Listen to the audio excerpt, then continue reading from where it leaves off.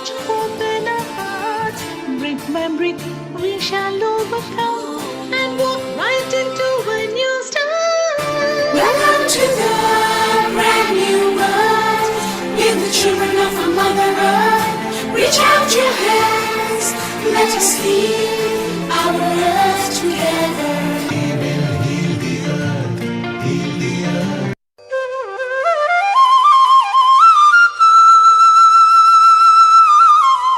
Namaste. Please join us this Sunday on a free global online episode, Well-Being and Wellness. We will heal the earth. Heal the earth. Heal the earth. Stars, they can tell you stories which are brighter than yesterday. The streets have never been so quiet. The squirrels found a new hideaway. Tomorrow will never be the same. There is so much hope in our hearts. Brick by brick, we shall overcome and walk right into a new start. Welcome to the brand new world. Give the children of our Mother Earth. Reach out your hands. Let us heal our earth together. We will heal the earth. Heal the earth.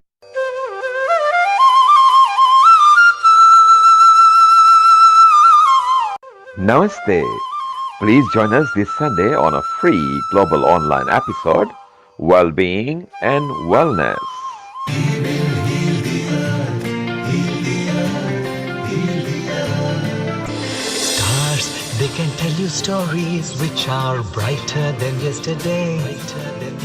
The streets have never been so quiet. The squirrels found a new hideaway. Tomorrow will never be the same. There is so much hope in our hearts. Brick by brick, we shall overcome and walk right into a new start. Welcome to the brand new world. Give the children of our Mother Earth. Reach out your hands. Let us heal our earth together. We will heal the earth. Heal the earth.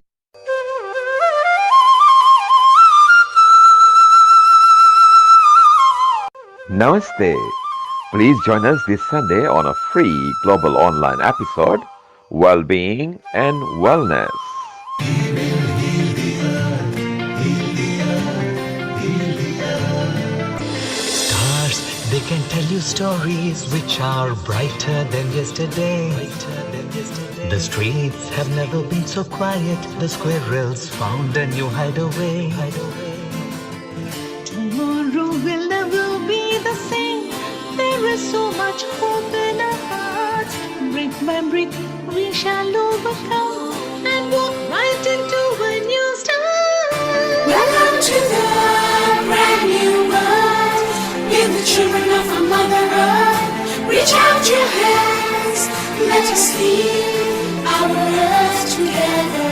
We will heal the earth. Heal the earth.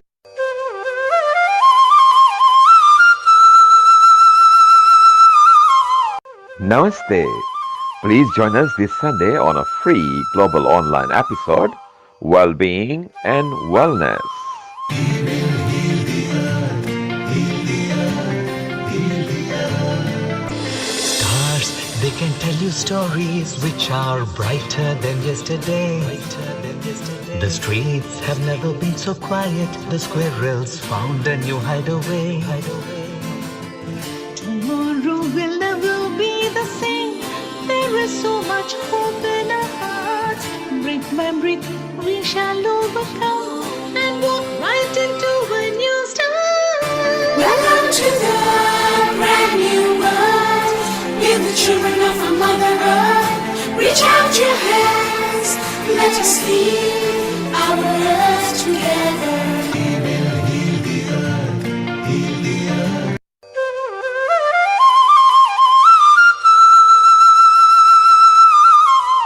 Namaste. Please join us this Sunday on a free global online episode, Well-Being and Wellness. We will heal the earth. Heal the earth. Heal the earth.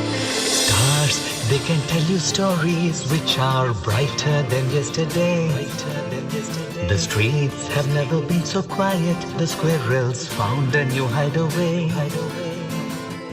Tomorrow will never be the same. There is so much hope in our hearts. Brick by brick, we shall overcome and walk right into a new start. Welcome to the brand new world.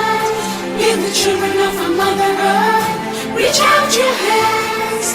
Let us heal our earth together.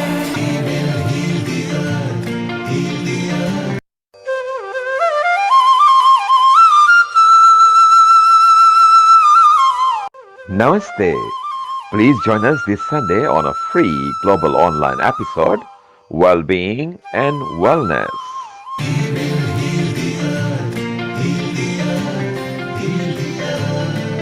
Stars, they can tell you stories which are brighter than yesterday. The streets have never been so quiet. The squirrels found a new hideaway. Tomorrow will never be the same. There is so much hope in our hearts. Brick by brick, we shall overcome and walk right into a new start. Welcome to the brand new world. With the children of our Mother Earth. Reach out your hands. Let us heal our earth together.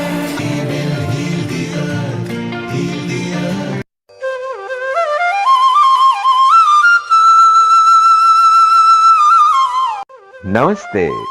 Please join us this Sunday on a free global online episode, Well-being and Wellness.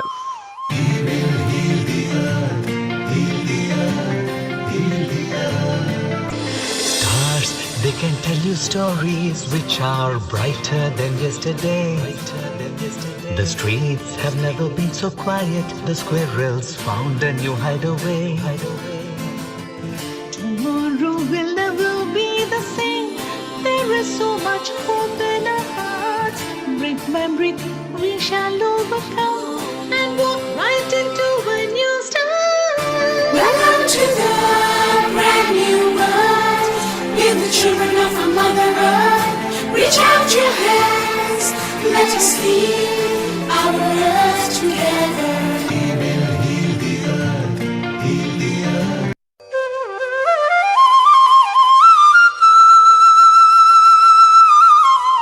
Namaste.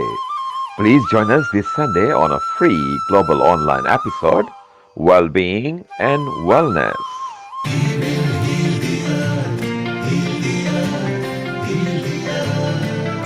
Stars, they can tell you stories which are brighter than yesterday. The streets have never been so quiet. The squirrels found a new hideaway. Tomorrow will never be the same. There is so much hope in our hearts. Brick by brick, we shall overcome and walk right into a new start.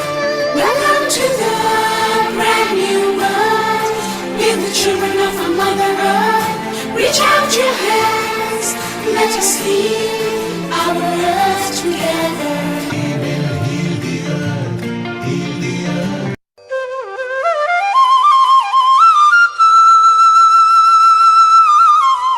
Namaste. Please join us this Sunday on a free global online episode, Well-being and Wellness.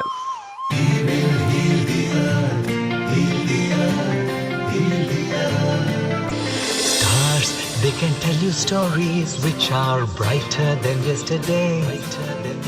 The streets have never been so quiet. The squirrels found a new hideaway. Tomorrow will never be the same. There is so much hope in our hearts. Brick by brick, we shall overcome and walk right into a new start. Welcome to the brand new world. With the children of our Mother Earth. Reach out your hands. Let us heal our earth together.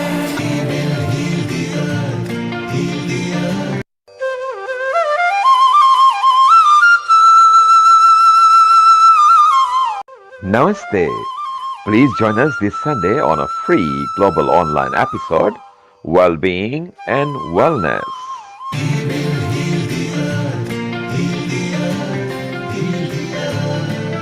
Stars, they can tell you stories which are brighter than yesterday. The streets have never been so quiet. The squirrels found a new hideaway. Tomorrow will never be the same. There is so much hope in our hearts. Brick by brick, we shall overcome and walk right into a new start. Welcome to the brand new world. With the children of our Mother Earth. Reach out your hands. Let us heal our earth together.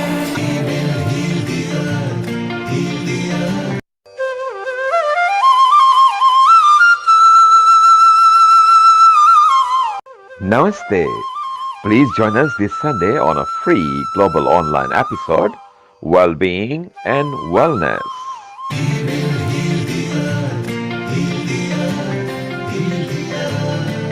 Stars, they can tell you stories which are brighter than yesterday. The streets have never been so quiet. The squirrels found a new hideaway. Tomorrow will never be the same. There is so much hope in our hearts. Brick by brick, we shall overcome and walk right into a new start. Welcome to the brand new world. With the children of our Mother Earth. Reach out your hands. Let us heal our earth together.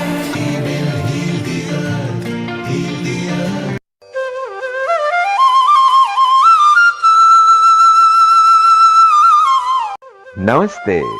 Please join us this Sunday on a free global online episode, Well-being and Wellness.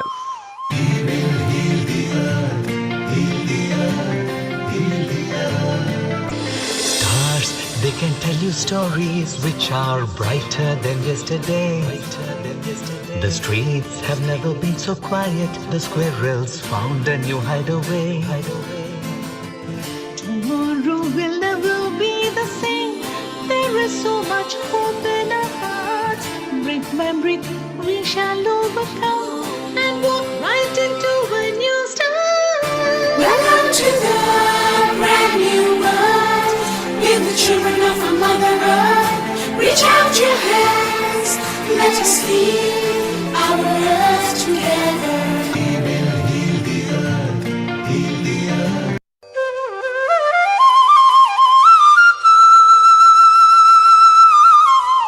Namaste. Please join us this Sunday on a free global online episode, Well-being and Wellness.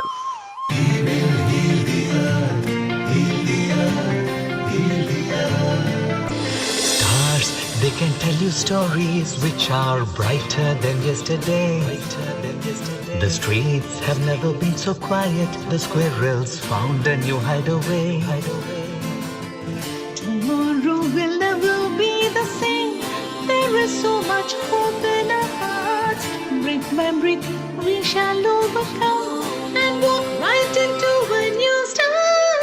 Welcome to the brand new world. With the children of our Mother Earth. Reach out your hands. Let us heal our earth together.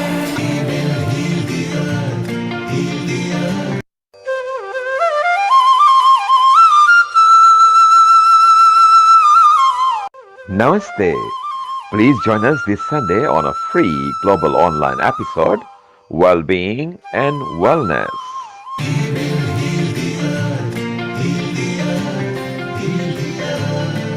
Stars, they can tell you stories which are brighter than yesterday. The streets have never been so quiet. The squirrels found a new hideaway. Tomorrow will never be the same. There is so much hope in our hearts. Brick by brick, we shall overcome and walk right into a new start. Welcome to the brand new world. With the children of our Mother Earth. us heal our earth together.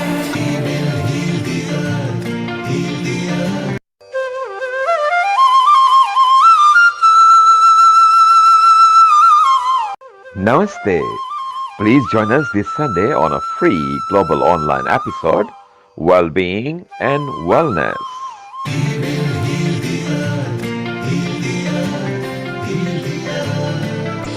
Stars, they can tell you stories which are brighter than yesterday. The streets have never been so quiet. The squirrels found a new hideaway. Tomorrow will never be the same. There is so much hope in our hearts. Brick by brick, we shall overcome and walk right into a new start. Welcome to the brand new world. We're the children of our Mother Earth. Reach out your hands. Let us heal our earth together.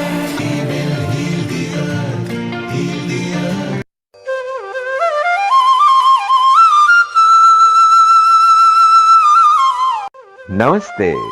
Please join us this Sunday on a free global online episode, Well-being and Wellness.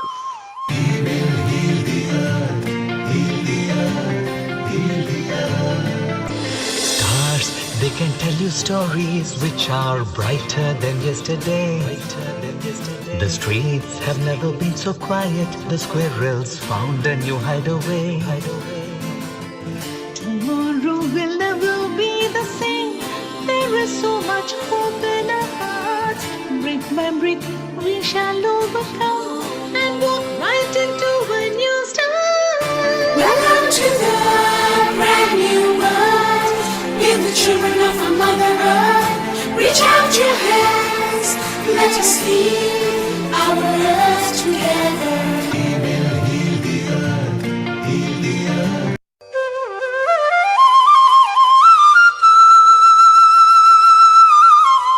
Namaste. Please join us this Sunday on a free global online episode, Well-being and Wellness.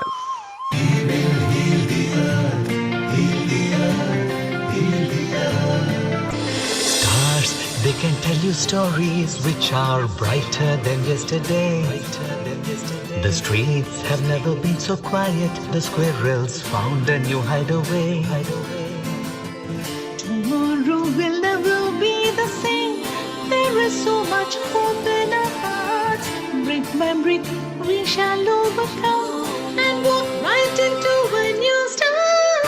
Welcome to the brand new world. We're the children of our Mother Earth. Reach out your hands. Let us heal our earth together.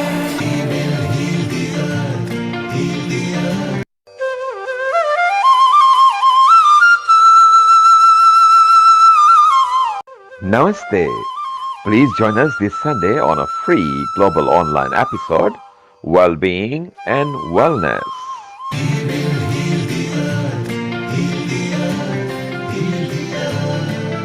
Stars, they can tell you stories which are brighter than yesterday. The streets have never been so quiet. The squirrels found a new hideaway. Tomorrow will never be the same. There is so much hope in our hearts. Brick by brick, we shall overcome and walk right into a new start. Welcome to the brand new world. We're the children of our Mother Earth. Reach out your hands. Let us heal our earth together.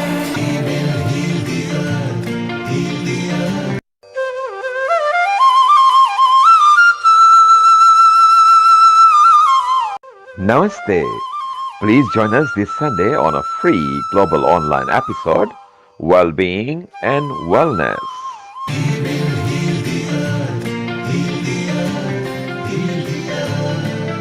Stars, they can tell you stories which are brighter than yesterday. The streets have never been so quiet. The squirrels found a new hideaway. Tomorrow will never be the same. There is so much hope in our hearts.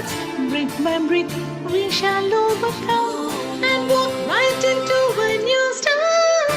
Welcome to the brand new world.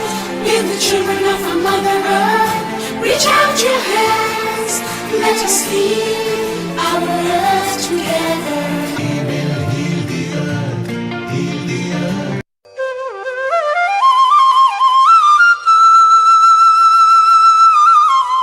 Namaste.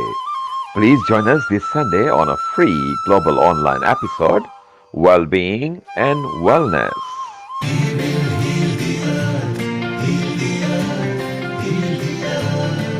Stars, they can tell you stories which are brighter than yesterday. The streets have never been so quiet. The squirrels found a new hideaway. Tomorrow will never be the same. There is so much hope in our hearts. Brick by brick, we shall overcome and walk right into a new start. Welcome to the brand new world. We're the children of our Mother Earth. Reach out your hand.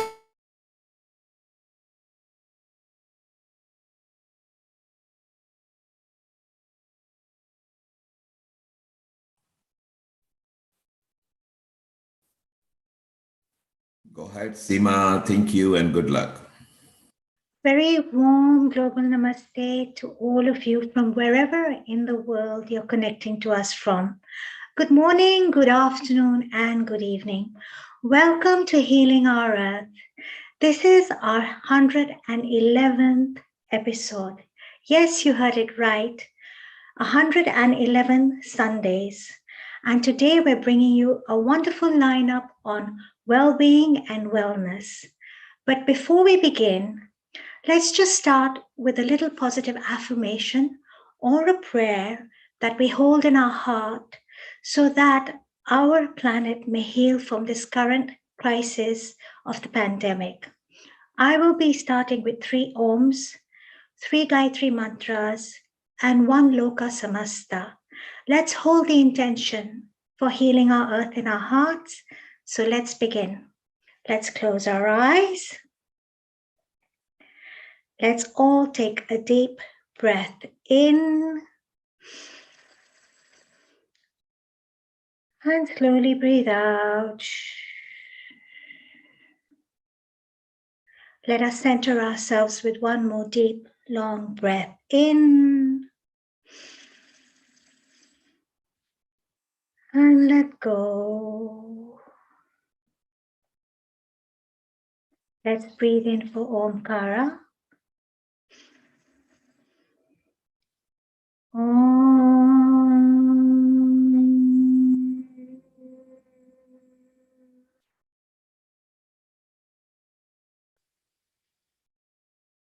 Om.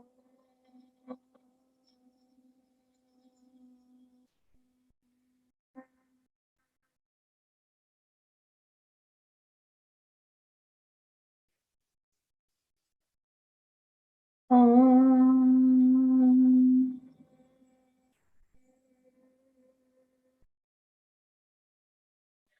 Om.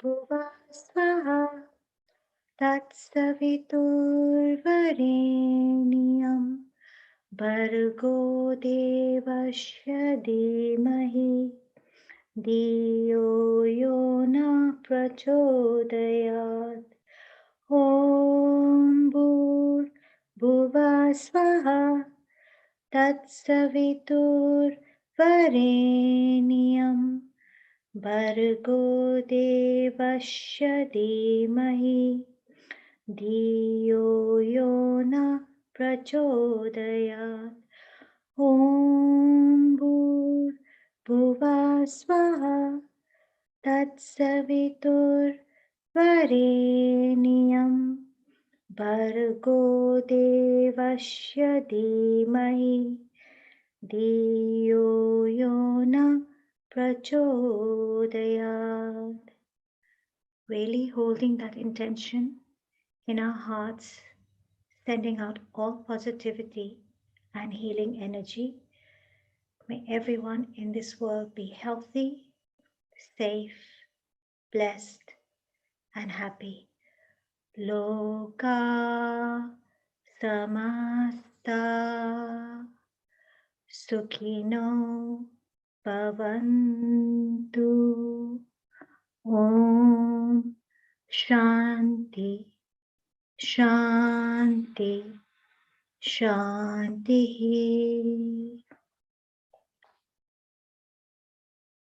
When you feel whole, centered, and complete, you may very slowly and very gently, you may open your eyes.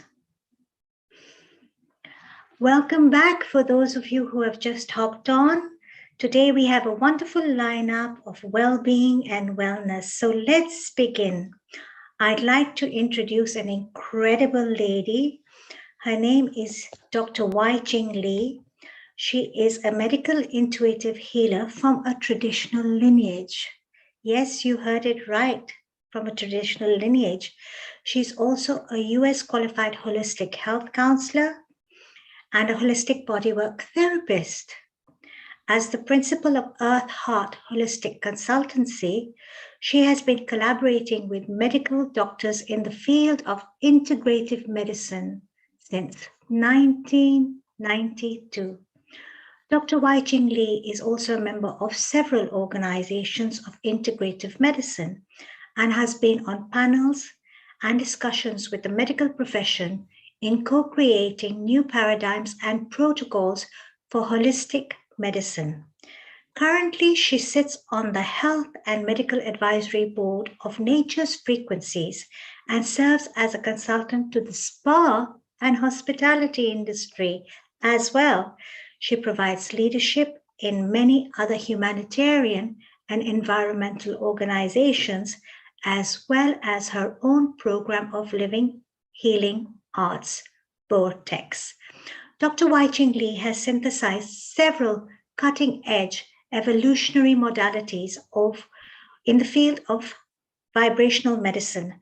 She has developed the Infinity Quantum Qigong, an accelerated restorative treatment and multidimensional healing, and is the associate producer of Quantum Qi, a movie with Sharon Rose from the Sacred Mysteries. Art, music, and movement therapies are integrated for creative and therapeutic expressions for rejuvenation of both body, mind, and spirit, as well as holistic nutrition with applied kinesiology. Dr. Wai Ching Lee's handle is www.amaliawaichinglee.earth. A very, very warm global namaste to you, Dr. Wai Ching. And I believe you are in Ecuador. Yes, Imaji. A global namaste to you. It's such a delight to see you again. Really, truly, to be online with you again.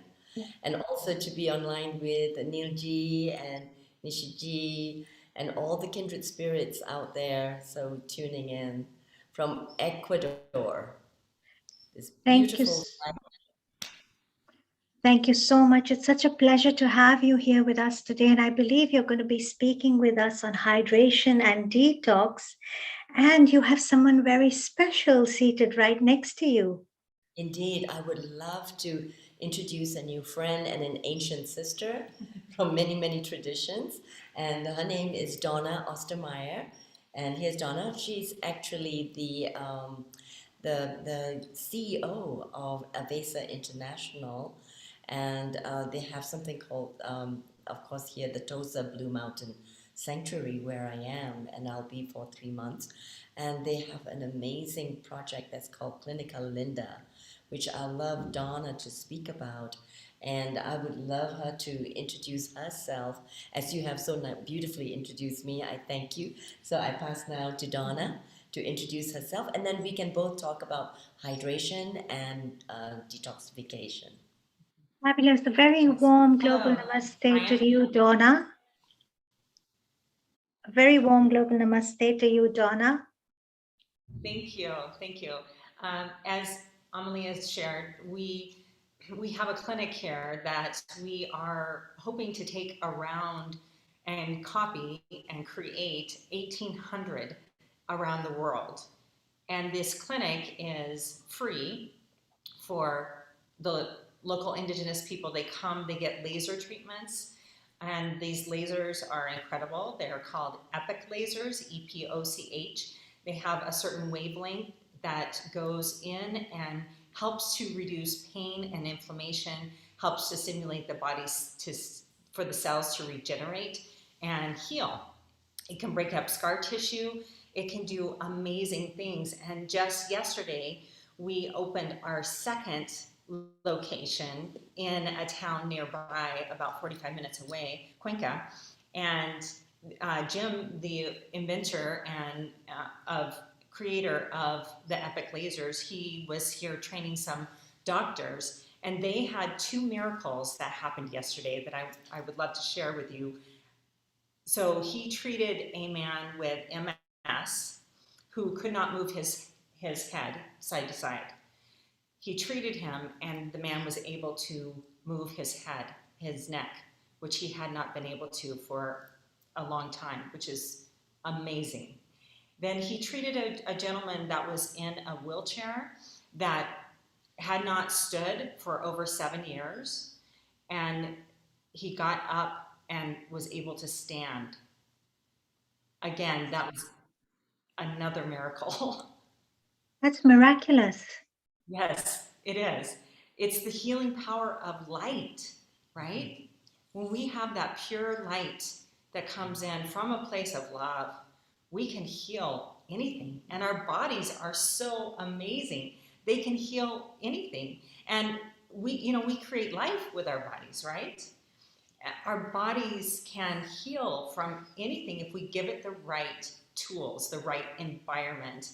And part of that is hydration, right? And I believe you and Dr. Wai-Ching are going to tell us a lot about hydration and detoxification today.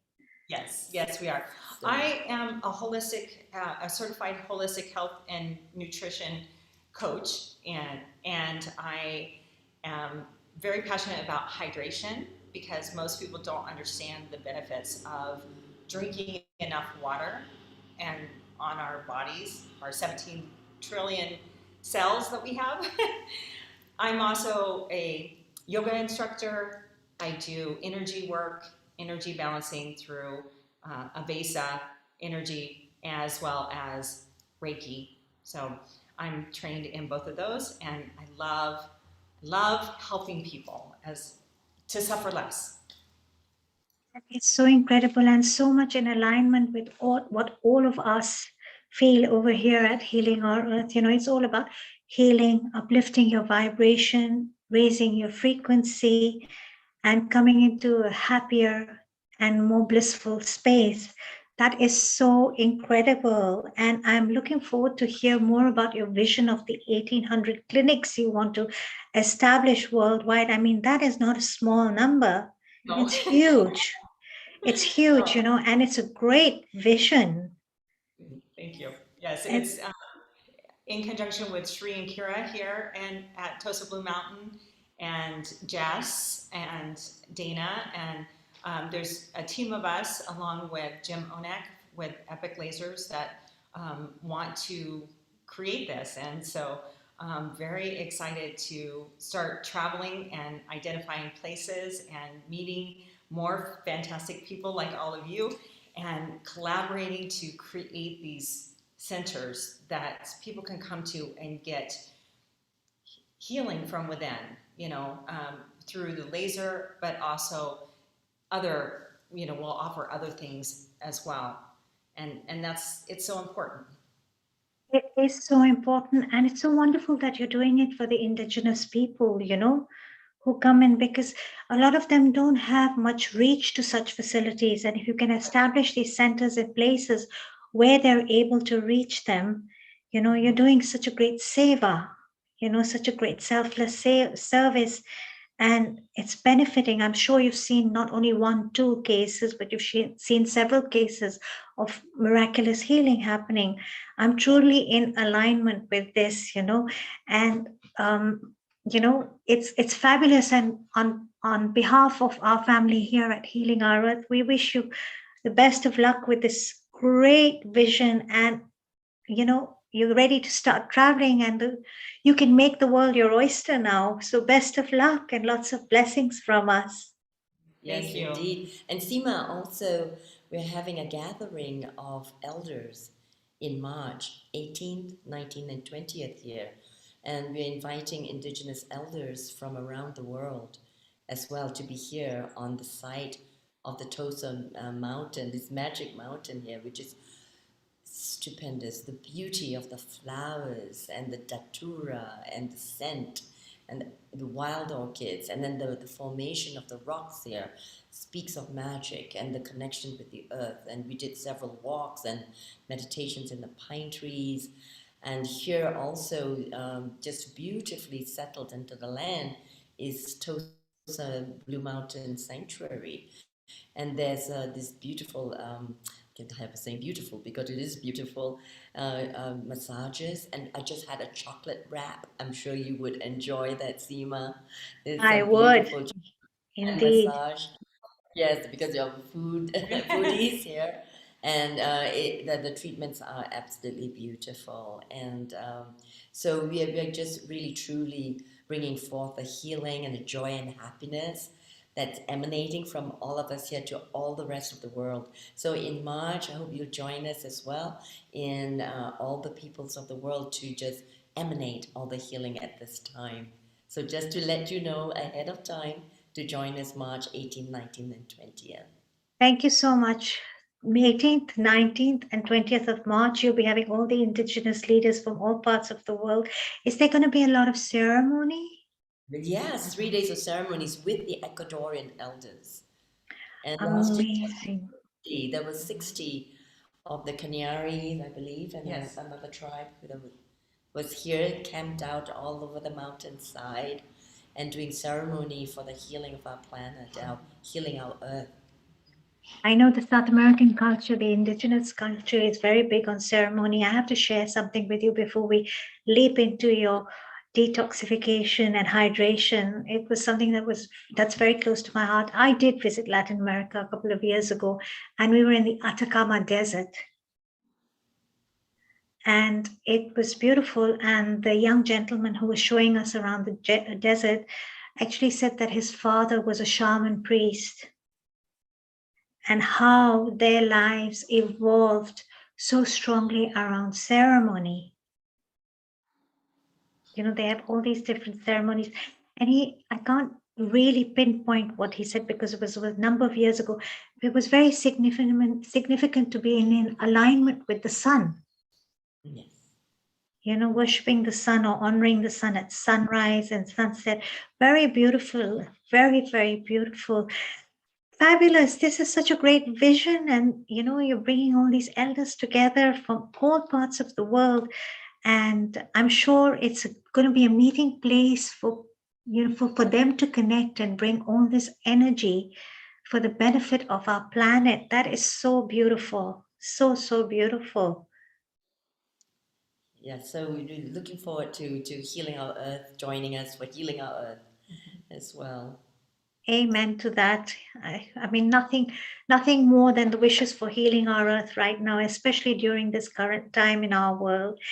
Now, you were going to tell us a lot about detoxification and hydration. Yes, we both will just, have a dialogue about it and see where we go with it. But first of all, I think I'd like to say that the hydration and detoxification has to apply to the planet, first of all, the earth. And as we heal, the planet will heal as well. So in the microcosmic uh, spectrum of things is that it is both the inner and the outer world. That as we heal, the others will heal. And so we have to start with ourselves and in our own detoxification, in our own hydration as well, which is then honoring all the mountains and rivers, the waterfalls, the oceans of the planet. And I believe that the work has to be done both ways. You know, me being so involved in environmental work. So I think I'd like to start this discussion off with this prayer for the planet, and we have to take care of the planet. As we know, that's what we are all doing here. So we have to do that. And then we can just go on to the importance of our own detoxification and hydration, each one of us taking responsibility for this as we do this work. Absolutely. That's wonderful. We'd love to hear your prayer. Yeah. So you want to say a prayer together? Sure. So we, as we come together and we pray for the oceans and the waters of the earth and the rivers, the lakes, we ask for the spirits of the land to bless us in this work as we purify, and as in the language it's called limpia, which is cleansing, limpia, limpia, cleansing, cleansing, purifying. So we feel as we breathe in this fresh air, mountain air here, that, and also honoring the fresh, pristine waters in Ecuador around this area, that we call upon the spirits of the land and to spread into, bring forth the true purification and during these cleansing times for ourselves and for others. Thank you for joining me in this prayer. Do you have one thought? Yes, I pray that all of us will become more mindful of our actions and how they can impact Mother Gaia, this holy earth that we get to be on right now, and that we are more mindful, more conscientious about how we are interacting with the earth and with each other, because our actions do make a difference and our words make a difference. And I just pray that we care more, that we are more mindful about what we do and have more consideration for each other and for the earth. Thank you. Amen. And so it is.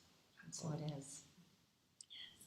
What a beautiful intention and what a beautiful prayer, that we all be more mindful. This is so needed during this current time we are facing in our world. We do have a climate crisis right now. Rivers are drying up.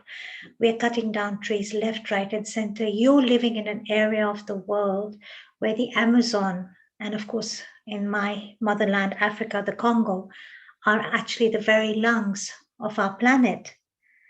And we're destroying that. And I think we have to take responsibility for our future generations so that we can give them a better world, because we have spoiled it for them, with that lack of awareness.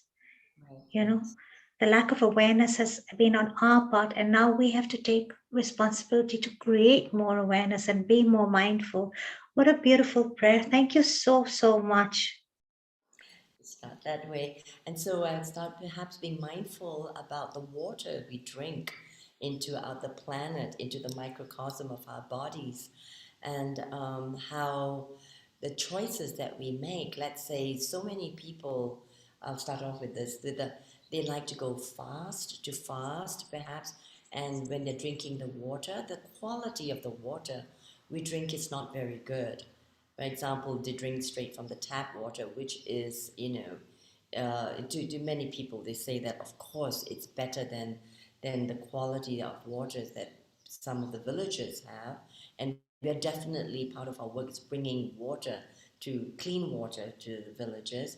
But also when, let's say, us in the cities and we choose to drink tap water, we have to be aware of the contaminants in it, and also the heavy metals and the rust and so on.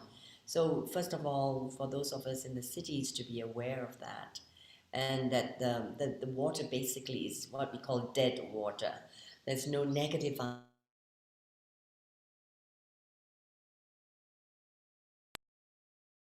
Oh, I think Dr. White Ching's internet has frozen for a minute, but what a great discussion on, the climate crisis and water. Tell us more, Dr. White Ching. Yes, you were frozen too for a while, Seema. Oh, I thought you were frozen. Please forgive me. The other way too. So, where did we start or stop? You were talking about the water and dead water. We stopped off at the dead water, and that really got me thinking, like, and you spoke about the negative ions. Could you elaborate more on that, please? Yes, yes, we are saying that the water that we're drinking in cities are basically dead because it doesn't have the negative ions, the life force coursing through it, like in a waterfall or a river, assuming that the rivers are clean and not contaminated in the first place. So we have a few assumptions to be made there, and that it's natural water coming from the mountains or directly from the rains without the chemtrails and other contaminants in the air. So we have to be aware of that, the choices that we make, and then also the choices we make in buying bottled water, which then adds a lot of waste and plastic waste to the planet, and also bottled water incorrectly stored, let's say when it is stored in heat, or some people I see freeze the bottles of water, the plastic bottles of water, before going out for their jog, and then so that they'll have cold water to drink. That actually leaches dioxins into the water, and that dioxins are carcinogenic. So that's what some people need to know about their daily consumption of water. Did you hear all that, Seema? Yes, I did. That brings me back to memories of my childhood when we would visit India. When you speak about water, I think our ancestors and our grandmothers and grandfathers had so much awareness. So my grandmom, of course, she lived on a farm, and she would boil her water first to get rid of any contamination and toxins, etc. There were no water filter systems in those days, especially on a farm, and she would store the water in what we call a ghada, which is a big clay pot. Yes. Yes. It's a clay pot. And in that clay pot, she would add one gold ring of hers, a copper ring, and a silver ring, each time. And we would ask her, we'd say, Nani, why do you add these rings into the water? We would peek into the bottom of the bottle. We were so, you know, enthralled by it as children. We always wanted to reach in and get those rings. And she'd say, no, you can't touch them.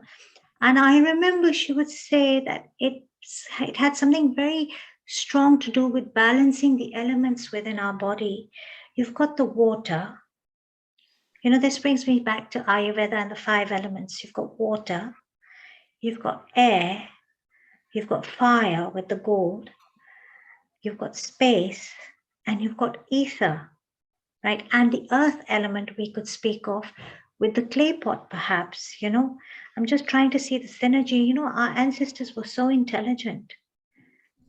Yeah, indeed, that's the ancient wisdom in action. They knew, and right now we also put crystals in the water. And in a modern way, I have this here, and this is crystalline, right? And it's based on free energy. See, you got it there. And I have here too. I'll show you. This is what I use to structure the water, which is what your grandma did, was structuring water with Okay. gold, and silver, and copper. And I've got this here, so also at the bottom. So this is the modern way of structuring water. So And the then, energy gets transferred to the water. So basically, this is what I do. I drink amethyst water. You get these bottles with the crystals these days, and they say when you fill up your water bottle, your crystal water bottle, with the crystals below, the water gets energized. yes, that's one way of doing it. And then going on to the next step of using what we call quantum technologies, like what I showed you, to structure it in just very quickly, instantly. And there are now also technologies that can wrap around pipes. So it can go through the entire house or hospital or a healing center, and every water outlet is it's coming out with structured water or the live water, you know, What the energized water as nature intended. water has a memory, right? Yes. Yes, and I briefly with Masaru Emoto, so honoring him for his work and bringing out the crystalline aspects of water that makes it so visual for us to understand how we can inculcate the water and develop it as mediums of healing. So when we love our water and we love our bodies, because our bodies as basically water, it's all 95% water, the brain especially.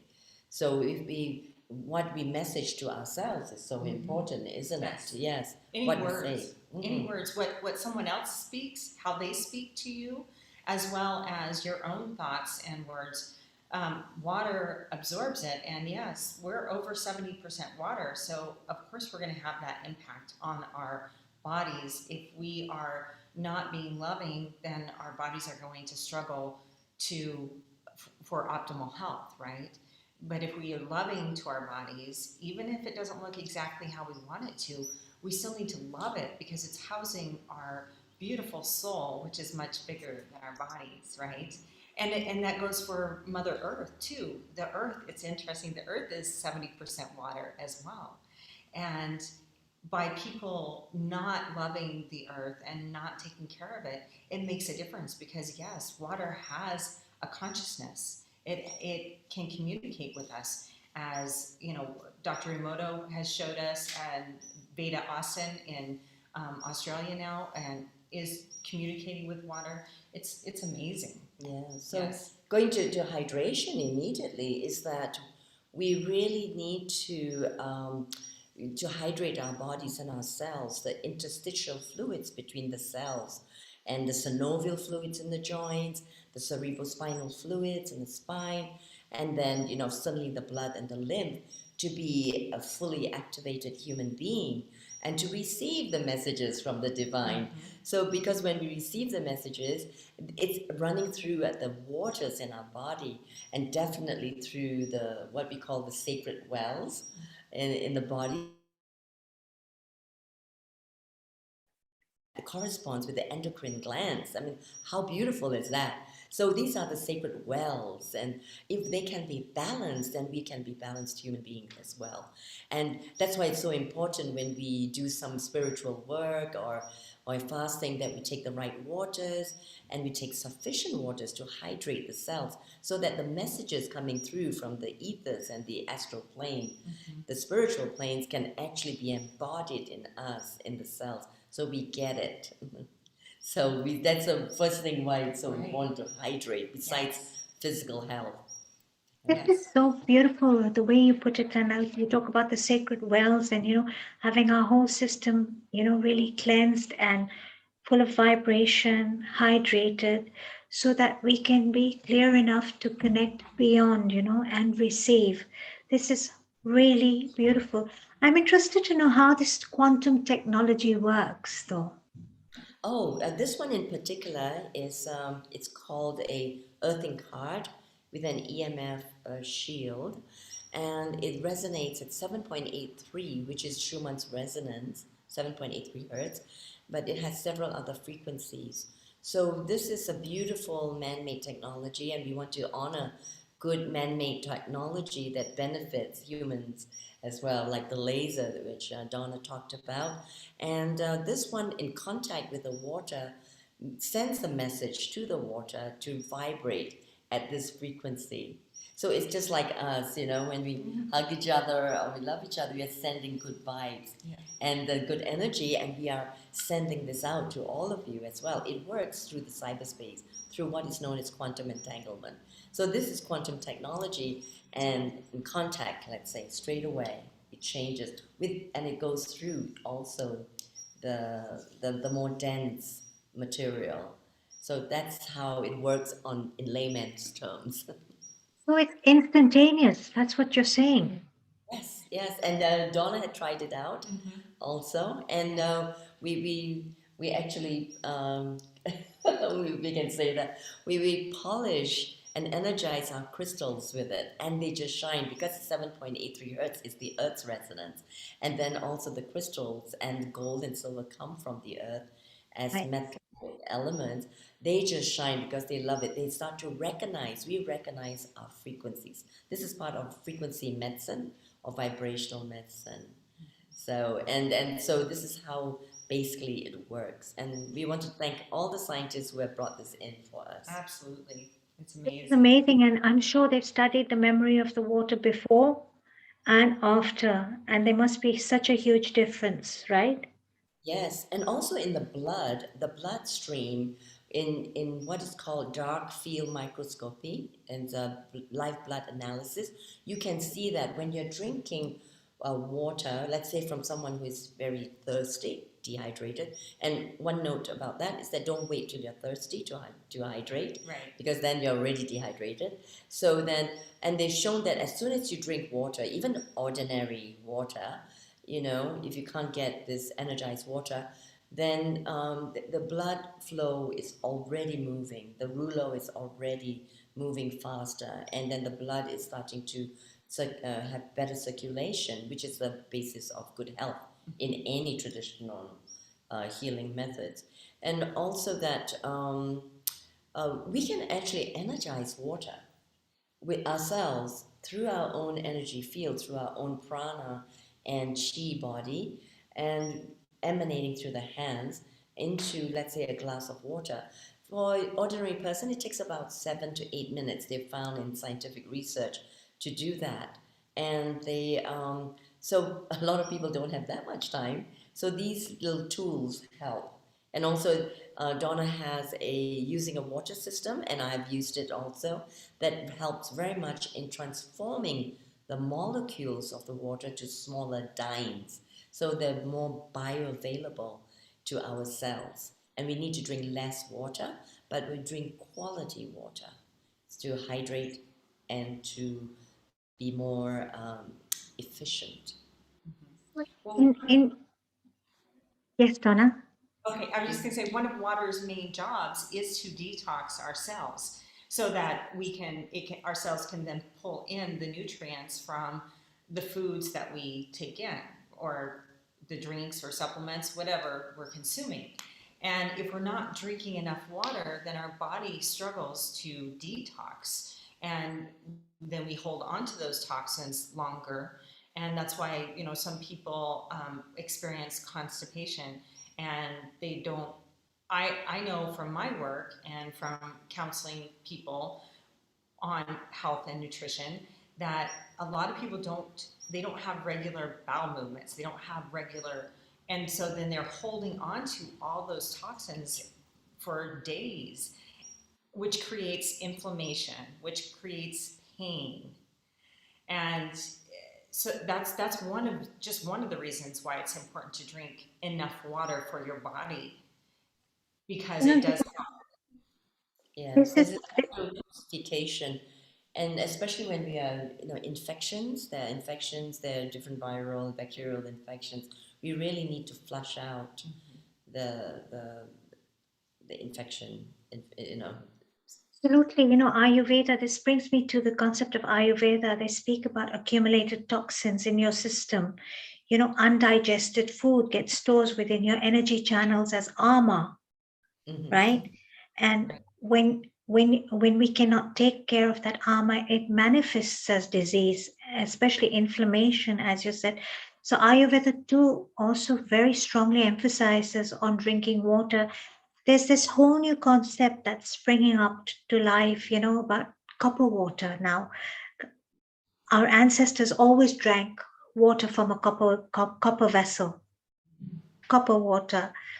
And now a lot of Ayurvedic schools of thought and modern schools of thoughts are saying, drink copper water. It's good for your aches and pains. However, I'm a bit apprehensive about that, because you don't want to have too much metal in your system, right? You just want to have the right amount of metal within your system. You don't want to, add more metal. As it is, our modern diets and the water that we're already drinking that is not, energized, with your quantum energy has got a lot of hidden metals in it because of the piping, etc. This is so interesting that water itself can be so dynamic and magical that it can actually bring you into balance when it's charged the correct way and eliminate toxins out of your body. Now, how many glasses of water would you recommend one drinks per day? Some schools of thought say 6, others say 8, some say 2 liters, some say 3 liters. I'm always so confused at how much water should I actually be drinking per day? It is confusing. And it's an individual thing because it depends on how much you weigh. It depends on your activity. How active are you? It depends on your environment, the climate that you're in. How hot is it? Are you sweating a lot? Because, our bodies detox through a variety of ways.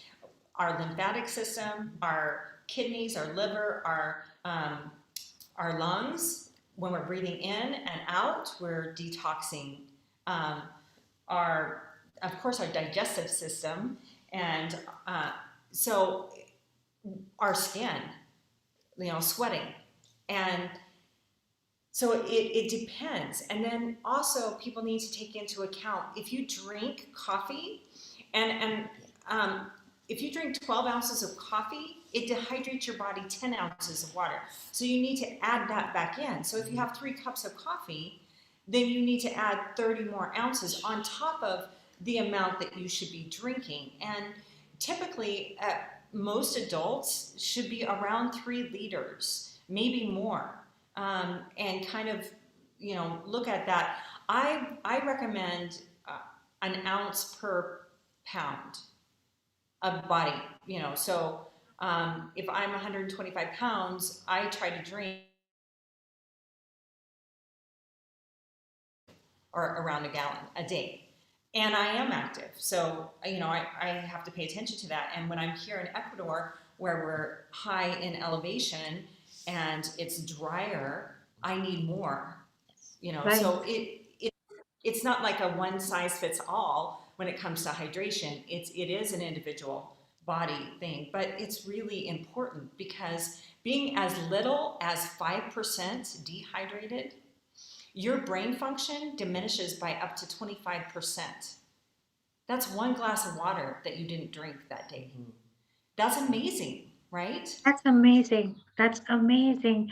Very often you think you're tired. You feel tired and you don't know why you're tired. And you suddenly reach out for a glass of water or 2 glasses of water. You suddenly say, wow, I'm suddenly, a few minutes later, you're suddenly feeling so much better. I love the way you both just brought your bottles out and clicked them together and hadn't reminded yourselves to have a huge Yeah, sip of it water. charges it, right? And this is so important because people have migraines, backaches, neck aches. They feel lethargic, brain fog, and they think that there's something wrong. And of course, yes, but just drinking the water will make them feel much better. It starts there. And also viral infections for this time. The viral infection can really take hold much more in an acid environment, right? And so we need to constantly alkaline our blood and our entire system. So it's at this time of infections, it's very important that we really hydrate very well and flush, continue to flush. Like even a simple cold and flu, where someone is going through that and having a fever, they need to drink a lot more water. And if I might say so, not cold water, but warm or hot water, because a lot of people douse themselves with cold water, especially after sports, and that really creates a lot of spasms in the inner organs, and it reduces the body heat, as they call it in Chinese TCM, traditional Chinese medicine. They don't want to shock the organ system, so you want to have a really a warming situation in the body, and heat will kill viral infections, right? The fever is a way of killing the viral infections. We don't want to suppress it really unless it gets too high. You're speaking of more yang energy as opposed to yin energy, right? In terms of water, Yes. Yes, if it's heated up, it would If be. it's especially in conditions where you've got coughs and colds, etc., you said drink more warm water, which brings me to the concept. Now you and I are both from Asia, and we drink a lot of tea. Mm. We have a lot of jasmine tea and a lot of rose tea and a lot of pole, and we have all these wonderful different teas that we have there. And if you go to Hong Kong, go to Malaysia or to Singapore, you'll see that people constantly have this huge mug of tea, portable mug of tea with rose petals and chrysanthemum flowers and all these different wonderful green teas, etc. So would those teas hydrate the system or dehydrate the system like coffee does? Actually, that's a very good question because it does both, you know. It hydrates at the same time and stimulating because it has tannin and caffeine Right. as well, tannin. But also at the same time, tea can be a diuretic. So, you know, it really allows you to go pee very much more often. So that could be good. Or it can also, too much of it is too much of anything, it's not good because it can leach minerals and vitamins, minerals from the body. And too much from of release, you know, from the kidneys, it's not good. So, you know, in TCM, you know that neither too much or too little, always the middle ground. Balance. So balance. And also another thing when we talk about the urine is that on an intuitive level, you can look at the urine every day to see the color of it, the straw color, rather than a deep yellow or amber. That would be really signaling that you really need to hydrate a lot more because the Right. concentration of the waste is too strong. So that could be a way of just ascertaining how much to drink. You know, so it should be like a light straw color. And especially if you've had a glass of wine or two, especially or three, as many of us do tend to do once in a while, as we go out for dinner and we have a nice bottle of wine or two glasses, or we share a bottle amongst us. But I, Since I, I believe that it's so important to hydrate after having alcohol, right? yes, yes. And speaking of that, I mean these things are amazing in transforming and the molecules in a wine and any alcohol that you don't actually get a hangover the next day because Interesting.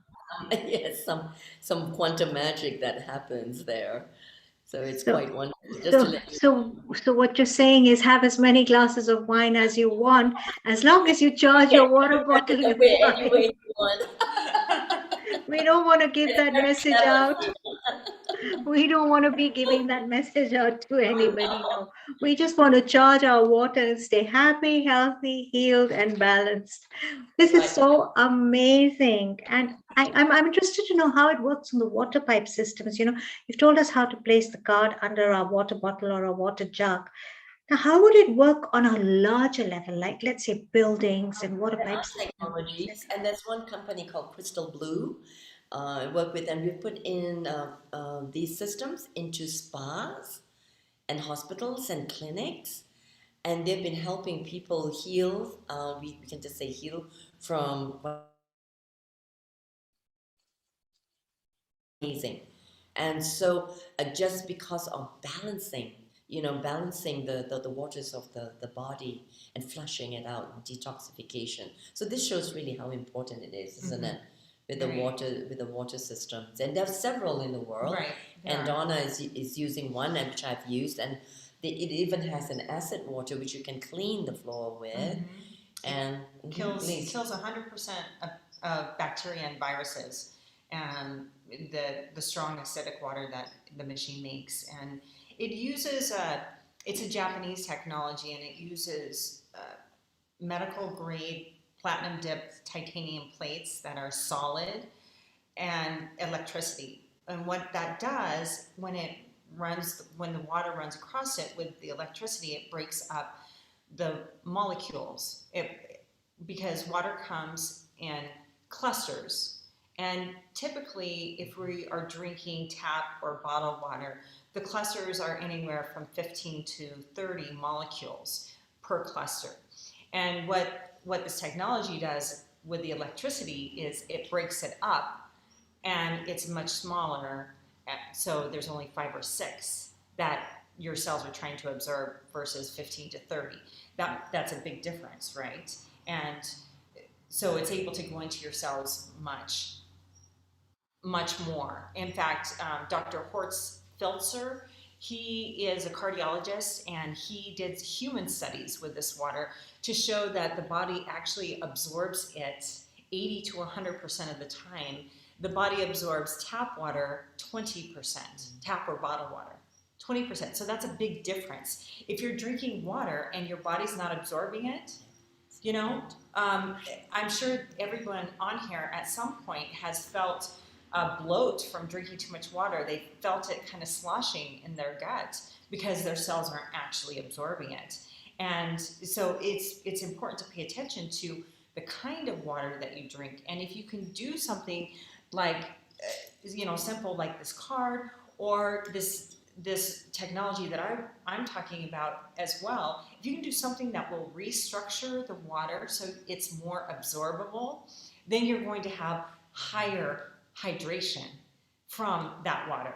The other thing to pay attention to that most people don't realize, if you drink like reverse osmosis water, which is dead, there's nothing in it, then your body actually pulls the calcium, magnesium, and potassium from your bones, from your organs, because your body has to have that with the water.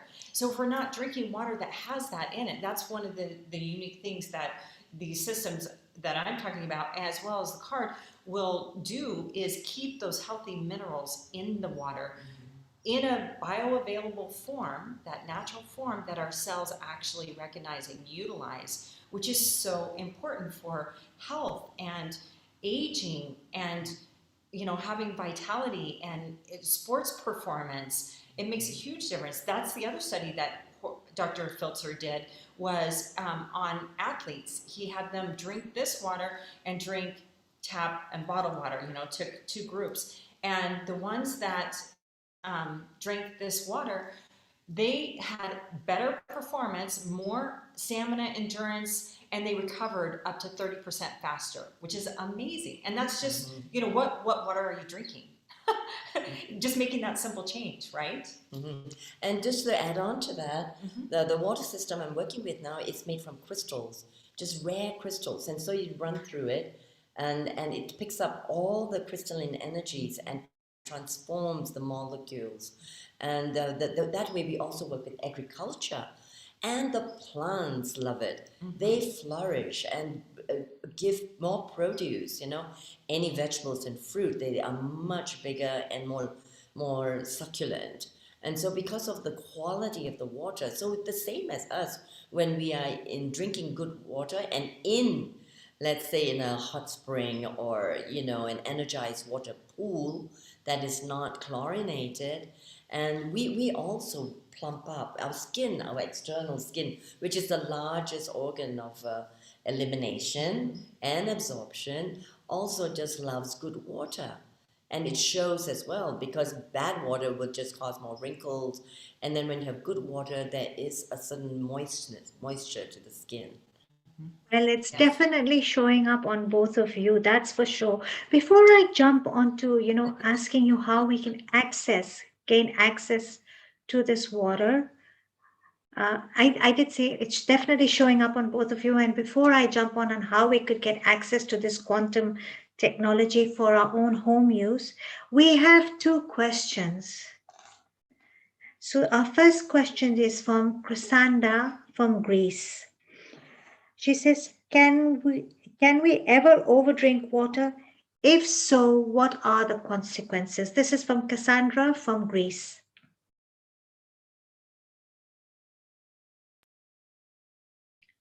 I think you're frozen again. Dr. Y, are you there?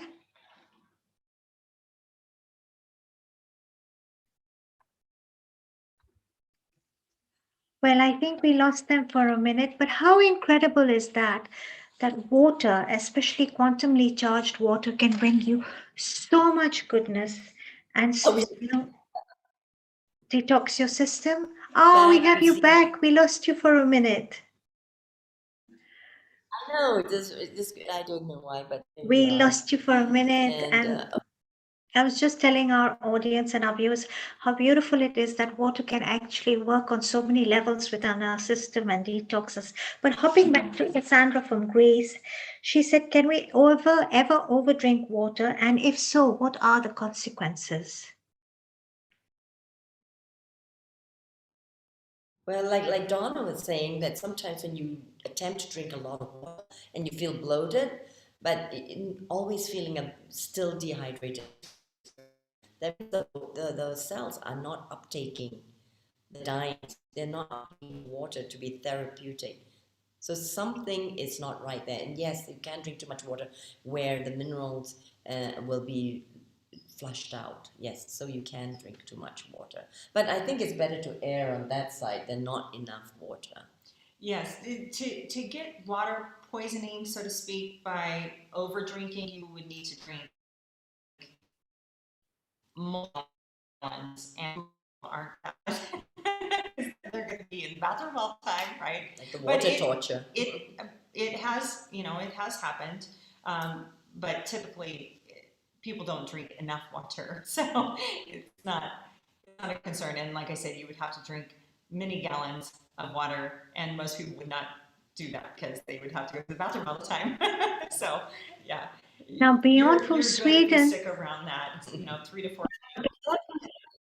now beyond from Sweden has a question: how can we keep water more alkaline, and what is the best things we can add to water for its benefits?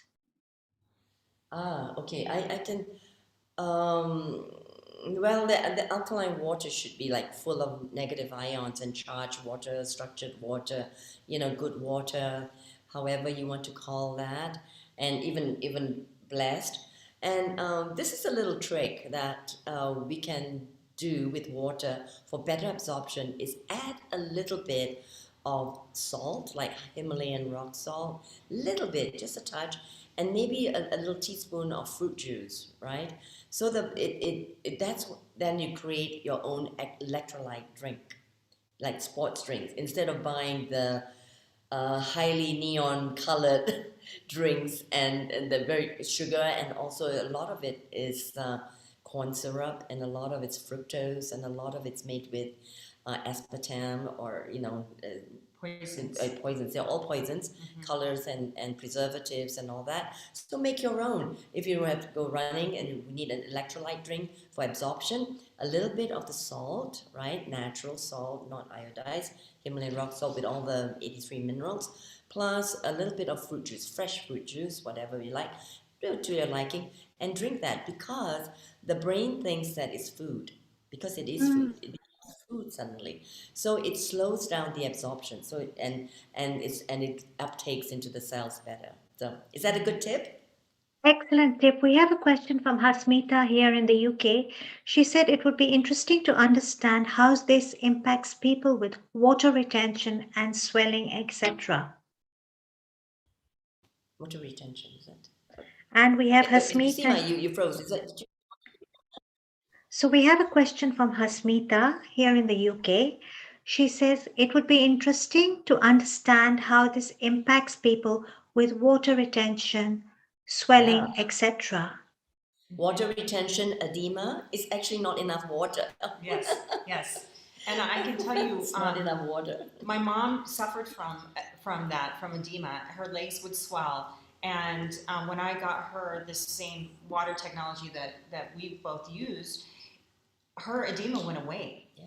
It also helped to improve her arthritis because Yeah. she was then absorbing this more alkaline water. Yes. And arthritis is actually acid crystals Yes. in our joints. Right. And so if we're not taking in enough like healthy fruits and vegetables and drinking a water that actually hydrates us, that has the healthy minerals in it that our body needs, then we're going to build up those acid crystals and have that pain and inflammation. But if we're able to flush our system, then our body's not going to hold on to that acid like that. So Right. That's Yeah, and the amazing. synovial fluids in the joints are not lubricated. That's why you start, and it grinds and it hurts. And all pain in the body is a message, right? Right. So, and water is a medicine. It's medicine water. To start with. Now we have Jennifer who's asking, please tell us the name of the Australian water worker you just mentioned and where can we get access? This was my next question to these quantum cards. Sure. Veda Austin is her name. If you look up Veda Austin, she's written, I believe, 3 books now. I think you froze She's again. taken Dr. Emoto's studies and continued with, she's got petri dishes and she's got all these photos of, she will set an intention and freeze the water and then the water responds. And I've seen some of her work and it's absolutely amazing how water is communicating back with us. And that's just beautiful. Yeah. So magical. And I think you can get in touch with both of us for the various technologies. And you're welcome to post my contact, as most of you have, and Donna's as well. You want to say what? Absolutely. And our viewers, for those of you who are watching, you can rewatch this session on our Healing Our page, on our Healing Our Earth page, where we'll have the session posted up on YouTube and Facebook as well. So you can always go back and refer back to the session and get all this wealth of information that Dr. Wai-Ching Lee and Donna have so wonderfully shared with us today. It's been such an inspirational session on, all the elements there are on water. And I'd like to thank you both so, so much for joining our session today. It's been truly so educational, to learn so much about water. So a very warm global namaste, and do stay on with us. Yeah, we have a wonderful lineup ahead as well. And thank you for all the education and insights. Wishing you both a beautiful day, a very warm global namaste, and thank you for joining Healing Our Earth. Namaste. Namaste. Thank you so much. Now, wasn't it wonderful to learn so much about water from Dr. Wai-Ching Lee and Donna? Now we have a very, very magical lady joining us, and I can see her there on screen with her bubbly smile, and she's a very charismatic Dr. Honey Kalaria. She's a mind, body, soul coach and an award-winning creative dance expert with over 35 years of experience in the field of art, culture, and entertainment. Honey is also a media presenter and has appeared on numerous television programs. She has choreographed for films, worked with celebrities, and offered coaching to global audiences to help develop performing arts career, together with providing education through a powerful combination of personal development, creativity, and spiritual wisdom. In her work career, Honey has trained over 500,000 students, which included many talented mothers joining her dance classes to keep fit. Oh, I need to join those classes and learn to dance. Honey's mother was her first dance guru when she started dancing from the age of 4. Honey can be found on www.honeykalariaofficial.com.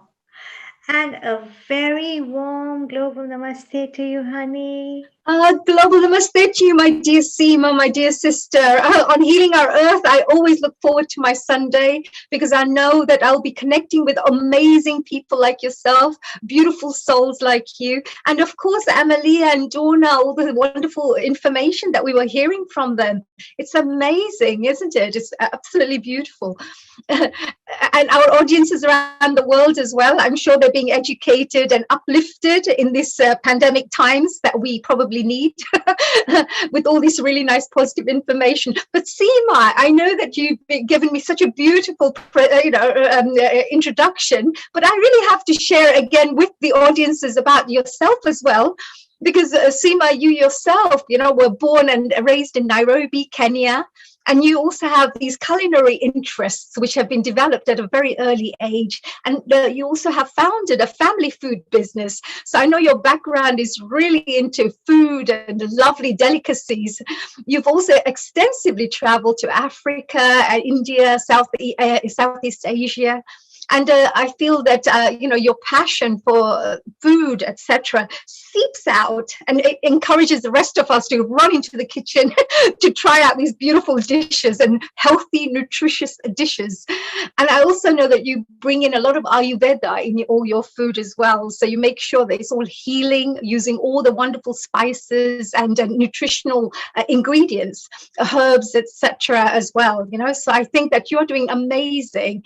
And those people who are out there watching and listening, if you ever see us doing any of our kitchen events, all our kitchen and wonderful veggie events, you will know that the person behind it all is this lady, the magical Seema. She produces these programs, finds the best chefs from the whole global industry, brings these secret people who sometimes haven't even been discovered, and she brings them all on here, and we get a chance to try out these amazing recipes. So Seema, you're doing amazing with all your mind, body, soul things through your food. Thank you, Seema, so much for that. So humbled. Thank you, honey, for such a wonderful introduction. I just had a spark of thought. Can you imagine, with all the cooking that we do? And now, honey, I know you are a very, very good cook as well, and you enjoy. Oh, well, I hide it a little bit, but yeah. You do enjoy going into the kitchen. Can you imagine cooking our food with all that quantumly charged water from? Oh my gosh! I actually do this, ladies. Seema. I actually do this. Donna and Amalia will absolutely love. Dr. Waching will absolutely love this, my dear sister, all the way from Ecuador right now. And she would love to hear this. I put all my water in a copper jar.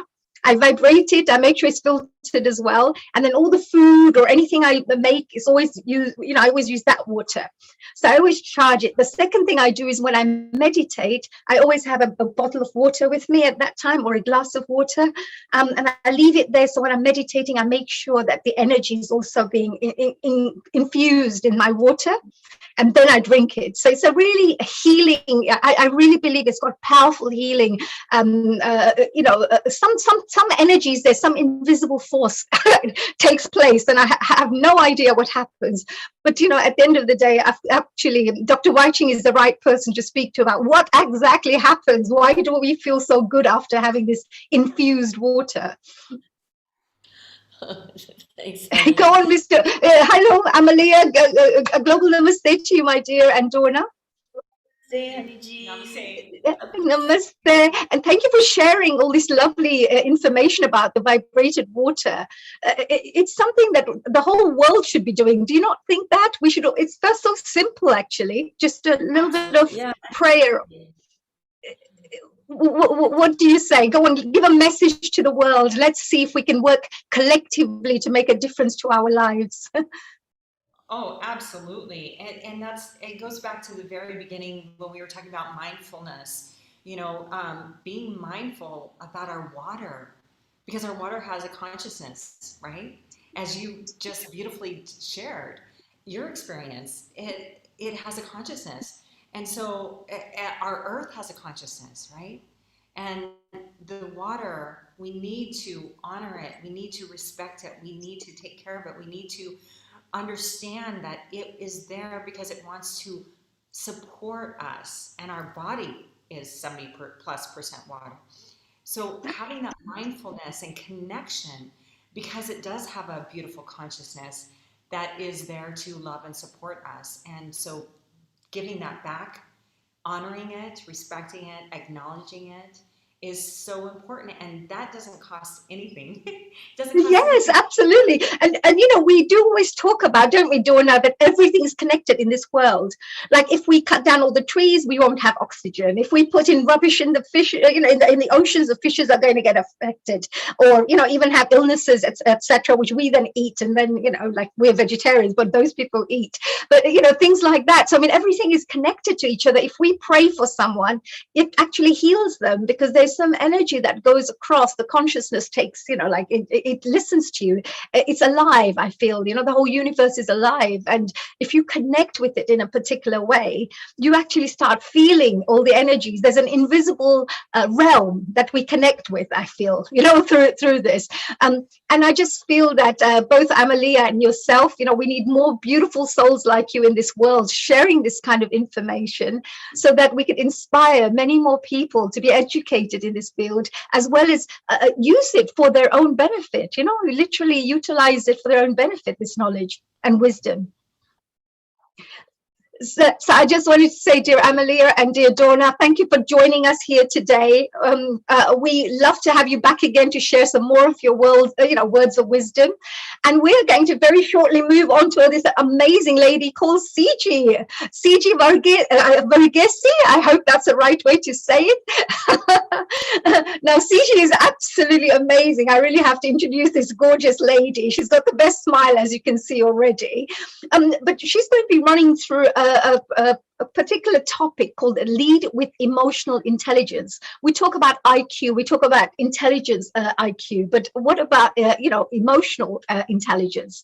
So CG is actually a qualified and experienced management professional, an acclaimed industry leader, a qualified and experienced coach and trainer, a renowned mentor, a TEDx speaker, which I absolutely love, with experience across a spectrum of industry sectors, including banking and insurance. Wow, what a package.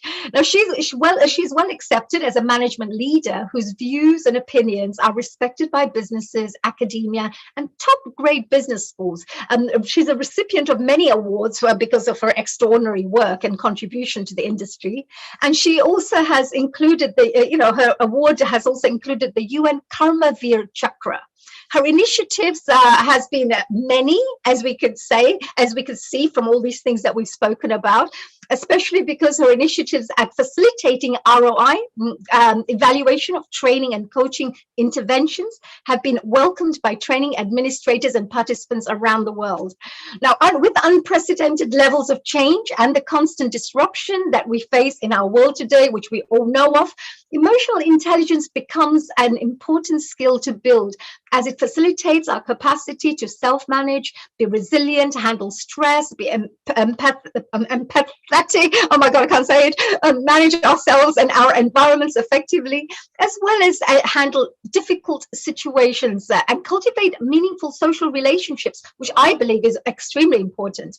The benefit of developing our EQ then enables us to have happier, more meaningful, successful, and fulfilled lives. So we're going to be finding out so much more about all of this. Dear CG, a global welcome to you. Global namaste to you and everyone who is out there. It's Suji from India. Thank you so very much for having me here. It's a real privilege. And honey, I just love the way you talk. It's so much of energy. It's so much of exuberance. It's like, wow. And I loved everything what I heard from Dr. Y and Donna. And thank you, Seema. Your questions were really nice. They're so pertinent to whatever I wanted to know about water. So, dear CG, you yourself are amazing, because you have this ability to see the best in everyone. With your emotional IQ topic that you'll be discussing as well, we can see how you pick up, and you're so aware of people's emotions. Look how gorgeous. Already we've been able to see that little droplet of what you're all about, because you pick up on people's emotions just like that. And CG, am I saying your second name right? Is it Varghese? No, it's Varghese. Varghese, yeah, Varghese. Oh, that's a beautiful, isn't it? Lovely name. It's an unusual name. I haven't heard that. Is that South Indian? Where are you from originally? Yeah, it's a Kerala. It's a South Indian name. We are from the southern part of India. So. Right. So it's from India, but Kerala. Kerala, that's right. I love Kerala. I went once to a place called the Kerala Health Resort, and I stayed there for about a month, and it was so amazing because they have the most beautiful, luscious green trees and palm trees everywhere. They have fresh air, and the people are so loving, very, very loving, very happy people.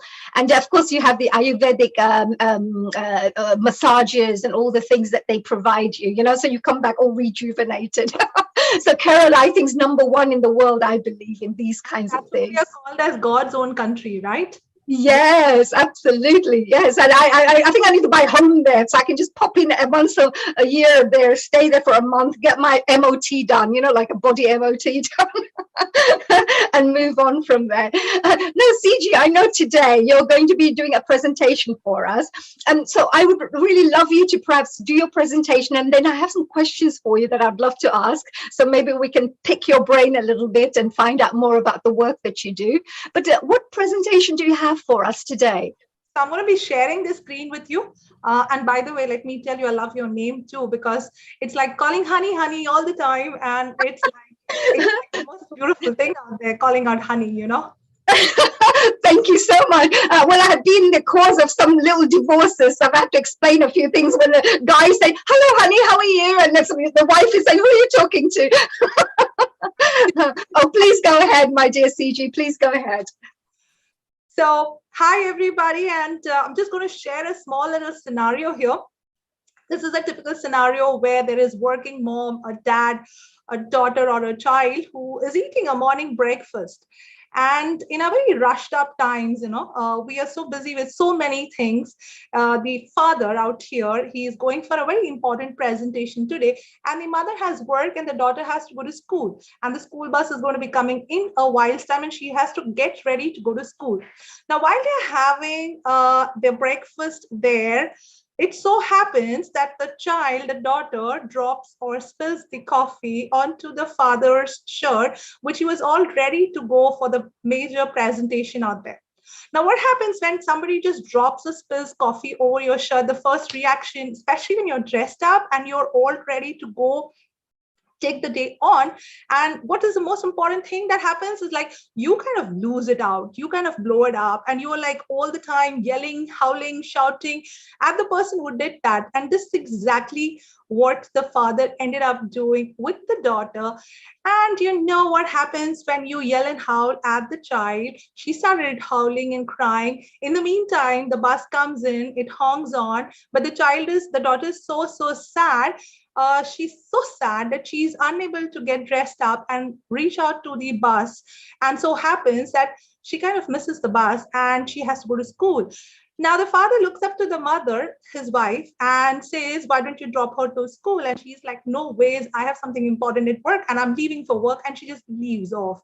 And he rushes off with the daughter in his car, and he's like speeding up because he needs to drop her to school and then go to his workplace because he has an important presentation to make. And while he's speeding up, he gets a speeding ticket. He's followed by the police, the traffic police, and he cuts up a big ticket out there. And he's kind of peeved off the entire moment. And he's still yelling and howling. And he drops his daughter at the gate of the school. And it so happens that she's still weeping and crying. And at the gate of the school, she doesn't even bother to look back at her father or wave him a goodbye. And the father just rushes into the office just to know that he's forgotten the laptop at home. So this was kind of a chaos early morning, and later on, when the father reaches back home in the evening, that what he could see was a baby or a child and a mother or his wife sitting with a swelled up face. What do you think what just happened? You could see a number of things or a number of emotions that just came up. So just to say that, now today I am going to be speaking on what is this that just came up? What is that we could have done to make it a different scenario, to make it as a different morning, to make it as a different evening? And that's why in today's times, especially as Honey very rightly said, this is the unprecedented times, the pandemic times, we all are dealing with so many of emotions. And as rightly WHO has talked about, they have surveyed, and the research shows that 1 out of every 3 adults goes through anxiety disorders and a lot of other emotions, which are sometimes very difficult to express, very difficult to suppress. There's a lot of outbursts around it.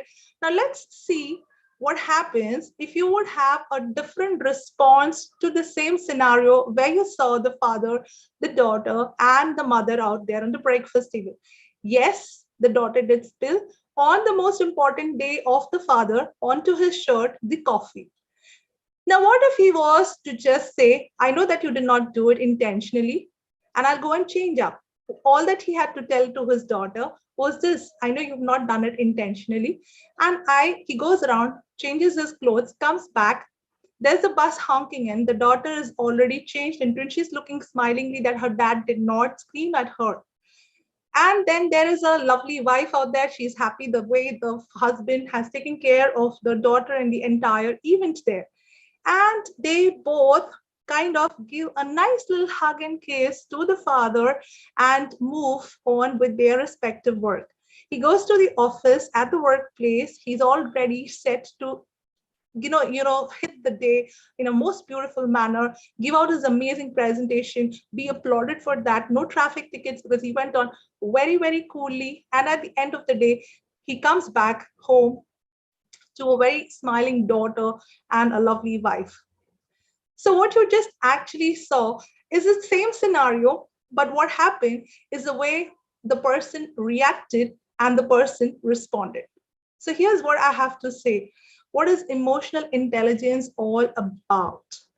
It's nothing but the way you kind of understand an ability to understand and manage your own emotions, because most of the time we are unable to understand our own emotions, right? And also be able to uh, understand the emotions of the other people and able to manage our own emotions in such a way that we are able to impact and influence the people around us also positively. So people with a high degree of emotional intelligence know what they're feeling, what the emotions mean, and how these emotions can affect other people too.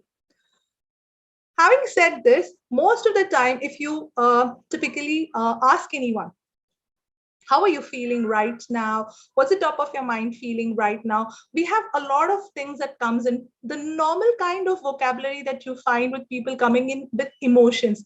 And what is emotion actually? Emotion is nothing but energy in motion. So when I say energy in motion, it's like every emotion that we carry has an energy associated with it. So if you're doing something with love, there's an energy of love that you can see. If you're doing it with a lot of, let's say, anger, you could see the energy of the anger coming in. It could be a positive one, it could be a negative one, depending on the way we give the emotions out there. Many a time, most of us, we are conditioned in such a way that we learn not to express our emotions the way it should be. When I look at many households, I look at many cultures. If there is a boy who is crying, the very first thing that the parent says is, don't cry, you're not a girl. Don't be like a girl, don't cry. And I've observed that many of the men grow up to actually suppress their emotions and not being able to express. Now, what happens when you suppress emotions? It's like you're cleaning your house every day, but you don't have the time to do a full cleanup. So what you do is kind of clean up and put the dust under the carpet, and you keep doing that for days together. And one fine day, when you pick up the carpet, you actually land up with a dust allergy. Now, this is something that we all need to know. When you suppress, there's an outburst that's going to become, it's a volcanic eruption that's going to be coming up. So one most important thing, if for all of us, is that emotions is something that we all need to be understanding how we feel. Now, for example, if I'm angry, we normally say I'm angry, but even in anger, there are multiple reasons why I would be angry with someone. I could be angry with someone because I'm upset with the behavior. I could be angry with someone because I'm feeling lonely at the moment, and the loneliness is the reason for my anger. I could be upset with someone, I could be angry with someone because I'm feeling insecure in that relationship. It could be anything out there, but most of us, we recognize, name, and label our emotions to the limited vocabulary that we have. I would like each one of you who is here viewing it right now or later, go ahead, see to it that you know or improve or enhance your vocabulary while you express. Because anger is one, but why are you angry? there are more reasons to it. And especially when you know what exactly, or you're able to label or name your emotion to the right space, it becomes much easier for you to know how to deal with it. It becomes much easier for you to go ahead and express it in the most right manner, because each response happens with the way you either name or label or feel in the right perspective. So I would go ahead and say and encourage everyone out here to go ahead, especially when you're dealing with a lot of children, especially when you're at workplace dealing with coaching or mentoring your team members. The one thing that you could do best is, like, when you sit with them, when you're one-on-one, and getting your children learning it right from the start, that they're able to name their emotions. If it's anger, why is it? Is it because they're feeling a fear of rejection? Is the anger a result of that? Or is it that they're fearing something and then they show it up with an anger? Are they too sensitive, or are they too vulnerable and they cover it up with an anger? What is it you need to? So many a time, for us to name our emotions is very, very crucial and critical, so that we can express in the right space. So emotionally balanced or emotionally intelligent people need to know for sure how or what their feelings actually is about. It's just not about anger, it's just not about joy, it's just not about sad or sorrow. It's everything beyond that you are experiencing. So having said that, we all know that, as we just heard from Donna and Dr. Roy, that we have an impact with the way the water energy comes in your body. Similarly, we have an impact with the emotions that manifest in our body. It's like, if you have chronic stress, or if you are chronically anxious, you would find a lot of psychosomatic diseases. Most of the diseases of ours are the psychosomatic ones, the ones which are created because of the way we think, the thoughts that we have around it, because of the emotions that we bring along with that. So when you're having any kind of pains or any kinds of breathing issues, you need to take a pause and just see what is that you're feeling. Are you in the awareness state to just know what's the emotions that you're carrying? What's the emotion, that's the energy emotion that you're associating with it? So emotional maturity, emotional intelligence is a lot to do with that. So if I were to just say the top few common negative emotions, typically they say, or psychologists say, that we process one thought per second. And the best part of that is, like, we have 86,400 seconds in a day, and we sleep some part of the time. So we process anywhere between 60 to 65,000 thoughts. Or average human being on an average day, that's the kind of processing of thoughts that we do.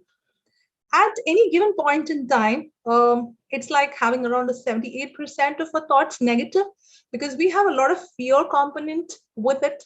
And with the pandemic, we have multiple fears that's happening. And that's something that is constantly hurting us, constantly making an impact on the way we behave, the way we deal with things. So when you talk about emotional intelligence, it's how do you deal, how do you respond, how do you manage to your own emotions, and you're able to manage it in such a way with your surroundings and the people with you. So you become a better person.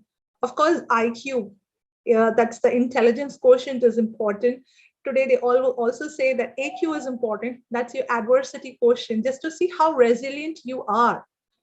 Your SQ is important, social quotient, that shows you how socially connected, or how your well-being and wellness around being socially interactive helps. So there are multiple things, and today, of course, emotional intelligence is something right from the start, but we are looking at it from this space because we associate feelings with everything that we do.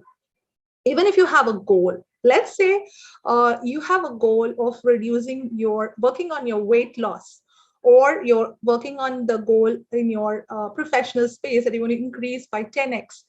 Important is to ask yourself, how do I feel when I'm having that goal? How do I feel when I get done with the goal? Now, all these are so critical and so important because based on that is the way we respond to things, right? So, some few common negative emotions that I would like to share here is, this top five ones, which is like people going through frustration, irritation, worry, nervousness, anger, aggravation, dislike, disappointment, and unhappiness. So, if I might just talk about how do you go ahead and deal with something like being in a space where you're frustrated or irritated and your emotions are all over the place and you just don't know how to deal with it, how to manage it. Here's some tips that you could go ahead and check it out for yourself. It's important to just go and see that you stop and evaluate. One of the best things that you can do is mentally stop yourself, look at the situation, ask yourself, why are you feeling so frustrated? uh, think about something positive that comes out from this entire situation around you. It's always good to see a positive, because when you see the positive, obviously you're able to appreciate things in a more better, more beautiful manner, and this allows you to also evolve, not just being emotionally intelligent but to being emotionally mature. You call it as emotional maturity, and that comes with a lot of practice. Trust me, emotional intelligence is also a muscle which you can actually build on, right? So another thing is worry and nervousness. How do you deal with worry and nervousness? As Buddha says, it's a Zen talk that is there. If you have a problem and if you have a solution for that, then why worry? And if you have a problem and you don't have any solution for it, then why worry? So it's like in either case, worry just does not help us. There are a lot of things that you can definitely do when you worry or you're nervous. One is working on your breathing, trying deep breathing exercises, focusing or surrounding yourself with people who are like-minded, who are happy. If you have people who are too worrying, obviously you get into the space too. And as rightly we know that wherever we focus, that's where our energy flows, and that's exactly where the results show. So where the focus goes, the energy flows and the results show. So are we mindful to know where our focus is throughout the day? Are we focusing on something that's worrying us throughout the day? Trust me, then you get so good with being worried that you can start worrying for the buffalo that's not yours. So it's like, what are you focusing on? Focus on how to improve the scenario. Just check out what happens when you're worried and how you can make the situation much better. Our emotion like anger is something that we all experience in various forms, and the outcome is in different forms as well. So we always say, we react, but trust me, humans are not supposed to react, or chemicals are supposed to react. Humans need to learn the art of responding. So, what's the difference between a react and a response? React is when you're being very impulsive and you just say, blow your top right there. And you just don't know what's going to be the consequence of what you did just now. And the consequence is never positive and it's never in your control. However, when you respond, it's definitely something that you've thought after, reflected on it, and then you said it. Obviously, the response or the consequence of that is going to be something that you desire, right? It's going to be more positive. So here again, most of the time you can catch yourself when you're getting angry. Look at your breathing patterns, right? When I say sometimes when we're getting angry, you feel your breath has changed a lot. Your heartbeats are higher. When you're in love, your heartbeats or your breath is different. When you're having your very first kiss, your heartbeats, your breath is different. When you are talking with a small or playing with a small baby, your breath is different. So the basic thing is that if you're aware and if you're able to catch yourself getting into that space of being angry, you could actually go and distract yourself and get doing something which is more, not like an outburst. It's not something that you can express more beautifully without upsetting yourself or the people around it. That's like being emotionally mature, emotionally intelligent, because you know your emotions and you know how to manage that and how to deal with it, and thereby impacting the entire set of people around you. Another emotion that we all go through is like at workplace or even at home, we have people doing things that we don't like. But here's something that I would like to say is the quality of the life that we experience. If you want to have a great quality of life, we always remember to know that a great quality of life is defined with a great quality of relationships that we have, both at home as well as at the workplace. Because if we have a great relationship at the workplace, we don't have Monday blues. We love to go to work. And if you have great relationships at home, we enjoy the space at home too. So it's like an integrated, interwoven. So you tend, and none of us have the same journey. None of us think alike. We all have different maps of the world. But if you know the relationship is important for you, go on and meet the person at their map of the world. So each one of you, including me, we all have different maps of the world. So are we able to go ahead and meet at the map of the person? So we have dislike because that other person is not like us. But trust me, what we could do is to be more respectful. See that everyone has a different journey. There's certain things we don't like about them, but definitely we could be more inclusive to know that even there is a perspective to each of it. And of course, you can be assertive when you don't like certain things. The last thing, as I say, is unhappiness. Disappointment is another common negative emotion we all feel. Here's something that you can really work on is like, look at your own mindset, take a moment to just realize that things won't always go your way. And if they did, life would be a straight road instead of one with the hills and the valleys, ups and the downs, right? So it's the hills and the valleys that often make this life so interesting. So adjust your goal. Don't have too much of expectations from self or others because it always leads to unhappiness. Record your thoughts, adjust everything around you. It actually kind of helps us to get balance in multiple things. So this is something that you could work on. These are the top 5 negative emotions people, and there's so much of it. And you could just go ahead and see what is the best way you could address certain things around you. So they have classified 5 things in emotional intelligence that if you want to be really working on your emotional maturity, emotional intelligence, these 5 things are critical. These 5 things are the elements of emotionally intelligent person.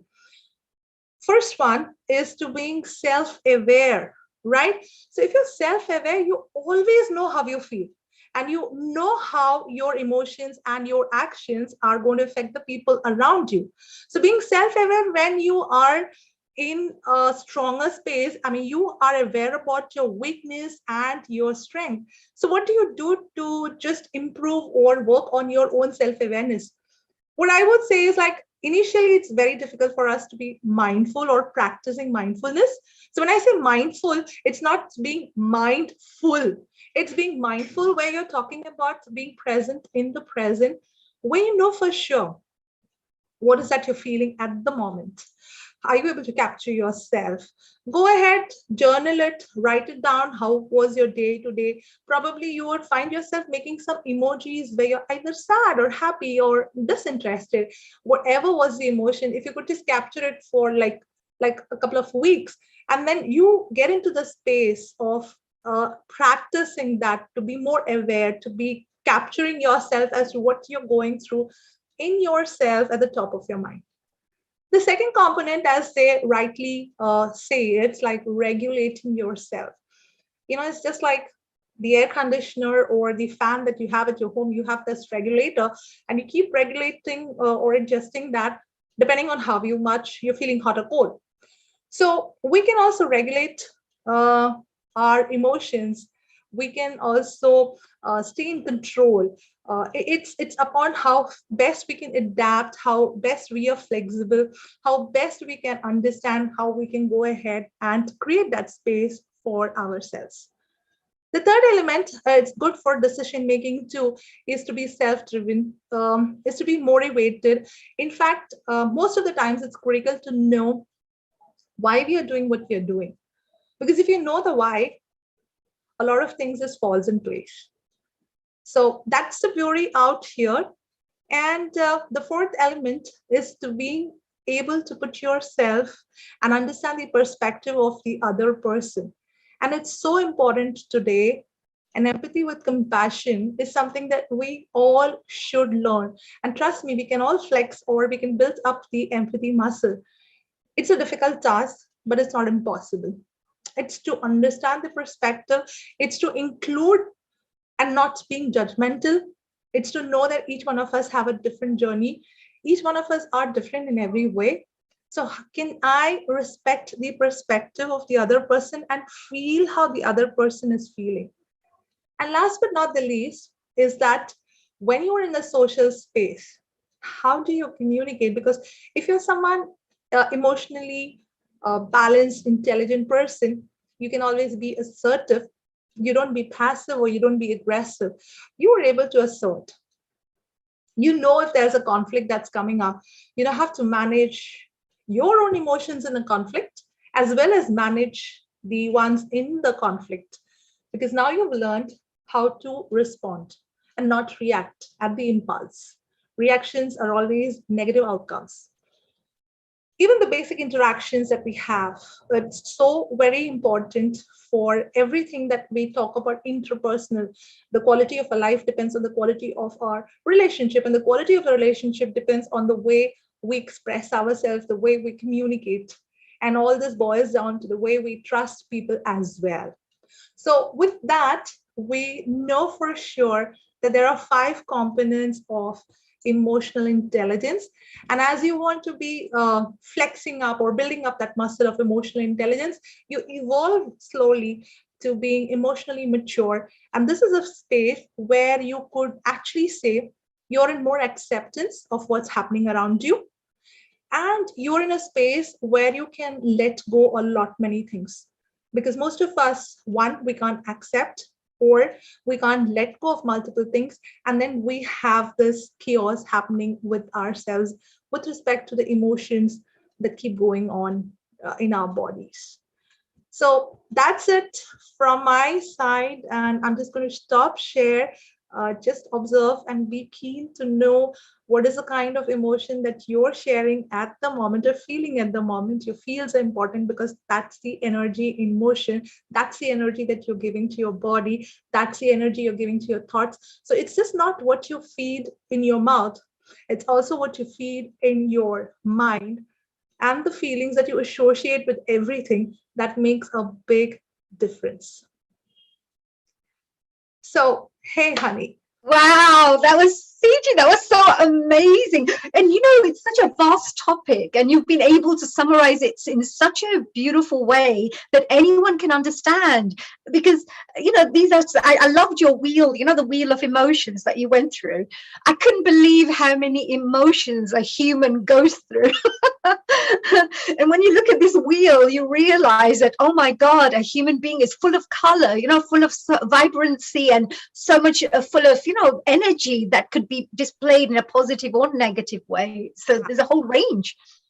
And it reminds me of what spiritual gurus always teach us, you know, to try to remain as balanced as possible in every situation that you can, you know, you manage. But we don't do that in everyday life, right? We always go, or all happy, or, you know, can't hold in your excitement sometimes, like me. A meme that keeps going on here in Mumbai. It's like if you're driving your car in a heavily trafficked Mumbai and you are not giving out any kind of bad words or foul words, it means you have attained inner peace. I definitely know that, because when I've been to India, I say bam bam la la la ba ba ba ba, whatever is going on, you know, hey, I hear all these things going on in India, and I find the best drivers in the world must be in India, because I just do not know how they drive in that, traffic jams. But that's a different topic altogether. You also just spoke about these five, the five areas that you have, which kind of represent your emotional intelligence as well. So you talked about self-awareness, the self-regulation, the social skills, empathy, and I believe the social skills, right? Or motivation. Yeah. Yes. So these five areas. So you feel that if people can work on these five areas, then they can start controlling their emotional or raise their emotional IQ? Yes, absolutely. So, more than the word control, I would say manage, because it's all about the way you deal, handle, and manage. So, if you're going to control it, anything that you control, it's like if you resist, it persists. But if you accept, it transforms. So, you can accept that everything is not going perfectly right in my life. It never goes perfectly right in anybody's life. So the moment you have the maturity to understand that space, you're in a much better position to deal with what's coming up. Right. So I like that. That manage part is really nice, because control sounds really a difficult situation. It feels like you're having to do something, and all human beings resist. And there's some kind of resilient, the resilient aspect that comes through, where people resist change or resist things. But if you're, encouraged to do something, then you tend to want to do it. But if somebody's telling you, you have to do it this way, you have to do. So you're absolutely right. The managing sounds a lot more easier to work with than the control part. And one more thing, honey, we always say that, the words that we use makes a lot of difference, because it casts a spell. Words cast a spell, and that's why they called as spellings. Oh, this is interesting, isn't it? I love that. SPELL. Yes, people say, well, she's cast a spell or he's cast a spell, but they use words for the spell anyway, isn't it? It's what words you use. And what you just said is very powerful, because every word is actually triggering some emotion in someone. It's either connecting, associating to some memory as well. It's there are so many triggers that take place through the words that people say. So I can absolutely agree with what you're saying there, that it's really important, especially with children as they're growing up, to have really positive words to be used, to help them with their personal development, give them encouragement, say positive things, or not like, oh, that can't be done, or oh, that's so silly, or that's stupid. You don't say words like that. You just say, oh, that's okay, we can try some other way. It's okay, let's find a solution to deal with that. Is that right? You have the right words to utilize, even with children, who are very important. Yeah, it's very true. In fact, the word try is something that when we say about neurolinguistic programming, we say that as a lingual, the word try, most of the times we use the word try, it means we are not going to do it.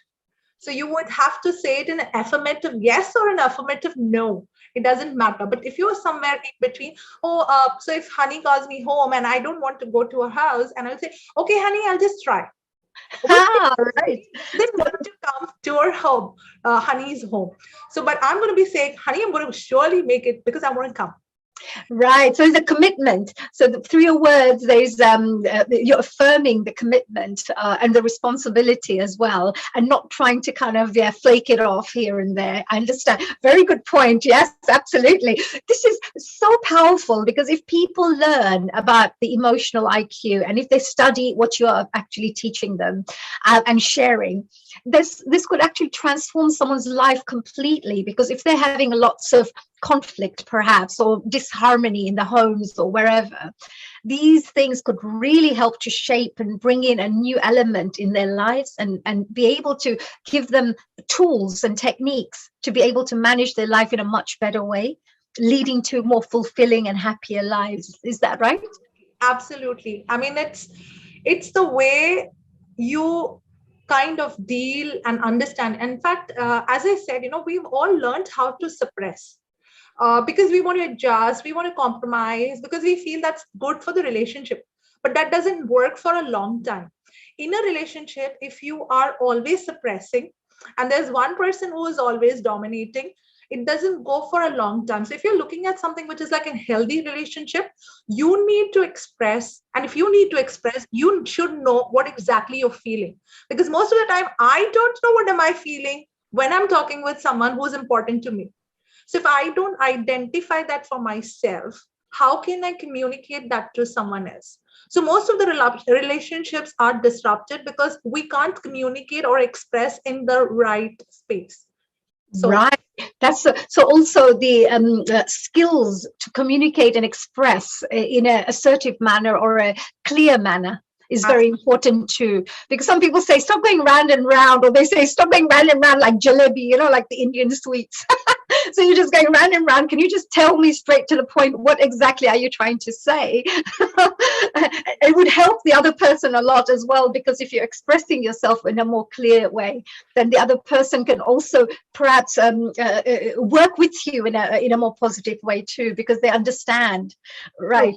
Yes, and I think there's lots of the relationships where the women say, well, he should have known that, he should have just said that, or he should have done that. Well, if you could perhaps just say, I'd like you to do more of this, or I'd like you to, you know, take me to the restaurant more often, etc. They can at least understand that you appreciate this area, so let's do a bit more of this. So maybe open communication is very important here. I had a few questions for you, actually, CG. I had some interesting, and you know, like you talked about these IQs and EQs. What is the actual, how do you identify who has high EQ or IQ and who has low? How do you identify this? Okay, so if you're someone who is low on EQ, okay, who doesn't have a great emotional intelligence, you tend to be a lot argumentative. You tend to be blaming a lot to others. You become someone who is hard to please. You can't let go of things. You have too much of disappointments happening in. But on the other side, when you are having a higher emotional intelligence, you know how to listen well, which you don't if you are on the lower side. You're more patient, you're more inclusive, you're able to accept. You know that if you want the relationship, you need to meet the person at their map of the world. You know to be more empathetic. You need to know that they have a different perspective towards life. And these are some things, you know, where you are higher, or you're able to flex or build up your higher emotional intelligence. And trust me, this leads to a lot of rewards and benefits, because you are in more harmony. As you rightly said in a little while back, you know, harmony is so important, so critical. And we are always looking for happiness, and happiness is something so that's a kind of emotion that we are always, all the time, in pursuit of happiness. Yes, everybody actually is. That's the first thing people look for: peace, happiness, love. You know, all the high vibrational things. Because we know that as soon as you're feeling happy, you'll make better decisions. You'll have better relationships, because you'll probably let go of things. If you're in a really aggressive mood and really annoyed and tired, etc., you're going to be more likely to snap at people as well. So it's really important. Actually, it's like a habit. I believe that happiness is also like a habit, where you have a habit of seeing the positive in everything. You know, you have this habit. So even when you're having tough things that you're going through, you become much more resilient to deal with these and manage these rather than control. There was another question I had, dear CG. We had another question here. People have these gut feelings, don't they? Because you know, we always feel that I have this gut feeling I need to do this. And people keep saying, you always have these gut feelings, and we have to do all these silly little things sometimes, right? How do you know these gut feelings are real? You know, are they based on good decision making, or is it real that you're getting these gut feelings? Is there a way to monitor and understand and gauge if this is, you know, about these gut feelings? So gut feelings is something that it's like your inner voice. So most of the times they say, if you're able to listen to your inner voice, you are definitely going to be in the right space. But most of the times we get hijacked, and it's an emotional hijack, right? So if you want to be really in sync with that and not get emotionally hijacked at that point in time, it's one thing is important, that you take a pause. You take a pause because you know there's something disruptive that's happening. And if you're aware about that, just take a pause. Be someone who is not too judgmental. I mean, like, passing on judgments is very easy, but to practice how to be non-judgmental, because Siji has a different life, Honey has a different life. Can I just accept Honey the way she is and not pass any judgments? Or can she accept me the way I am? And when you do that, it so beautifully aligns with everything. So gut feelings, when you're in harmony, when you're in sync with everything, as you are yourself a mind, body, soul connector. And if all the three of them is in harmony, you can trust your inner voices absolutely. And you're going to be always right. Oh, that's really good, wise words of wisdom there, which is great. And and because there are so many, I know we have less time, but I have all these wonderful questions I wanted to ask, because you're a little, like a well of knowledge. We just want to take out as much water as possible from there. Which I'm sure is going to be helping our viewers around the world, which would be great. I had one more question. How do you take control of your relationships at work and also create rewarding partnerships? Because that also, everything in life is relationships and partnerships. You always need somebody, whether it's your family, whether it's your friends, whether it's business partners, whether it's a good neighbor. We are social creatures, so we always need people to be able to enjoy our lives with. So how do we create these kinds of strong relationships and take control of these relationships in the right way? So that's a very beautiful question, Honey. So, I mean, as I said, our quality of our life depends on the quality of our relationships. It's like, for example, if I have to just give you an example out here, is that our parents, they grew us up for a world which no longer exists, right? So they grew us up to a world which is no longer existing, and we are sandwiched in a world which we don't even have any inkling about how this works. So I have a 20-year-old, a 16-year-old. At times, it becomes so difficult for me to comprehend what's really happening. But for me, the relationship as a mother and a son is so very critical and important. For me, it's so important to get a peek view or a sneak view into my children's life. Now, if I keep saying, okay, this is what my stance is, I care a damn about what you think, and I think that this is all bullshit and crap, I probably don't get an entry to their life. Now, instead of that, I go ahead and say, okay, I am trying to meet you. I am going to meet you at your map of the world. Then I get to be a part of your world. So when you know your relationships are the most important thing to you, put in your extra effort, put in your extra space where we can all develop our space together, manage, make it more rewarding, make it more fulfilling. Because if I and you share a great relationship with each other, you're happy with me, I'm happy with you, and the entire space around us, it's like a ripple effect. I smile at you, you smile at a couple of more people, they smile at more people. And by the end of the day, it's an exponentially ripple impact. So having a beautiful relationship is something that it passes on to make the world a more better place to live in. And it all starts from home. That's beautiful. They say that even Gandhiji said, be the change you wish to see in the world, right? Gandhiji said, because you have to start with yourself, and before you can have good relationships with others, have a good relationship even with yourself. Like, manage your own emotions in the best way you can, right? And that's a really good, very good answer there, CG. Really very, very good advice and good guidance, for people out there. Maybe one final question. I know I've got a whole list of questions. Maybe one final question. Now, sometimes people want to express themselves.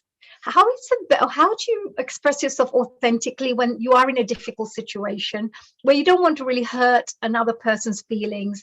And people who are soft, who are a little bit more very understanding, etc., they tend to sacrifice these things, thinking, oh, it's okay, they may get hurt if I say this, but how can you be authentic and passionate in the way you speak to, but also be able to say and express what you wish to express? Lovely. So you know what they say right now, that vulnerability is the new strength. So years back, we would say, don't show your vulnerable self to anyone. And here we say vulnerability is the new strength. We all are perfectly imperfect. And it's absolutely fine to show your imperfections and know that you will be accepted with all of that, primarily because this is a space where we are talking about being inclusive. You know, honey, when I ran through a survey, there was this thing that how much do you love yourself? There was this a beautiful activity that I do, and I kind of tell them to draw in 3 horizontal lines, with the first one putting their name, second one putting into the name of your loved one, and third, the relationship with your loved one. Trust me, nobody ever comes and says, Saji loves Saji, relationship with her is self. They were always like the Saji with Chris, Calvin, mother, son relationship, or any number of relationships, but they would never put themselves in there. So that self-love is very, very important, and it's very different from being selfish. So people keep saying, if I love myself, am I a narcissist or am I a selfish? But let me tell you, that's different. You deserve that love. You cannot pour from a cup which is empty, because if you can't love yourself, how can you expect someone else to do that for you?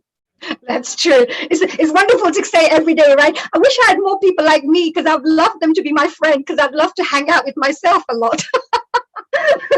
I wish there were more people like that. And I always keep joking with my friends, etc., saying, I wish there were more people like me, but it's true.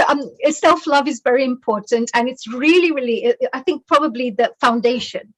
Because the most powerful thing you just mentioned just now is the fact that if you're not full yourself, how can you share happiness? How can you share love? How can you share other positive qualities with others if you don't have it yourself?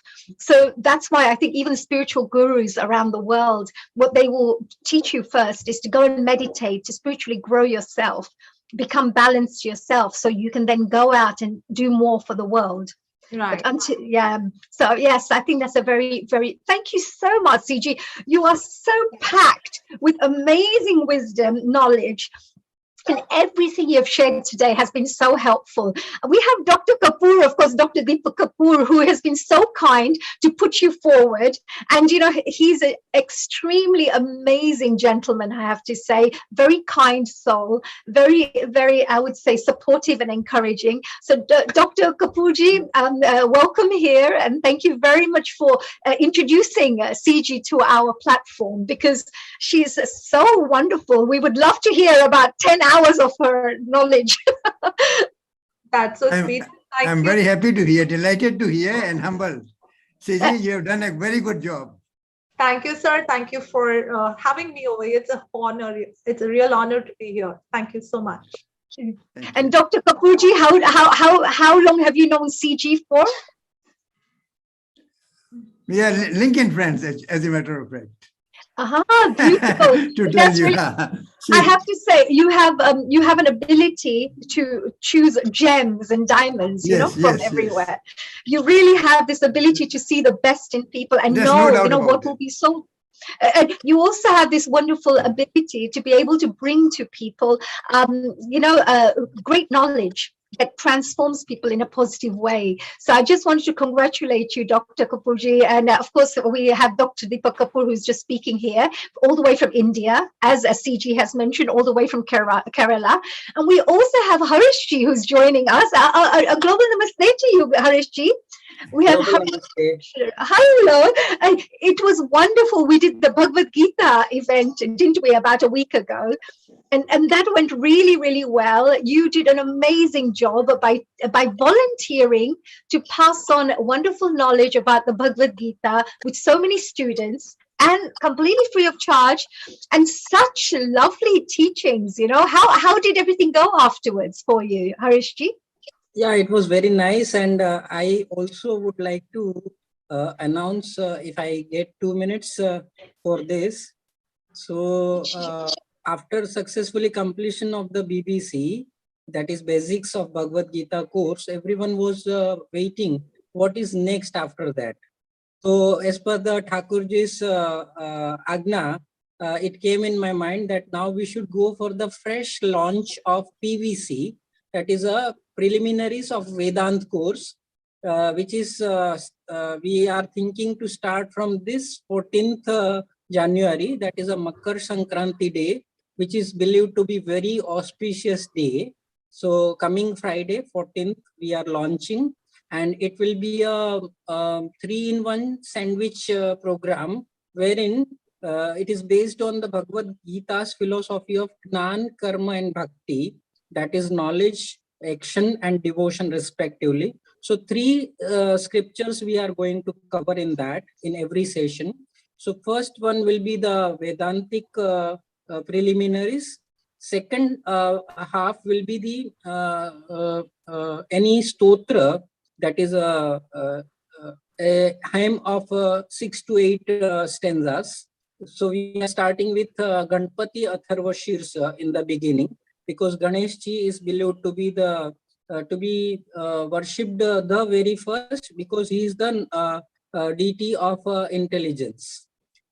Okay, so that way devotion will come. Vedant will give us knowledge, Stotra will give us devotion, and for those who have missed due to any reason the BBC, so revision of BBC will be in the later half portion. That way it is framed. So I welcome all of you to join that. It is once in a week, a year-long e-certificate program and totally free. Oh, that's wonderful. And how do people contact you, Harish Ji? Because if I'm sure there are so many people watching right now, and these are such wonderful life managing skills and knowledge and wisdom that you can gain from these scriptures, these ancient scriptures. So, how can people contact? And it's completely free of charge as well, you mentioned. Yeah, so Deepak Ji is having all my contact details, and I will share with you also. I think you are having my email address. So you can share with them, and they can, register in the program. It is No only problems. one. Yeah. We'll make sure that if anybody's interested, please contact Healing Our Earth, and we will pass your details on to Harish Ji. And then, of course, please do go ahead and learn about this, because I think that this will be one of the best decisions you make, because when you plant good seeds in your mind, you will always find that it will blossom into good flowers and a good garden later on. So, I would like to invite you to inaugurate the function, as you now we are one family. Okay, whoever joins with us, we feel that it is our family member. So that thank you so much, dear Harish. I would be delighted to be part of it. I'll represent our Healing Our Earth in the best way I can, and I would be honored to be there. Thank you very much for the invitation. If schedule permits, you are welcome to come and join and inaugurate. Please. Thank you so much. I'll be delighted to and honored completely. Harish Ji, the best of luck for the program. And 14th of January, everybody, Friday, the course is starting. Contact Healing Our Earth, and we'll pass on the details so that you can contact Harish Ji directly. So there you go. Thank you to Dr. Kapoor Ji as well. And CGG, you are absolutely amazing. Thank you for joining us here. We have actually another gentleman who is so amazing. He's just so cool. he makes, you talk about happiness is so important in life. Well, this gentleman, he knows the secrets of how to share and how for the whole world to become happier. He's got the secrets to this. So I'm really looking forward to him sharing this. Please do listen to his interview. I think you'll really enjoy it. And a global namaste, Rangaji. Namaste, honey. Oh, namaste, Ji. You are absolutely always smiling and glowing. Did you enjoy the interview that CGG had just shared with us? Oh, I'm totally flabbergasted. Let me tell you the takeaways from the earlier two speakers. I not only have my copper container, but I also have a copper mug. Wow, you've got one step ahead of us. 50 years plus from my parents' time. And then as for CG's talk and her presentation, well, I mean, she has covered a third of everything that I have to say. So we could actually spend some of our time just singing and dancing, because every slide that she presented was so telling, so compelling. Thank you so much, CG. Much of what I talk about is built around emotional well-being, as I call it, and you spoke so many wonderful things on that subject. Thank you. Yeah, well, CGG, thank you as well for joining us here today on Healing Our Earth. And I think you were fantastic. We look forward to having you again in the future sometime again and to share your knowledge. And I would love to introduce also our dear Rangaji as well and give a little bit of an introduction about who dear Rangaji is. Now, Ranga is actually known as Ranganath Subramani. And he's going to share with us a wonderful topic called living a lighter, brighter, and more authentic life. So I'm really looking forward to hearing about this. Now, with his roots in a traditional Indian family and education in science and management and a successful international career in hospitality and, of course, tourism, Ranganath is a global citizen. That's how we see him. A strong believer in physical and mental well-being since his childhood. And he's also been shaped by his all the experiences of his life journeys. He has also evolved into a wellness leader and teacher, and I know a lot about that because he's really good. He practices what he preaches, actually. That's what I should say to everyone. He's, of course, all the way from India. He draws on his 4 decades of meditation practice in Vedic, Buddhist, and Western forms, and the transformational paths he discovered en route. Ranga is committed to inspiring others towards self-actualization. And he has a special program he offers. It's called his Laugh Way. Laugh stands for liberation, awareness, awakening, and fulfillment. And this message he builds around the core purpose of knowing and being yourself, stepping away from a life of default and going where you wish to go by doing what you love to do. That is one of the best things because they say 50% of people in this world are doing a job that they don't enjoy. True. Now, Ranga also reframes the notion that self-discovery, the aha moment, as he says, arises out of a situation of total burnout or acute distress. And he promotes instead a progressive enrichment of life enabled by a self-awareness and a growth mindset, which I totally agree with. And his project, Self-Doctrine, emphasizes 40 practical keys that becomes a guide to living our fullest lives. So we would love to find out a little bit and get an insight into this.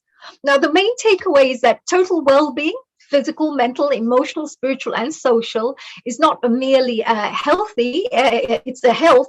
It's actually has to be the new normal. That's what he believes. So lighten up, breathe, move, laugh, dance, play, and meditate is what he believes in. Isn't that amazing, Ranga? You have such a wonderful attitude towards life, which I absolutely admire.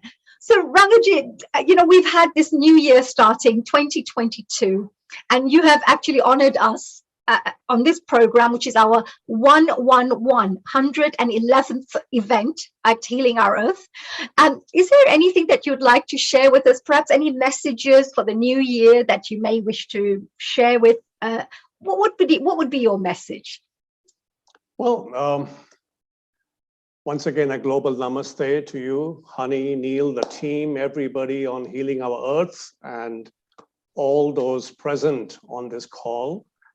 Absolutely wonderful to be here, and thank you for the kind words, Honey. Yes, practice what you preach, and a little bit of preaching always helps. Absolutely. The message for this new year, first, a traditional Happy New Year. But you might have noticed as well that along with these 3 words, there is a new vocabulary taking shape. People are saying, take care, be safe, be healthy, sorry for your loss, we are with you, we are together. It is this evolving vocabulary with the sense of togetherness that gives me the confidence that there is a new awakening happening in town.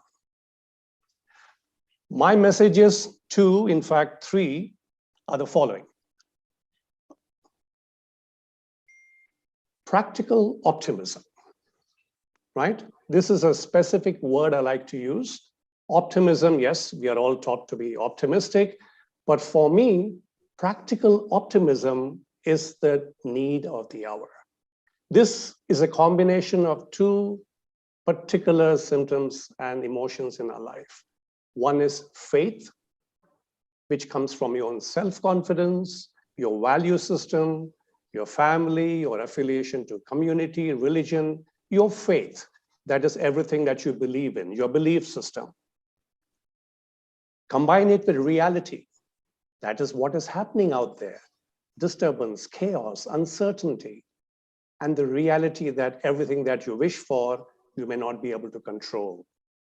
So a combination of faith and reality gives rise to what I call practical optimism. So that's message number one. Message number two is set an intention. I know we all have our New Year resolutions, our goals, which could be short to medium term. But my message is take it a level higher and create an umbrella intention. And then your goals and resolutions becomes your small mini steps towards your intention. I'll give you an example. The typical one is I will take up a gym membership, I will lose weight, right? I will try to wake up at 5:30 in the morning and watch the sunrise. May or may not happen, depends on how well and committed you are and mentally strong you are to go ahead and achieve this.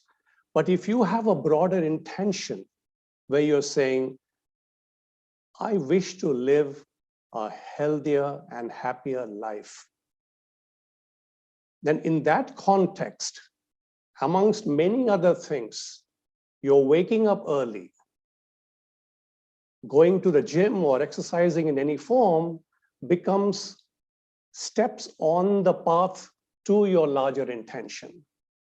So that's point number two, set an intention. Point number three is laugh and play.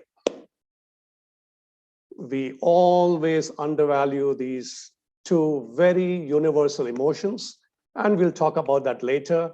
So these would be my three messages as we transit from what I call a very unpredictable, tumultuous year, and we step into 22. There is so much that we can do and look forward to. But typical, as you know me, honey, I like to play out whatever I say. So if everyone would just either switch on your video, if you choose not to, you can switch on your audio so that we can hear each other laugh. I would like to take you through a couple of small mini exercises that will reinforce what I'm saying about the transition from 2021 to 2022. Yes, actually, this would be really, yeah, I think this would be really great because our topic for today is also how to live a lighter, brighter, and more authentic life, right? And of course, I love the sound of that. And of course, you know, we will be talking a little bit about this as well, and you'll be also talking about the philosophy behind this very shortly too. So maybe people can practically try this out, and then we can talk a little bit about the philosophy behind this. Is that fine? So everyone who's out there, certainly. So yeah, every person who's watching right now, may I request you all sit up in your little sofas, in your chairs, wherever you are. You are going to love this. And even if you're here today on the actual Zoom with us, joining us as our guests, and please turn on your video and let's try out what dear Rangaji has to offer here. Thank you, Rangaji, all yours. Okay, so as part of the transition, these are a few things that I would like to bring to you. The first, CG talked about self-care. Out of that comes my word, which is self-esteem or self-worth. So I want you to be appreciative of yourself for everything that you have achieved, the distance you have traveled, where you have arrived, and where you plan to go. Come on and give credit to yourself. So put out your hands, outstretched, take them back slowly to your back, and with a smile, give yourself a pat on the back and say, well done. Super well done. I'm good.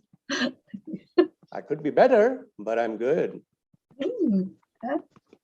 And if you have really done something fantastic, which I'm sure you have been part of a community outreach program, you have helped your neighbor, you have held hands through somebody in grief, then you can even go one step higher and say, hey, I did it. We did it. Yes. I can. And we Did it. did it. We did it. So this is something, remember the old movies that we see, and still sometimes when you're driving, you slip a tape in where you have this affirmation tape saying that I'm good, I'm the greatest, I'll win this tournament, I will win this contract, I'm the best, I'm the best. So self-affirmation in the form of a self-appreciation is something very essential and a part of self-care. But while we do this, we also have to appreciate others who have held your hands, nudged you along, and played a role in some of your successes. So let us, if you're with somebody in the room, look at them. Otherwise, look at the people on the screen, smile, and let's appreciate each other.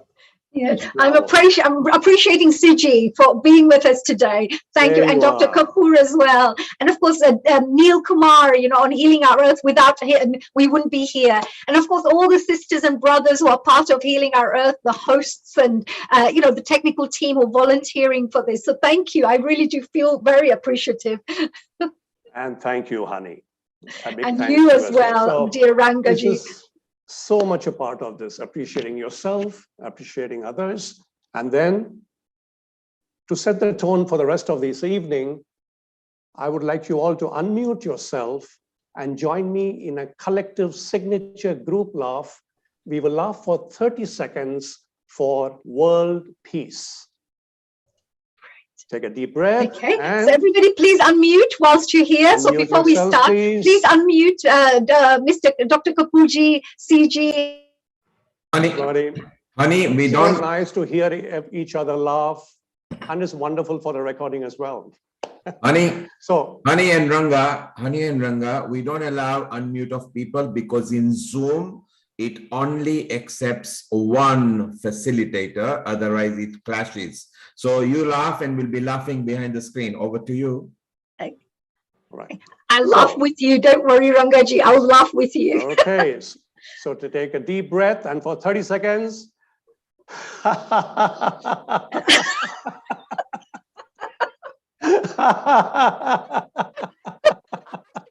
really?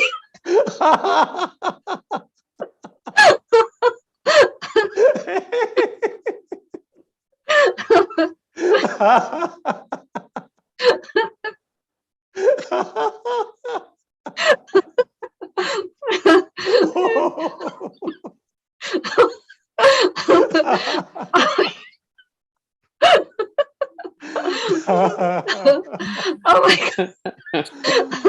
Bless us all. Oh dear, Rangaji. Thank you for joining in. Making the blood flow all over my body, it's like helps you to feel all refreshed, doesn't it? And I'm sure releases endorphins in your brain as well, doesn't it? Yes. I can tell you now, we would have come to that later, but basically there are 4 specific feel-good, happy hormones that we work with. And the acronym is DOSE, D-O-S-E. So you have the dopamine, you have the oxytocin, you have the serotonin, and you have the endorphins. So every once in a while, let's release some of these feel-good, happy hormones. And like I said, we will talk about these later again. Oh, definitely. Yeah, that sounds very interesting, actually. And because these, hormones are so important to, how we feel, because they also say we are electrical beings too. We've got, everything that's within us is all generated through chemicals, hormones. the way we feel, the energy that we have as well. There's so many little factors that can help us to develop a more positive attitude. And if we don't have enough of these hormones, then we automatically start feeling down, So these are wonderful methods to open up and release these wonderful hormones in our body, which is great. Absolutely. So you also actually, today, you were going to be talking about this lighter, brighter, and more authentic life, which we've already started getting a glimpse within. So can you perhaps expand on this topic and tell us what is the philosophy behind what you really believe in and what you're teaching the thousands of people who've learned these courses from you? All right. Okay. So lighter, brighter, and more authentic life. Life happens. And right now, it is throwing curved balls at us. So in whatever perspective you put it, wherever you are, whatever your status, you and I, we have all gone through an unprecedented year. Some call it an extraordinary year. But everything that is happening around us, in our homes, in our social lives, at the workplace, it is all happening here. And we are pretty messed up in everything that's happening out here. And mental health is the most Googled word in the world today, along with so many others. And to that, I would put in a dose of physical ailments, emotional hijack, as CG mentioned, and so many other difficulties and traumas relating to social connections, financial well-being, environmental damage, and spiritual upheavals. To clear that, I am one who believes that there is a crisis in well-being. And the answer to that lies within. Do we have all the answers? Do we know what is going to happen in the future? Not all of it. But we do know that we have what it takes, as we have shown in history, even before, since hundreds of years, we have always adapted, improvised, and overcome. We tend to take life very seriously. And partly we should. We have responsibilities, and as adults and as stakeholders, we have obligations. But the trouble is when we start taking ourselves too seriously, and suddenly life slips by in our quest for that more material things, for more control, and everything else that this wonderful life with all its high technology has given in this most prosperous century that mankind has ever known. In these moments, reflect, sit back, pause. If children laugh 200 to 300 times a day and adults laugh only 8 to 10 times a day, where has the laughter gone?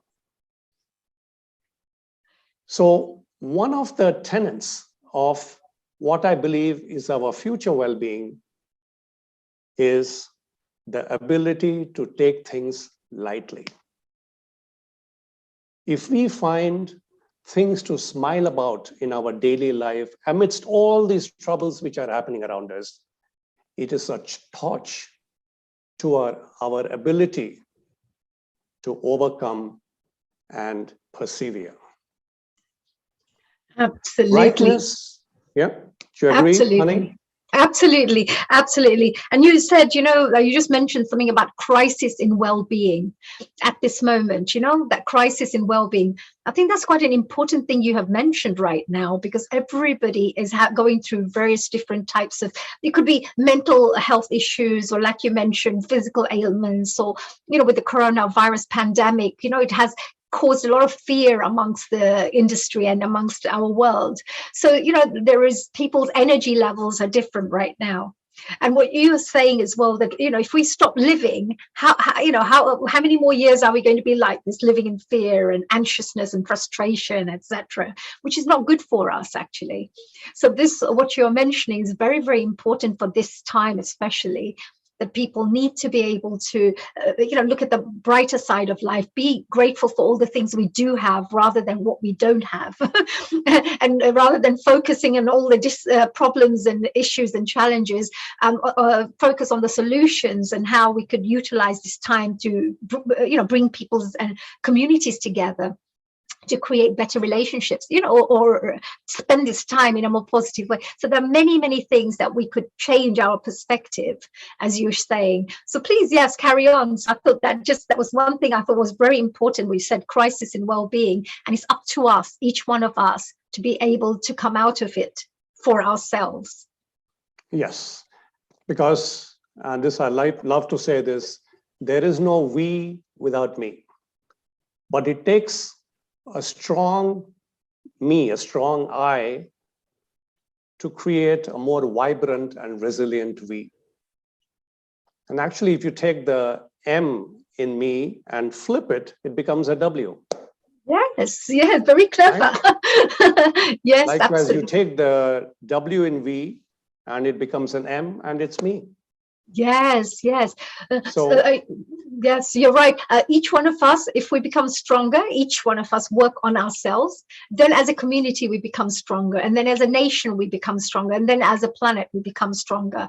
But if each one of us do not look after ourselves, we're not actually doing our part to support the benefit of the planet and the communities, I believe. So that is very true. There's a lot of wonderful philosophy, in this philosophy that you talk about. There's a lot of really important lessons and teachings that people should be able to take away with them, because again, it could be very life transforming if people actually incorporate this in their own lives and bring it into their everyday life. And these philosophies you talk about, you've also written there like a book as well. I know that you've written a book based on laugh. And it was very interesting because, when somebody says laugh, the book called The Laugh Way is something that you've just recently launched. And it's a very interesting book, which is, I think, everybody should go out there and read this book, because it will teach you about how to become more positive in life and to have the right mental attitude, and also practically incorporate that in your life. But, like me, everybody is very curious, about what is all this laugh? What is the laugh way? Because most people think laugh means laugh, hee, hee, hee, ha, ha, ha, right? But your laugh is LAAF. So, the Laugh Way. Can you tell us a little bit more about this book? And if you've got the book, maybe you could share it on the screen. You've got share screen rights if you wanted to show the book. Right. In fact, I will hold it up. I have it right here. Hope you can see this. Yes. Wow. How to let go. The Laugh Way. How to let go, let flow, and laugh your way to nirvana. Wow. So that's the author's name. Sounds familiar? Oh yes, Ranganath Subramani. Hope I've said it right. Is the book The Laugh Way, right? Beautiful. Well, the nirvana part, how you use that beautiful word called nirvana, which is a really powerful word, actually. It's a very divine spiritual word, I believe. And it's the highest of the highest we talk about when we talk about nirvana. So how did you use that in your actual topic name? Or how did you, yes? Nirvana, actually, nobody has ever seen. And the people who have experienced it don't talk much about it. But it is definitely a spiritual goal. It is that place that you wish to be. When you read out earlier a line from my book, it is all about stepping away from a life of default, knowing and being who you are, going where you wish to go, and doing what you love to do.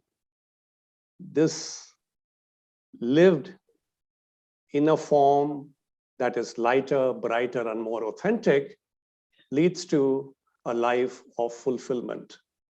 That fulfillment, whatever your own personal style and energy of fulfillment is, that is your nirvana. Nirvana is your space. So do you mean the happiness means different things to different people? Is that what you mean? What brings you joy? What the space that makes you feel at peace and joyful? Because this could be Exactly. different for different people. Is that what you mean? Absolutely. Any one of the values you talk about, any of the virtues you talk about, when you talk about the path to fulfillment, enlightenment, that path is yours. So all that someone like myself, what I can do is to give you some guidance and share some techniques, which is what I have done in this book, The Laugh Way. I created my own toolkit based on my own experiential and transformative stays and journeys in different parts of the world, sitting at the feet of masters, listening to some wonderful speakers and reading multitude of books and attending courses and going into silent retreats and moments of stillness. Yes. But wow, the toolkit that I can give is for you to use, share, which is something very important, which is what I have done from my own learnings. How you set out, where are your pit stops, how you reach your destination, that's your calling. Mine is a call to action, right? One of the key takeaways from these recent 2 years is it is not mere health, but total well-being that matters. right. Oh, that is a very powerful quote that you just mentioned just now, because it's not just health. You said it's total well-being that matters. Yeah, because we talk about health, but actually total well-being, from what I understand, is all the layers of your health, the mind, the body, the soul, every area. Is that right? Is that what you're referring to? Yes, which I said, we talk about the wellness spectrum, the wellness wheel. So it is physical, mental, emotional, social, environmental, financial, and spiritual. Each of these aspects contribute to building your holistic life and the way you live and where your passage through what I like to call the school of life. So the Laugh Way, the book, like you said, it's an acronym, LAAF, for liberation, awareness, awakening, and fulfillment. And these are the steps. The interesting thing was, out of my almost 50 years of meditation, when I finally arrived at this conclusion of what I want to share, while writing about the meditation, the technique that I created called Laugh Meditation. Yeah, yes. And this happened during the pandemic, and I was doing my sessions. I realized that life gave me laugh meditation, and from laugh meditation, I rediscovered new pathways to well-being. So it became a full circle, and suddenly I had the second part of my book, which is the 40 keys to well-being, which are the little signposts that I post on the road. Follow these, and it follows the same 4 steps as the meditation as your own life unfolds. That in a nutshell is what. So what is that the Laugh Meditation? Is this so this is the book we're talking about. The book has all these philosophies and all the tools and techniques that you've included in this fantastic book, the Laugh Way. Yes. And you also have included, I believe, the Laugh Meditation as one of the techniques in there. Is that right? Or is that something you teach? What is this? What is the Laugh Meditation? What is it, a new style that you have developed? Because you mentioned 50 years of your spiritual evolvement, all the books you have read, courses you've gone to, spiritual masters you have, learned from, all the lessons. You've put all these wonderful wisdom together in this book and this wonderful technique to help people develop and evolve themselves. What is this Laugh Meditation? Right. First, I'll just give you, can I share my screen? Absolutely, please do, yes. So where do I get share screen? Post. There, I got it.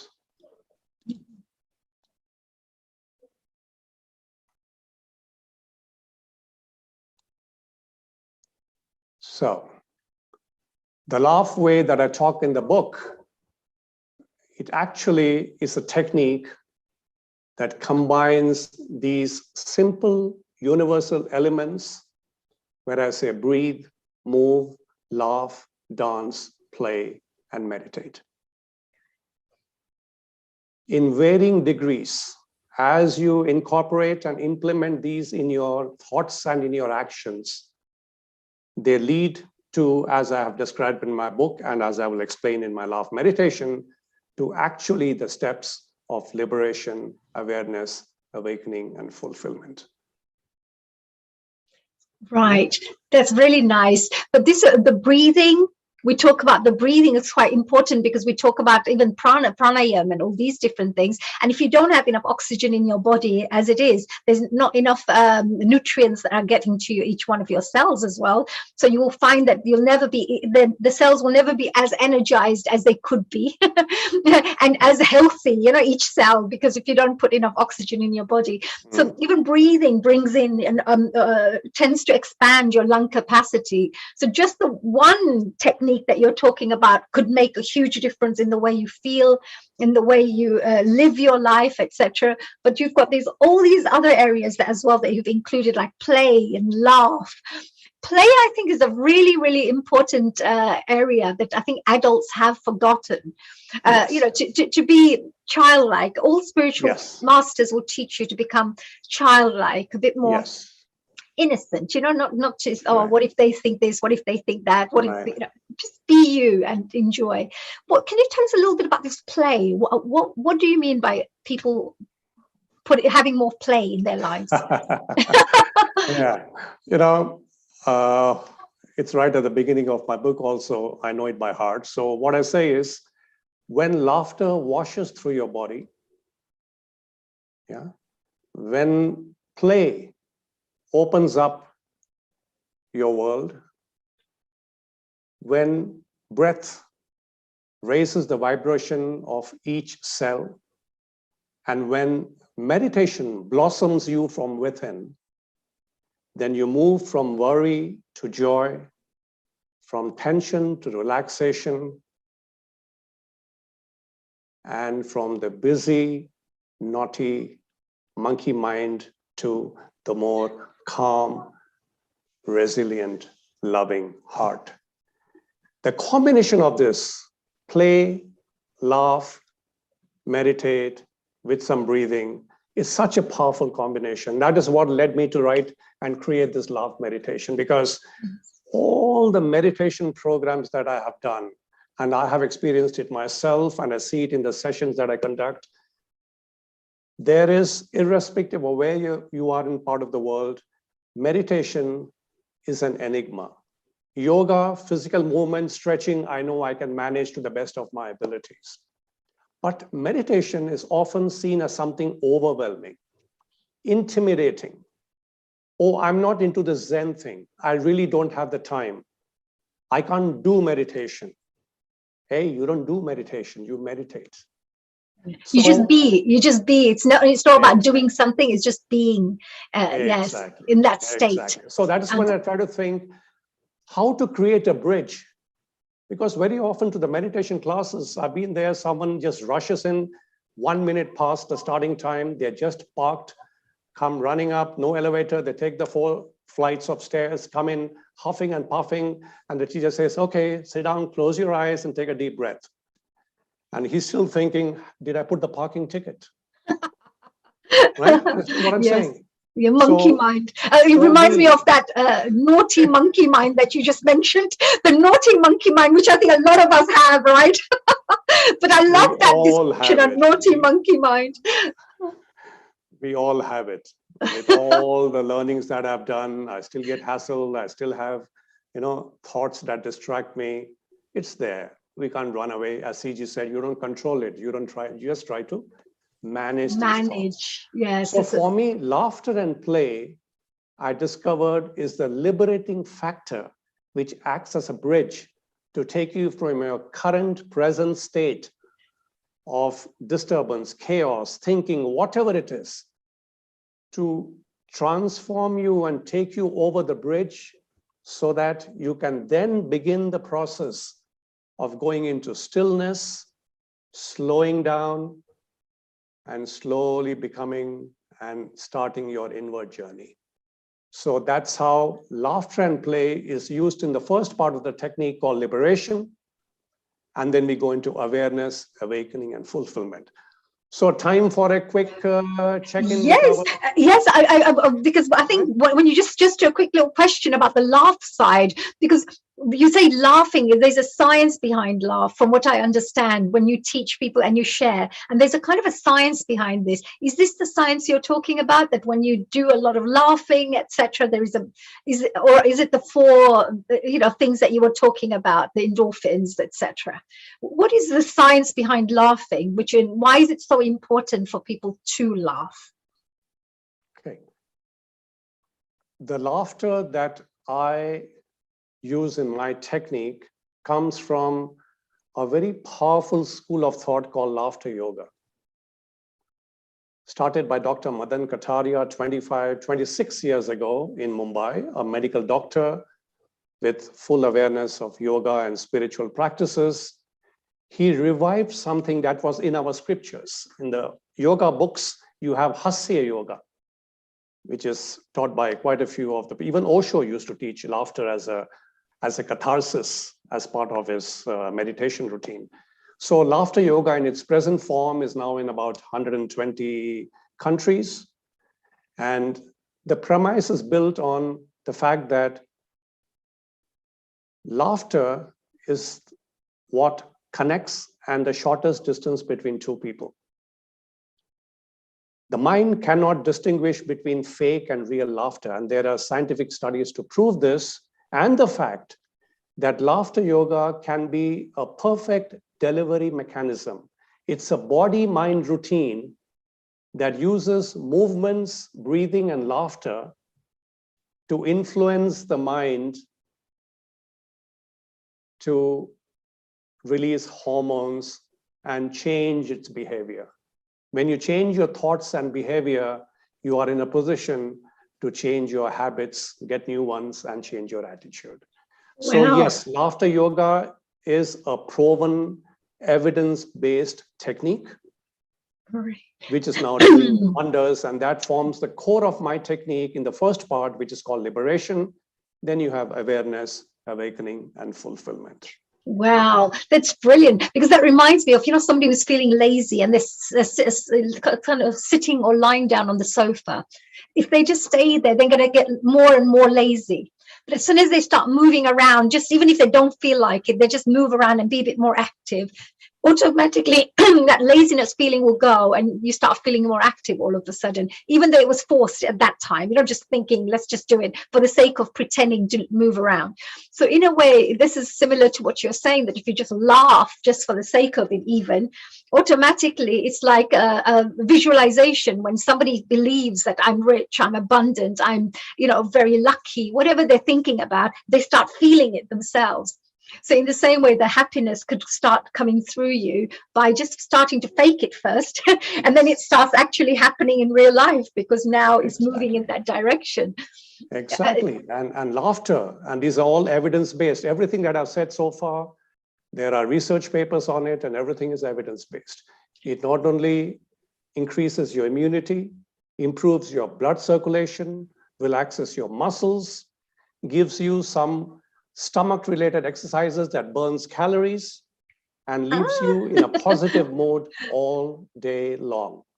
Wow. Shall we do one part of a laugh meditation technique? Absolutely, please. Yes, please, all yours. Yes, I'm going to present the platform to you. There are different parts of the meditation that I teach. You have relaxation techniques, you have still meditation, you have dynamic meditation, you have deep meditation.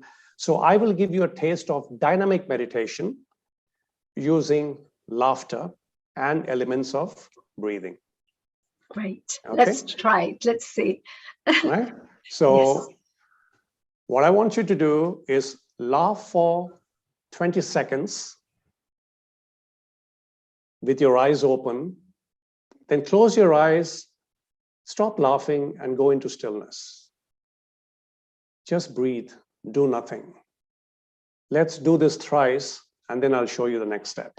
All right? Sure. So if everybody's watching today, and wherever you are from any part of the world, we have people from Mauritius and Hong Kong and Dubai and India and America, wherever, Ecuador, wherever you're tuning in from and you're watching, please do practice this, because this could be an amazing practice exercise that you could incorporate in your everyday life.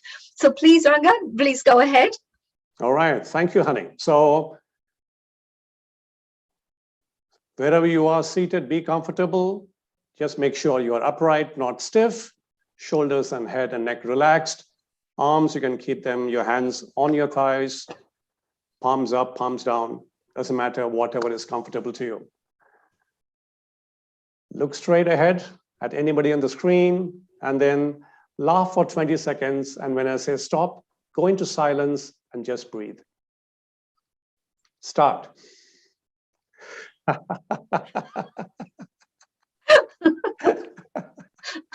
You can also laugh silently.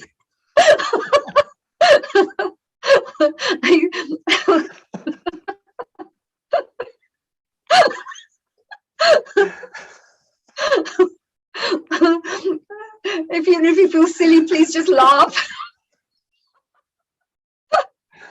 Close your eyes and be still. Do nothing. You don't have to necessarily focus on anything. Just be and feel the sensation of your laughter flowing through your body. Just breathe.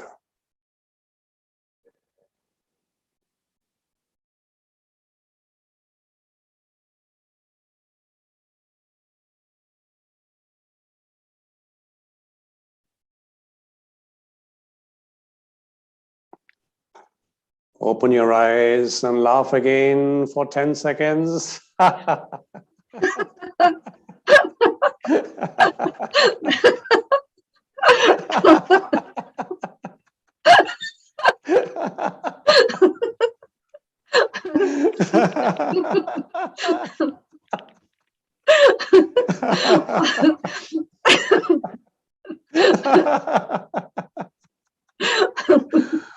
Close your eyes.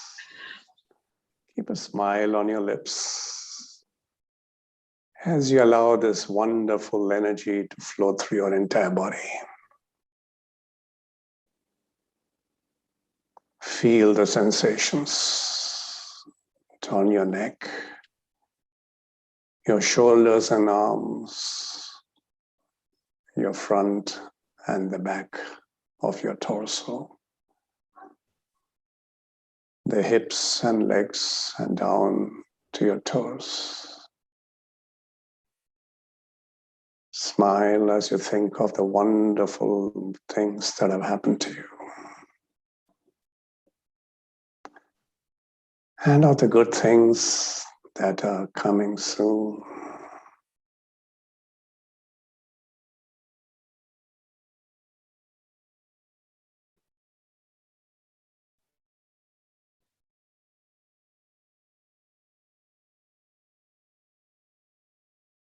If any thoughts do come by,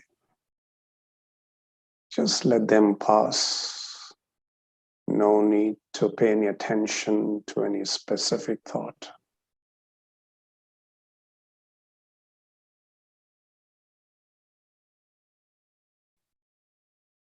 Now to the sound of my voice, sway gently from side to side.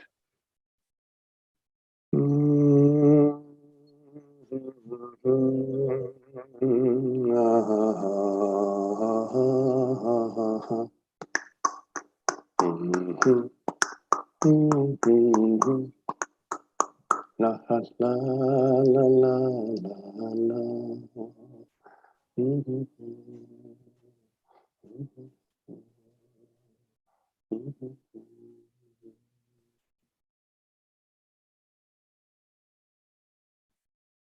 Gently open your eyes. Smile. Oh, wow, that's so beautiful. I feel the blood rushing around me, right? So the energy is definitely high, and an amazing, amazing meditation, really beautiful. I feel relaxed as well at the same time. And as I started relaxing a little bit more, I could even start feeling some beautiful energy around this area, because I was like starting to calm down throughout the body. So very, Oh, very, I'm so glad. I'm so glad you felt that. I hope yeah, everybody I felt it else all the felt the way up same. here. It's like a Now, real, the process is, this is what we call liberation. So once you are liberated and free from whatever your current, till this moment life was, you become open. You are then non-judgmental. Because frankly, when you're laughing and moving, you cannot think of anything else. So once you are in this state, in a regular meditation that would last 18 to 20 minutes, I would steer you into the next level of stillness, into awareness, then kindling your awakening, and slowly putting out your purpose and moving towards fulfillment in everything and anything that you choose to do. It is this travel through liberation, awareness, awakening, and fulfillment which forms the journey of laugh meditation. This, coupled with everything else that I've talked about, and I mentioned my book, The 40 Keys, and you have so many other wonderful schools of thought out there. Like I said, mine is a contribution to the larger pot that's available out there. There is some amazing wisdom out there, from the ancients to the modern contemporary thinkers. It's up to you to find out what is best suited for you. What I works think I like that bit, what you just said, for everybody, different things work for different people. And here, I mean, for laughter, play, and breathing, all that is for everybody, actually. And then whichever path it takes you towards, but you can incorporate these basic areas into your life, and it'll help everyone, every single person out there. We've got Erin here, Erin Listro. Hello, a global namaste to you with a beautiful smile there, Erin. Did you have any questions maybe that you may want to ask Ranga whilst she's here? I do. I just had an unusual experience as I was laughing, and then I closed my eyes. I felt so happy inside, and yet I felt like crying at the same time. Have you ever found that it's such a weird combination that I felt of such opposite emotions that I thought, what the hell? Why do I feel like crying now when I'm laughing? So okay. Laughter and crying are two opposite reactions, and they're all induced by what we call a catharsis. So when you do there's something also called laughter meditation and some laughter programs where we do heavy duty laughter. And I have done for corporates where I have people with jackets and ties. I just ask them to loosen their tie so they don't choke themselves. I've had managing directors rolling on the floor. I have people laughing so much they start crying.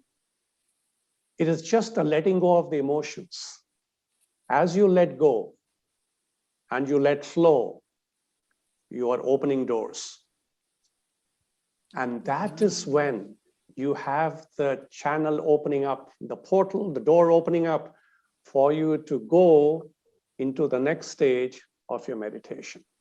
Where and when your meditation will happen, that's entirely yours. What I do and what other teachers do is to open the doors for you. Yeah, as you open each door, you come into the new room. Remember Stargate, the prince who goes through 7 gates to find the Stargate and discovers that the final 8th gate is within. Mm-hmm. So that's all that we're doing. So if it's opening up some pent-up emotions, let it flow, but then let it go. Mm-hmm. And then you wake up, go in this awakened state, because now not only you are liberated, then once you are aware and you are awake, then you have all the reason, realizing your inner potential and putting it out there, and then going towards fulfillment. Which is why I said in the beginning, my entire book and my entire technique called the Laugh Way is a call to action. something that you can do, something that I do, and something that needs no accessories. You don't have to go looking for some branded shoes and mats. Wherever you are, whichever place. We have techniques for stress management and for corporates where just small 30 seconds techniques before you enter a meeting or do a major presentation. Yeah, for children when they go in for examinations. And honey, one of the things of a lot of the playful techniques that we use, there is also laughter yoga for children. Oh, right. Singing and dancing and movements and play. So teach them the elements of connection, letting go. Yeah. Yes, and gently in that process, we bring them into meditation. And as His Holiness the Dalai Lama said once, if every 8-year-old in the world could meditate, there will be no wars. Absolutely, because as soon as you start meditating, the inner values, the values automatically develop within you: patience, kindness, compassion. I don't know how it happens, but it really happens automatically. And then however hard they want to do something bad or create war, they can't do it because they're quite peaceful within them. And once they're peaceful within them, they don't become greedy, selfish, like, things that cause these wars, etc. But I know we're coming to the end of our, interview, but this is something that you really touched upon, which was really, really useful and very important. You do a lot of these corporate programs as well, coaching programs, corporate programs. So even businesses out there who are tuning in can also incorporate these so that many, many of their staff members and team members can really benefit. And of course, that would result in great productivity for those organizations and businesses when you have happier, healthier individuals. So that's really good. And of course, the children's meditation and, a program for them too. I think that's also very important, because if you don't teach our future generation these kinds of techniques, actually, if you do teach them these techniques, they can become very strong society members who can do great work in this world, with balanced attitudes, etc. Ranga, I just wanted to say from all of us here on Healing Our Earth that you've been absolutely amazing, a really fantastic interview, such amazing practical exercises. You wanted to, by the way, we have some really nice forthcoming events coming up. So Rangaji, just join us for these. I'll just share some of these that are coming up. There's next week, we have on Sunday, 16th of January, 2022, of course, a free online event, as always, Rotary in Action, where we are going to be speaking to some amazing people from all over the UK and other parts of the world who are going to be talking about how to make this world a better place. And these are all Rotary heroes, I would say, heroes who've been doing amazing work to make and create powerful change. The week after, as we move on from 16th to January, we go on to 23rd of January, where we have the Happy Republic Day, where we are celebrating one nation, one vision, one identity, because of course, it's India's Independence Day. So it'll be an amazing program where we're going to have people talking, discussing, sharing some really nice, inspiring information. That's on Sunday, 23rd of January. We then move on to women empowerment and self-care for all the women out there around the world, and of course the men, so that you can understand your partners better. Here comes women empowerment and self-care, empowering women, which actually is all about empowering humanity.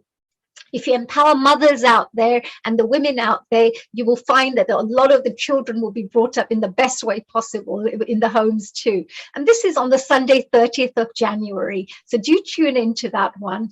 Of course, for all those wonderful people who love their lovely foods and recipes and vegan recipes that dear Seema tends to bring to us, she normally produces these wonderful programs. Well, we have the Vegan and Vegetarian Kitchen, which is all about achieving good health, gastronomically. Yes, making sure that your gut and your digestive system is the healthiest it can be. And you will find out all these wonderful tips of how to remain healthy through food, nutritious foods. This is on 6th of February, a day before my birthday, of course. And then we move on to Valentine's special. Yes, if you want to dedicate a song, a poem, a message to your loved ones, well, here comes our special Valentine's Day special.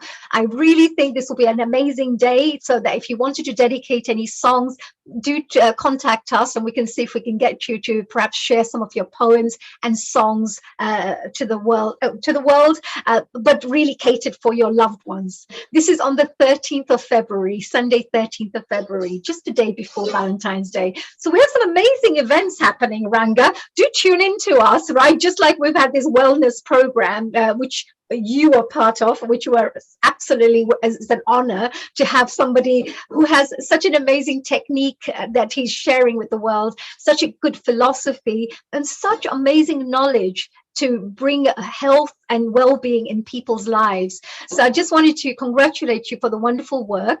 Good luck for the book as well, The Laugh Way. So all of you who are listening right now, if you want to find out more about, of course, Ranga's, here comes the book, The Laugh Way. And if you want to find out more about Ranga Subramani, then you can also check out our website, because you'll probably be able to check out his websites and all the things that you need. I think you may be able to just see it right here. Oh, there he is, that beautiful smile. You remind me of Einstein. I don't know why. You really do. I think we need a cartoon version of you, you know, because I think you would be amazing. Like, you know, we have all these cartoon animated people. Your animated thing would sound so wise, full of wisdom and practical advice. It just reminds me of that kind of vision. But Rangaji, I just want to say thank you very much. We're moving on to our next guest, who is also going to be joining us and speaking a little bit about health and wellness.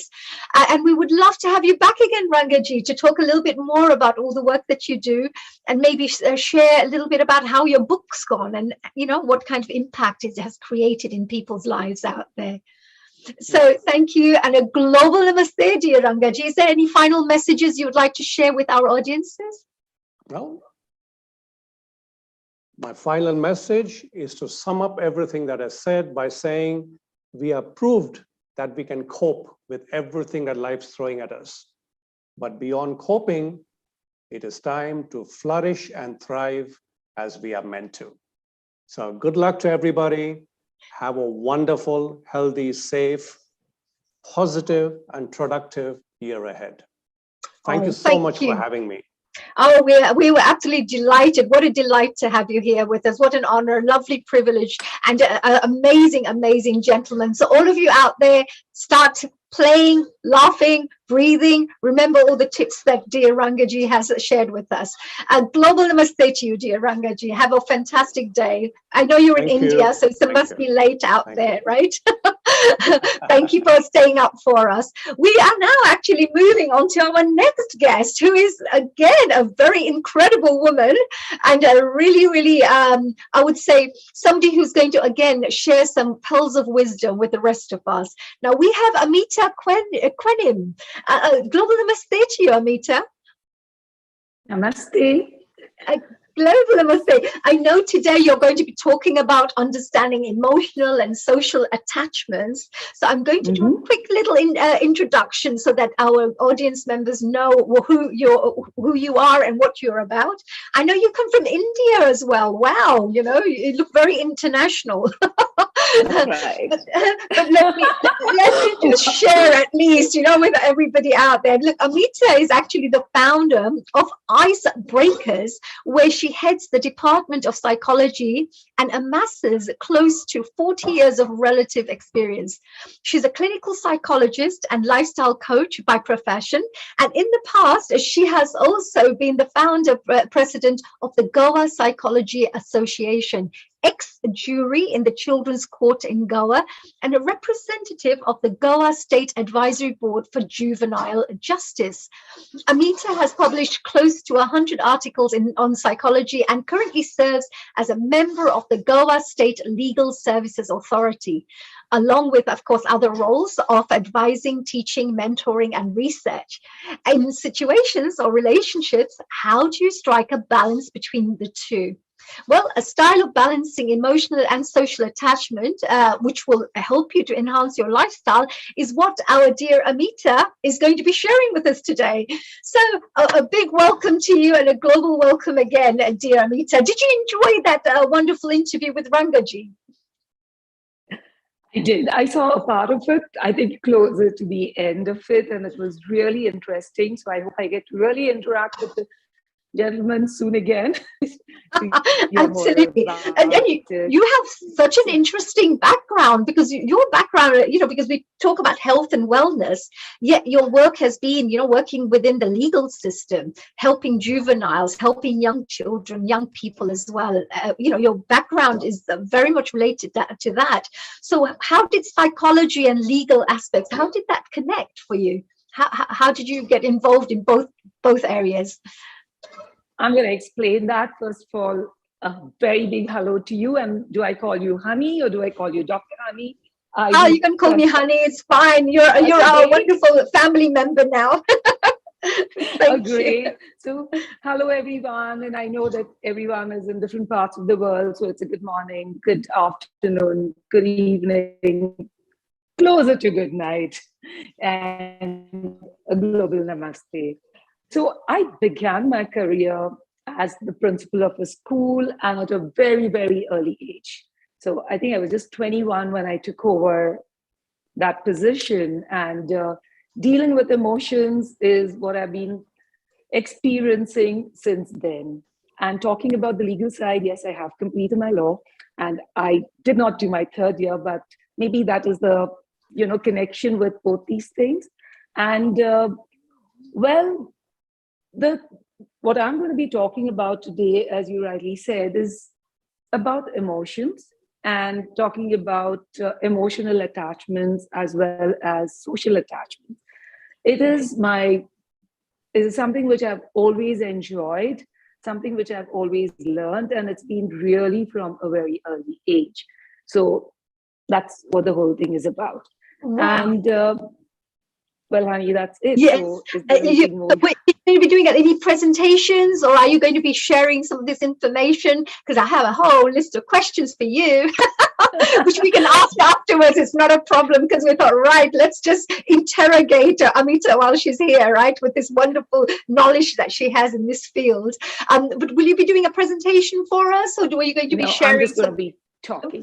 Right. That's okay with you. Yes, absolutely. I hope you can handle that for the few minutes that we're going to be together. No, we're going to love it. Absolutely, absolutely. But please go and tell us a little bit about your work then. What does it involve, and what is it that you do actually through this, especially with the psychology side, and especially that you talked about the fact that it's all about understanding emotional and social attachments, which is what your topic is for today. That's right.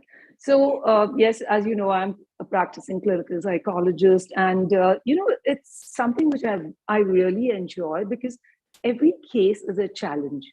So when someone comes to me, I realize they have come with the last hope. It's like, okay, I've gone everywhere, and I think now there's nothing I can do beyond this.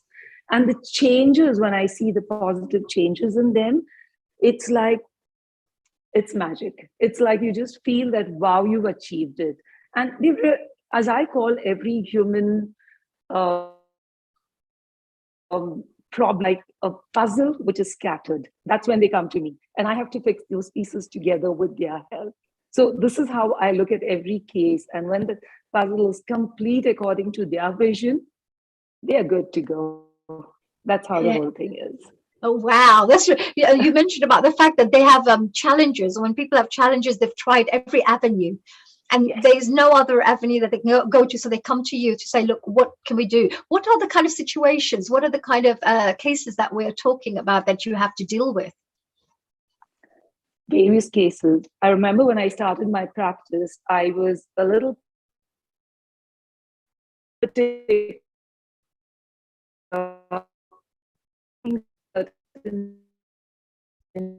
her. And I realized the need of, I'm just going to deal with any type of case possible. So I have clients from the age of 3, who's my youngest client, and 82 years is my oldest client. The various kinds of problems they come to me with. So whether it is, it could be anything. Of course, it's like adjustment. Then there are, like problems with families, like siblings, corporate, like work problems, and everything where they're just not comfortable with something. So when they're not comfortable with something, I just help them to actually use their own ideas, their own ways of dealing with their own life, because when these changes come about in them, these are permanent changes. So with the help of psychotherapy, which is a scientific way of dealing with cases, the changes that come about in a person are permanent changes. And then I look at it as, I call it a mind spa, just like when you go to, it's like you are cured, you're perfectly fine, but then it's always nice to visit your spa again, like maybe once in a way. Yes, absolutely. I like that word, the mind spa. That sounds really nice. It doesn't, actually, when you talk about, somebody's got mental health issues or they're having challenges, etc., it all sounds like quite heavy words. But as soon as you say a mind spa, would you like to run through a mind spa with us? It's got a lovely feel to it. It feels like a very relaxing feel to it. And I think it helps people to open up a lot more easier as well, to talk about the situation they're in. So I think these words as well, the mind spa, I like that. It's a really great word. Thank you. And it's absolutely the truth is, when we talk of hygiene, we talk of physical hygiene, but nobody talks of mental hygiene. And I always tell people that, when we wake up in the morning, the first thing is you want to brush your teeth. Why? Because that's a programmed thing with you that, yes, this is what you're taught. But where was the time for the mental hygiene to be taken care of, which doesn't really need anything extra except a few tricks where you wake up in the morning, smile to yourself, be happy. Okay, I'm seeing the day today. Whatever happens, it's taking you to the next day. So these are few tricks you just take care of, and you're taking care of yourself and your life around you. It's a very, very important thing, actually, because when we talk about, of course, you have a physical bath, or you can have meditation where we call it a spiritual bath, where you're clearing your aura and all the attachments that connect to you, through everyday life that we have to go through. But then there's also the mental bath that you're talking about as well, because you must have annoyances and frustrations and angry about something or whatever it is. It's all sitting in there. So if you can give it a little bit of a clean up session and, focus it into something more positive, then you will find that, of course, that day will go a lot better for you as well. Plus your mindset, what would you say? Give yourself that training of having that right mindset, rather than being spiraling into something that's really terrible, that's happening. So I think the mind, that's a really great thing, having a mind bath in the morning, good affirmations and things like that to say to yourself in the morning. The gratitude as well, some people say, right, to just be thankful for everything that you are grateful for, to help to increase your vibrations, putting a smile on your face automatically. Yeah, so as I would say, that's the first habit all of us have. We wake up in the morning and we first see what are the messages waiting for you on your cell. So I would say, why don't you switch on the camera, smile first so that you've seen yourself and hey, I'm happy. That's it. Then go on to the messages. That little thing would also help a lot. So great tip. Yeah, it's because we go first in the morning, which messages have I got, right? I'm beautiful. I love myself. I'm going to have a fantastic day today. Absolutely. You just have to say that. So what I feel is, there are certain tools which we need to use to make our life a little comfortable. Well, if you can, now it's not necessary that all of us are used to, I would say fitness of the mind and body is very important. So I just feel if you don't have 1 hour for your physical fitness and another hour for your mental fitness, I think the remaining 22 hours are a waste. So, okay, physical fitness, we've all got used to it, but mental fitness, how do you achieve that? Very simple ways. You may not be able to always, listen to some nice music, or, you have these, I know everything from meditation and all that. It's wonderful if you can do it. But if for some reason you can't do it, I would say in simple things, find that peace. Maybe you enjoy cooking, give yourself 100% into that. If you just like gazing outside the window, just enjoy that. That itself is meditation. That itself clears your mind. Not necessary that you have to do what every one of us, I mean, everyone does. If you can, it's great. But even if you can't, giving yourself 100% into what you are doing and enjoying it. It could be 5 minutes a day, whatever you are doing. You know, if you're driving or you're talking to your friend, or just lighten your mind. That itself, you know, brings you to a level where you really start enjoying. So are you saying just focus on something positive for a short while, or something that brings you joy, brings you peace, and brings you relaxation? Just spend a little bit of time just focusing on that with no other disturbances. So your mind gets completely fully focused and it relaxes, rather than running around everywhere. I've got this to do, I've got that to do. Oh my God, I'm annoyed. Oh, I've got a list to finish off. You know, people have so much things going on in this everyday modern life that Absolutely. you need that time out to be able to balance. Yeah.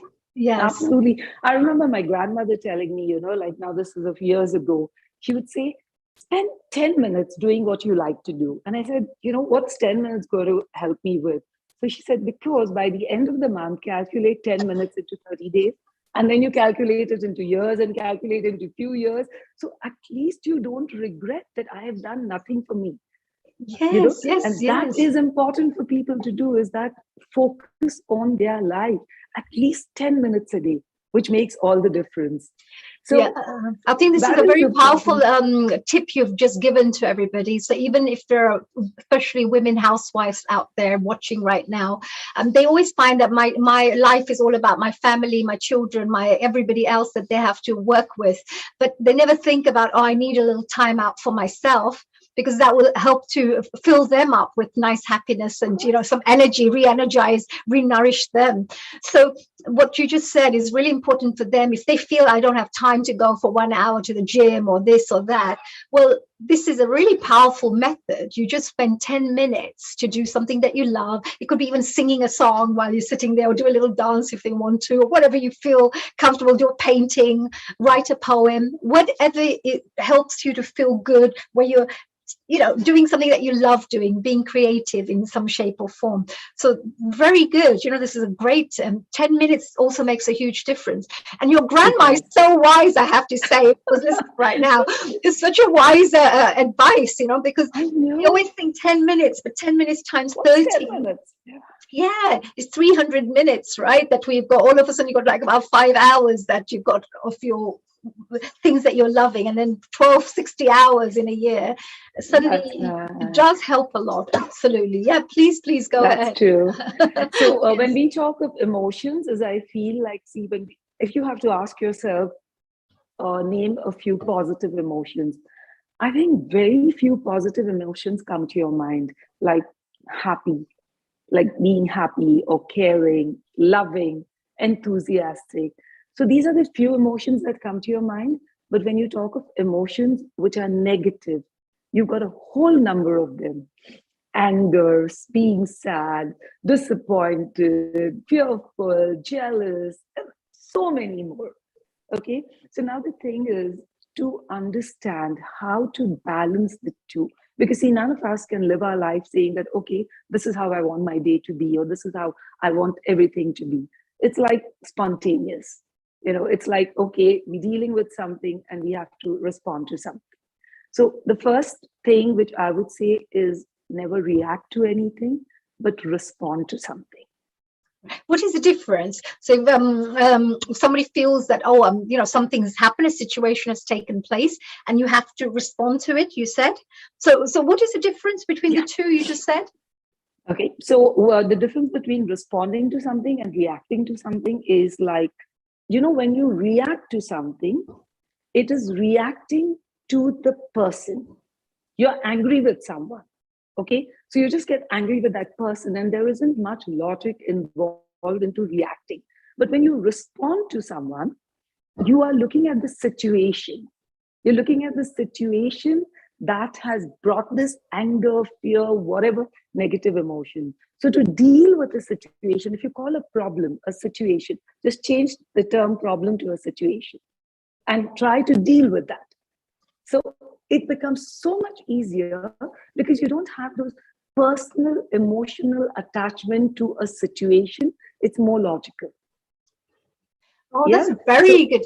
So just to clarify this, so if the people are listening right now, so reacting is when somebody says something and you say, you've always bad to me, you always like this, and you've always been like this. You literally are actually attacking their personality, their character, their value system, everything.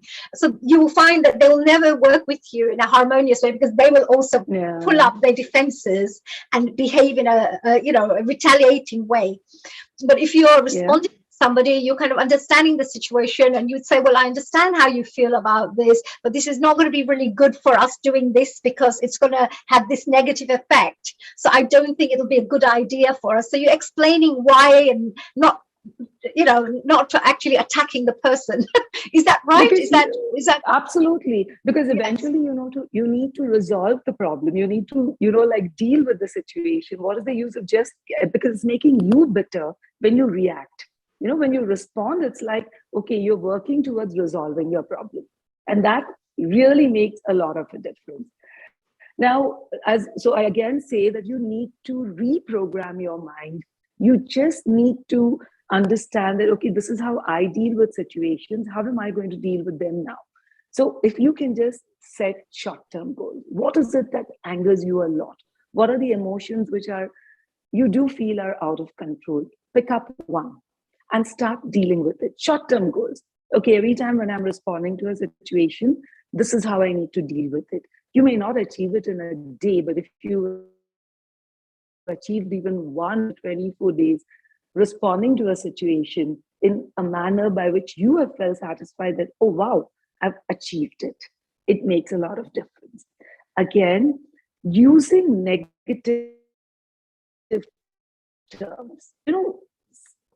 Everybody, New Year's resolution is a must. Now, the mind does not understand much of negative terms. I will not eat sweets from today or from tomorrow, whatever. That's a New Year's resolution. I will not eat. You eventually end up eating. Another 2-3 days, you're sure going back to it. But if you use it works. Maybe you sorry, but I think there's a bit of a loose connection there. Or I will have healthier diet. Can you hear me? I think there's a little bit of a loose connection there. I can hear you. Yeah, we got you back again, but there was we was trying to not hear what you were sharing. If you wanted to maybe repeat what you just said, because I think we lost a little bit of that. Okay. Sure. Yeah, thank you. Okay, so I was talking about how do you reprogram your mind.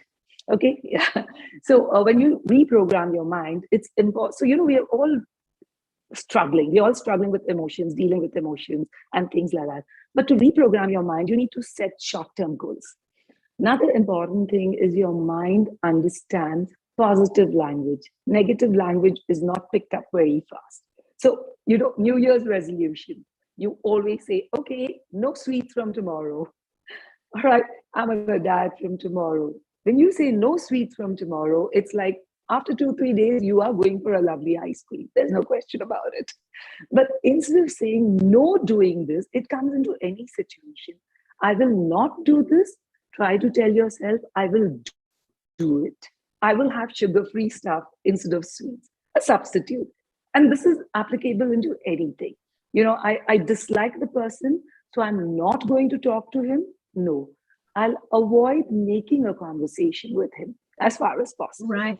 The words are very important with what you're saying. These words are so powerful, and and of course that's your subconscious mind is also affected by these words, and it listens to you, doesn't it? Because the subconscious mind doesn't really understand what's right, what's wrong, what's this, what's that. So whatever you tell it, it keeps listening to and believing it.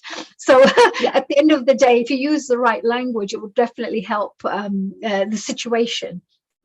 Yeah, that's right. And because, like a lot of people who are very reluctant about whether they are right or wrong, I just feel it's okay. It's okay to be wrong. It's okay to be right. And that is why you have terms like sorry and thank you. As long as you work over these things, because if it is troubling you, then work over it. Just because someone else says that you're not right doesn't mean you're not right. Ask yourself that question. Where does this come from? So that's why the Right. self-doubt which people create is more because of others telling you what you are rather than you believing in what you are. So here I'm going to be discussing something which may help, and may sound interesting, talking about self. Okay, when we talk about self-image, self-concept, self-confidence, all those things, all right? So all of us have two selves. One, which we call the actual self. One, which we call the ideal self. Now, the actual self is what we are. And over a period of time, we've forgotten what we are. The truth is that. Okay, ideal self is something which we have become because of the environment, circumstances, situation. So, you are a doctor, you are expected to do this, you're somebody's daughter, you're somebody's aunt, you're somebody's friend. So it's everything that's put into you, and that is your ideal self, because that is what you are expected to be, and that is what you eventually become. Now, if your actual self does not match your real self, if it does, it's great. But normally there is a kind of an inner war when there's a clash. Yes, absolutely. And I think there's a stage. lot of that happens, isn't it, with a lot of people? Because you always want to be better this, better that, or you wish you were a bit more kinder or a bit more patient. There is always little things that come up in your life where you want to be this, but you are this. And you have to travel from here to here to become your ideal. Is that right? So who's the authentic you? Is it the actual you or the ideal you? Could you repeat the question? Which one is the authentic you? If you wanted to be the authentic yourself, who you really are, would that be the actual one or would it be the ideal you? Okay, so it first has to be the actual you. You have to accept what you are. Right. You can then make changes to match your image of what you want to be. Right, right. But your actual self is extremely important. I cannot be forcing myself to believe that I'm tall or short. If I am tall, I'm tall. If I'm short, I'm short. What do you want to do? I'm just giving you a very simple example, but then it goes into your personal life, your professional life. And that's when, the ideal self, if it can match your actual self and gel together, it's the best combination. Right. I mean, that's actually, again, very powerful. What you just shared is very powerful for people. The people have fragmented personalities because they're trying to be this, but they are being that. So there's always this little, some kind of a conflict that goes on within themselves. And also guilt comes in, shame comes in, anger and frustration comes in because you actually want to be that, but you can't be that because of your situation, your environment, or whatever the reasons are, or you don't have enough power, willpower, or whatever, motivation to change from here to there. So what you're saying is that if you can learn techniques and tools and techniques to help you with that bridge, to bridge over from actual you to become ideal you, you actually become one, like a whole being, as they say. Is that right?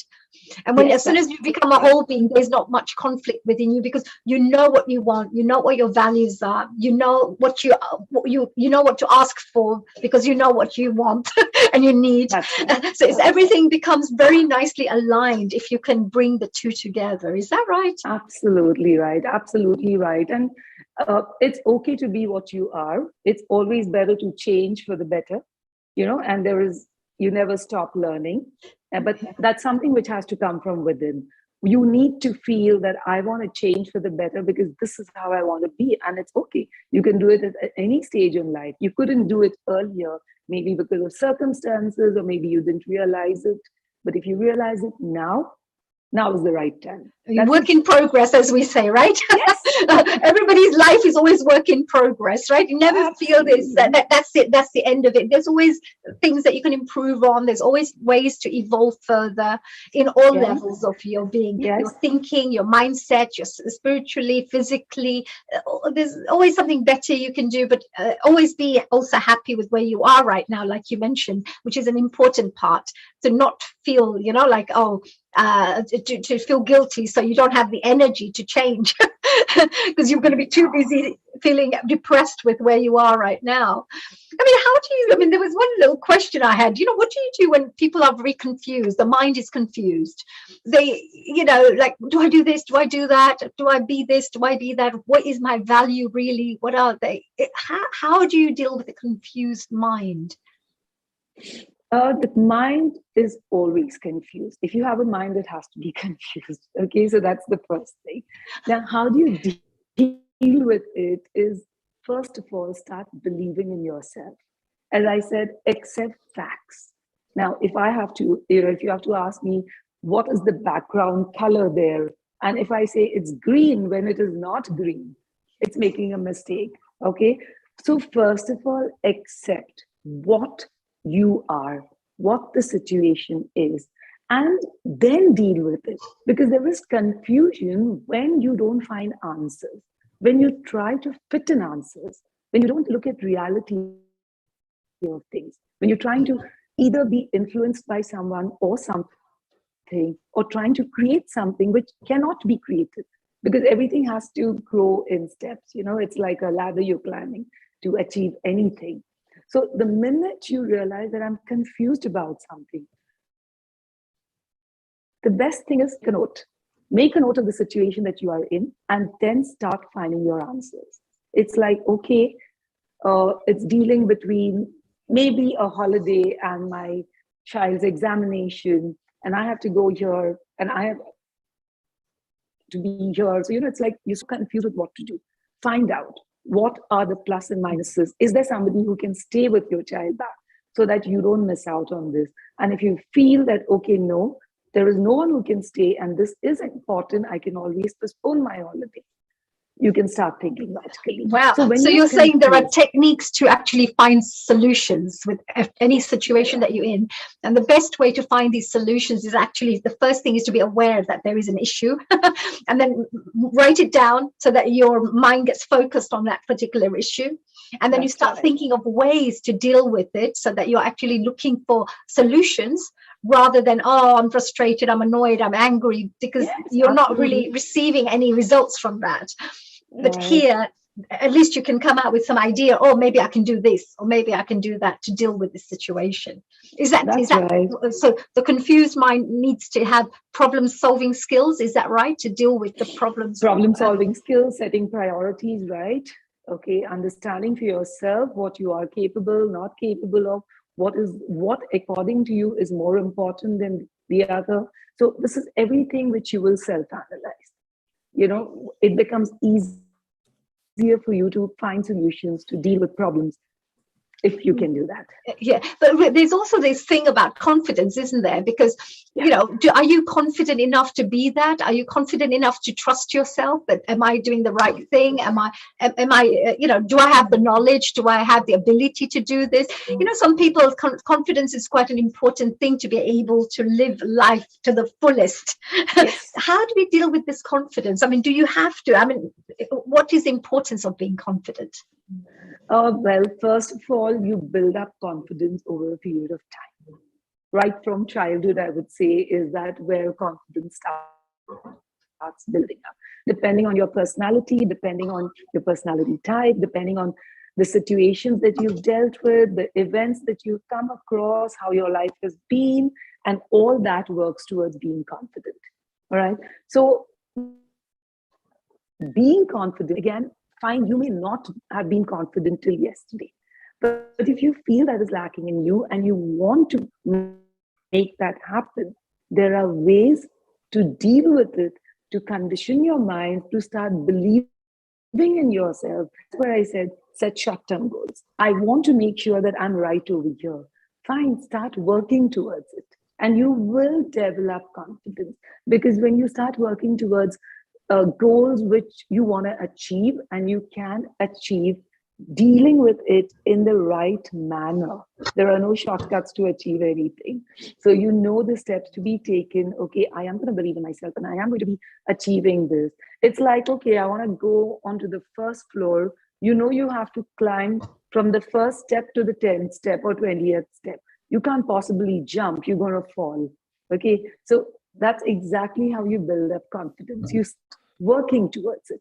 And yes, you need to be confident, because unless you're confident, there is no self-belief.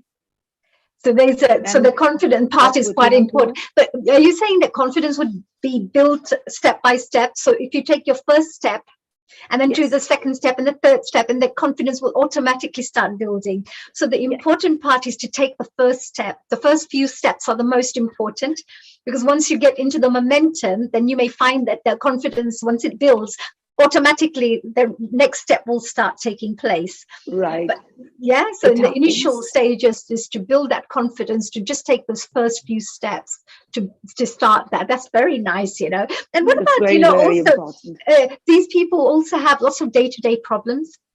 Everybody has these day-to-day issues that we need to resolve. Situations come up.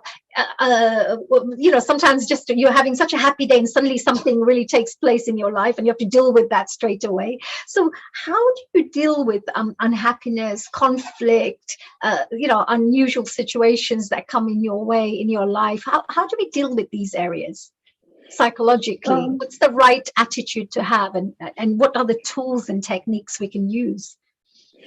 All right. So how happy we all could be, you know, if we could just pick up our day from the mall and make it as one full day, happy to do with all these things, but it's not so. So day-to-day situations, it all depends on every individual, and every day is different. So instead of getting stressed out or, you know, like trying to fight it, just go along with it. Go along with it, because you know your day is only of 24 hours, so you cannot be spending 28 hours to complete what you have to complete or deal with what you have to deal with. So here again, I would suggest that look at everything as a situation. Don't look at it as a problem. So, you know, it becomes easier to deal with it. Your day-to-day activities, like, okay, I have to do all this in a day. You may think it is not possible. Prioritize it. And then it may be possible, you know, because if you just feel that I'm hearing I have to do so much, I won't be able to do it. But when I just know, okay, I have to do this in the morning, this in the afternoon, this, at least try to achieve half day, the first half day in a proper way. And then you will get used to like from 8 hours to 10 hours to 12 hours, and slowly you achieve the 24 hours. So start working with a short-term thing for, let me see, the first 4 hours, how do I achieve the next 2 hours the next day, and then you increase that. So eventually it just falls in place, and you know, okay, I'm set for the day. Are we talking about, is this the way to deal with conflict, etc.? Is that right? So you're saying that just say, okay, right, I'm going to deal with this situation. I haven't got the whole day that I can spend here, but let me spend an hour to deal with this situation, a bit by bit. And next time it'll be a little bit longer. But so you concentrate on dealing with that issue. But if you can't have this much energy, at least start, you're saying, right? Dealing with issues can take an entire lifetime, or it can take 5 minutes. That's the first thing you need to know. So when you're dealing with an issue, it is like, what is it? Look at the reality of the issue. Okay, see how it can be resolved, and whether you can or you cannot. And that is why there are professionals like us, as well as I think most of the people have a lot of family support also. So, but don't drag it. Don't drag something which can be resolved immediately. And I think anything can be resolved. Just anything can be resolved, provided you focus and know that I want to do it. I just want to complete it. Yeah, that's a really beautiful thing you just said, you know. Yeah, I like that. I love your attitude, you know. It's so beautiful. It's like anything can be resolved. You know, I can see you've got this can-do attitude, and it's really important to have this attitude. And I think if everybody had this attitude, then there wouldn't be that many problems in the world, because you'll always find a solution, because you'll, you know, find ways to deal with it in a very positive way. So I think it's a really fantastic attitude that you have here. And, you know, from all the things that you've just mentioned right now, there's a lot of issues, especially with psychology. There's lots of mental health issues nowadays people are talking about. And even Rangaji, you know, who spoke a little bit earlier, was talking about how mental health is one of the most popular words that people are Googling and, you know, checking up on. So this mental health issues has become such a big subject nowadays. How do we deal with these areas, and what does mental health mean? What is the issue if somebody's not in the right state of mind? How can you recognize that? All right. So first of all, everyone needs to understand the difference between mental health and mental illness. Okay. So mental illness is where you need to take treatment to get your mind healthier. And that's when we would talk about whether it is, taking medication or the other ways. So that is mental illness. Mental health is something which is for us to take care of. It is like a state of mind which you are aware of. It is not something which you're not aware of. When you talk of mental illness, the person is not aware of what is happening to him or her. But when you're talking of mental health, you know you have a problem. It is conscious, which is in your hands to handle. And for that, you need to use tools of taking care of your mental health. So there again, when there are problems, it's your attitude towards things. It's how you deal with things, whether it means like taking help, talking to friends, and trying to help yourself to be mentally strong. And yes, I know with the situation that we are in the past 2 years, all of us know what the hassle of going through problems and stress is. It's something which nobody had ever imagined, that, oh wow, we can live like this. I mean, there's been a good to it and a bad to it, so but when you look at the better side of it, I think there was so much which we have learned.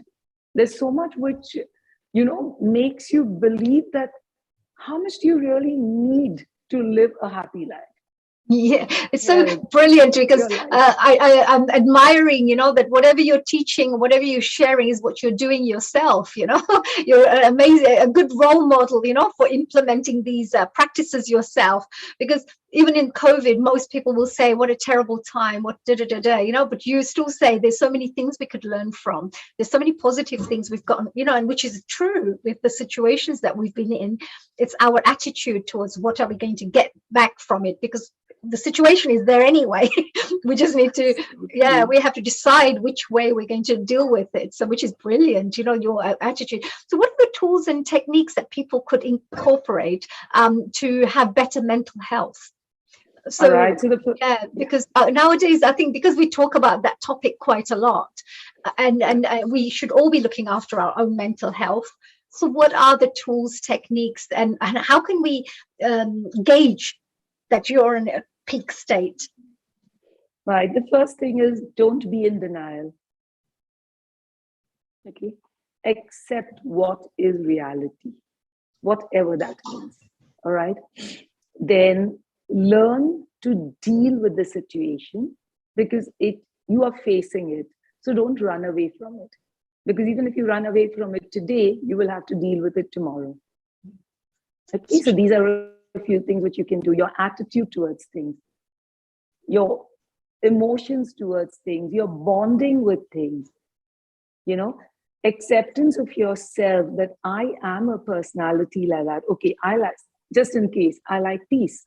But then, during the COVID situation, the question of peace was not there, because there were so many other members in the house. So even if you like to be to yourself because you've been so used to that habit, just accept it. That like your environment is what is going to be there. So you have to really deal with it. So all these things, and the best part, if possible, is try to keep those 2 hours for yourself.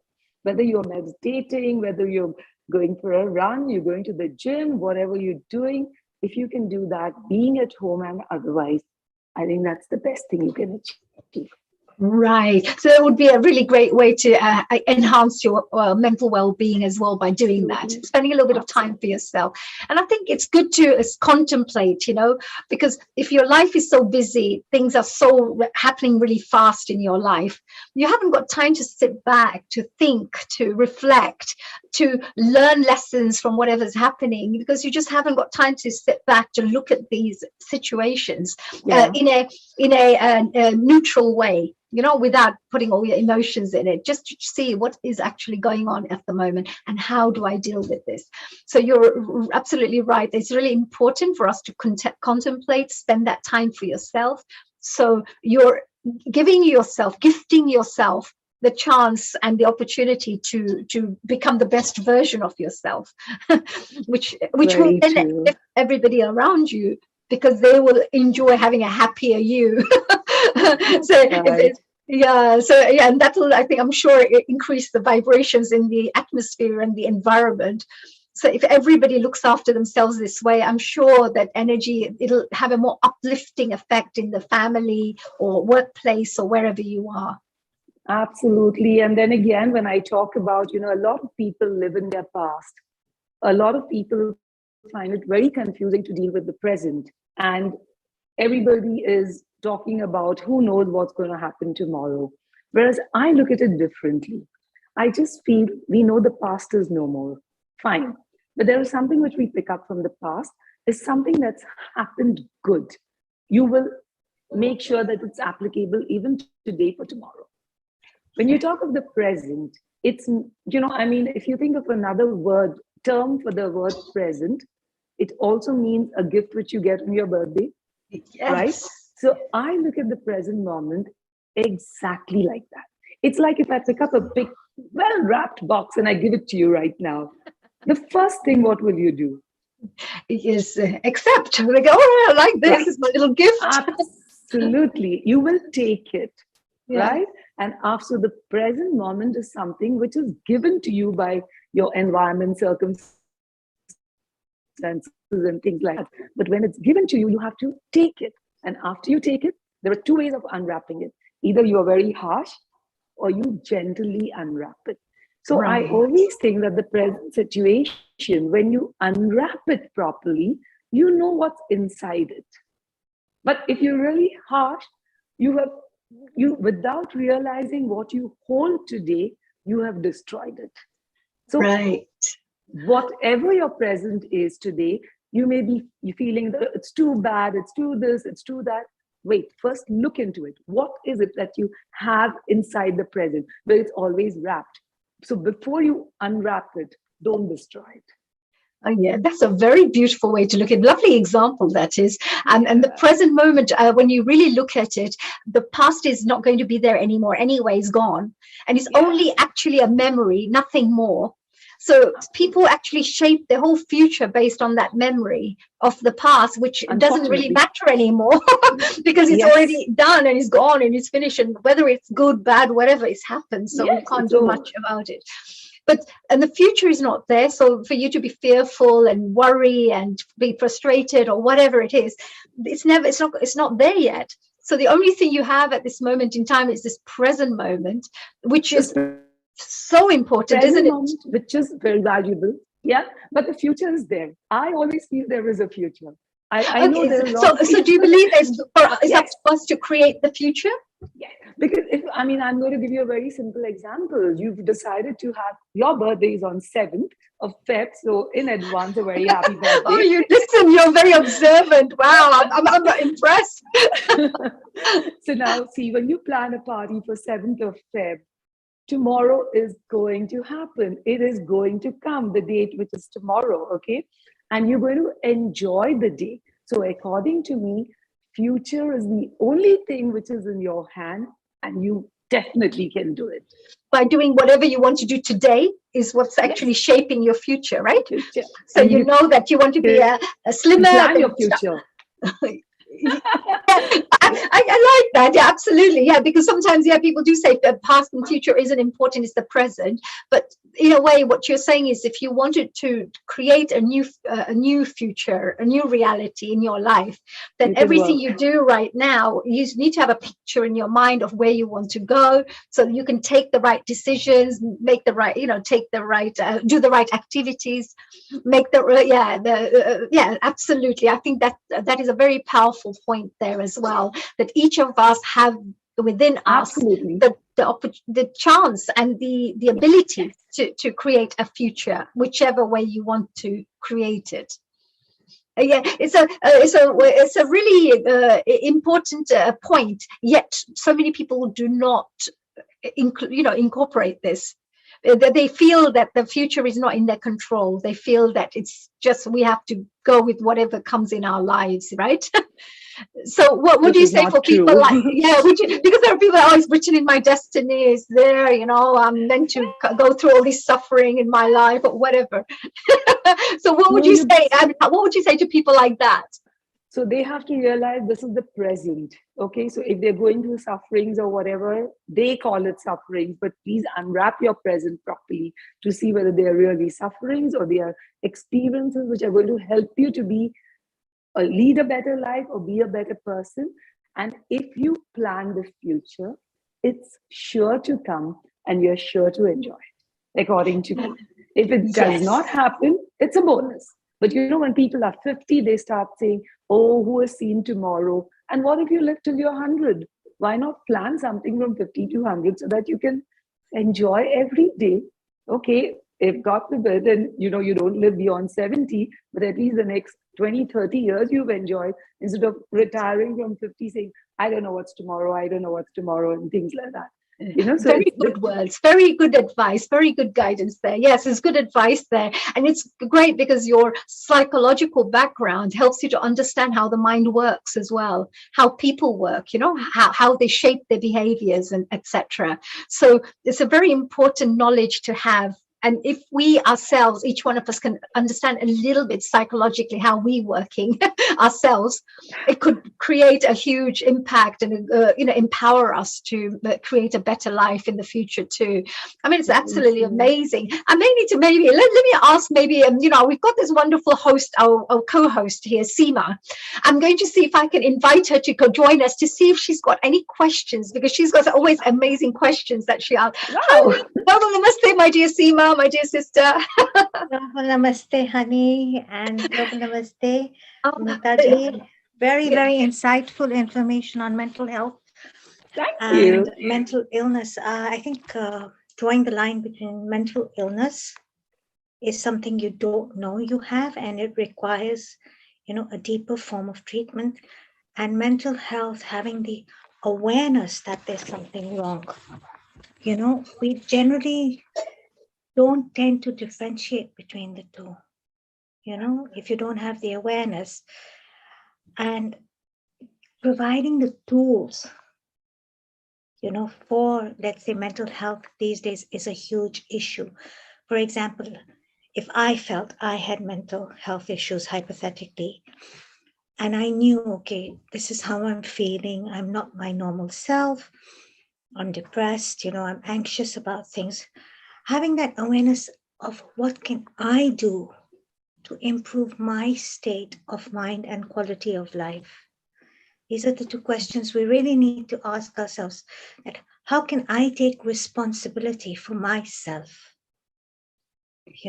That's a very good thing, Seema, because when you say how do I take the responsibility, it's not about blaming everybody else. It's not about my life is like this because of you, because of them, because of the way the government is running, whatever. There's always a blame game that's going on. Whereas when you're saying that I'm in charge and I'm responsible for my own well-being and my own mental health as well, that's taking, and then you're in control. Then you can, like Amita had mentioned, you can make the right decisions from today to say, okay, how do I want my tomorrow to be?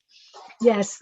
Now, I lean heavily on the teachings of the art of living, and there's one saying that I have imbibed from His Holiness Sri Sri Ravi Shankar Ji, and he says, responsibility is equal to power. When you take responsibility for others or for yourself, you yourself become powerful. So the first thing I'd say is we need to take responsibility. If for anybody out there, all our viewers and ourselves, whoever are facing challenges during these very turbulent times, it is within yourself to take that responsibility and be powerful. you know. Yes, And there are that's- plenty of tools available. You don't have to, lean on any school of thought. There are tools available on the internet. We at Healing Our Earth ourselves are a tool for uplifting humanity and bringing people together and bringing joy and peace every Sunday. There's so many tools available. There are breathwork tools available online. There's meditation available online, just connecting with nature. And I'm very, very big on this self-care.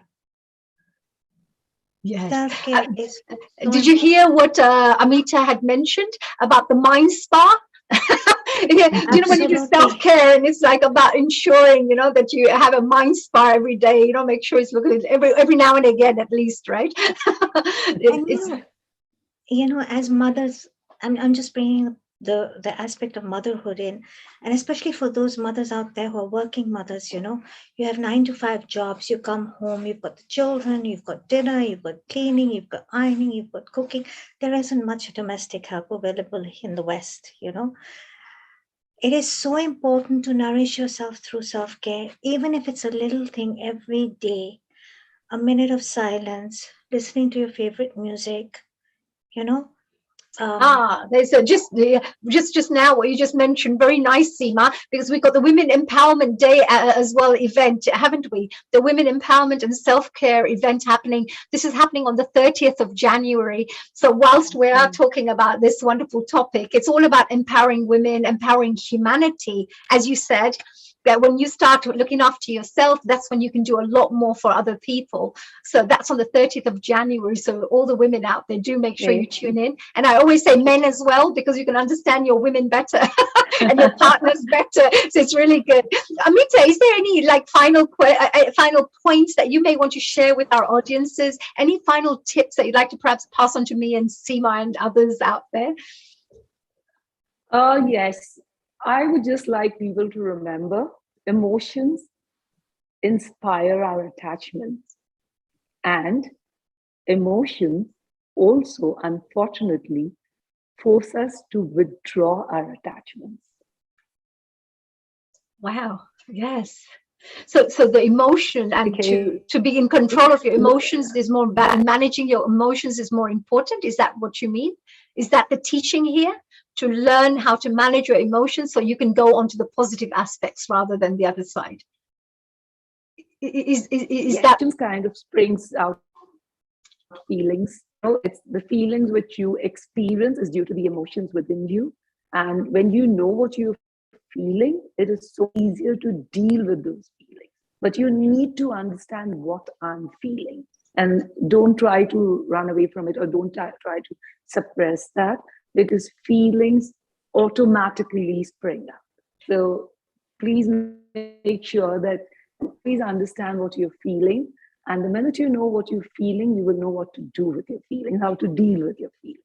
Wow, that's very nice. Very good advice there. Really amazing. We have our wonderful Sheila Dobie here with us, a wonderful, another sister of ours, just like Seema, a brilliant host as well, our dear Sheila, all the way from USA. And hello, dear. Global namaste to my dear Sheila. Global namaste, honey. How are you?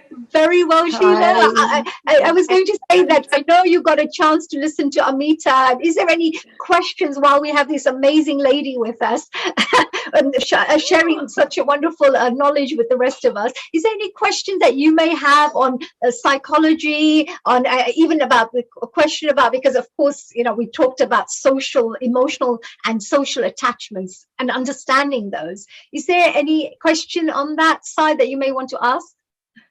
There's actually so many questions that I have. I think what I'm going to do is I'm going to have her back on the show again, because I got the tail end of the talk and I was, wow, this is fascinating and so amazing, and it's something that we all really need to kind of really embrace, because everyone's going through their own emotional journey, right? And we're all so so many emotions, like there's fear, there's anger, and there's just so much, like even resentment out there that's creating from everything that's going on. So I think what she spoke about was so important. So we really have to kind of get people like you back on the show and kind of really start working to heal this earth, right?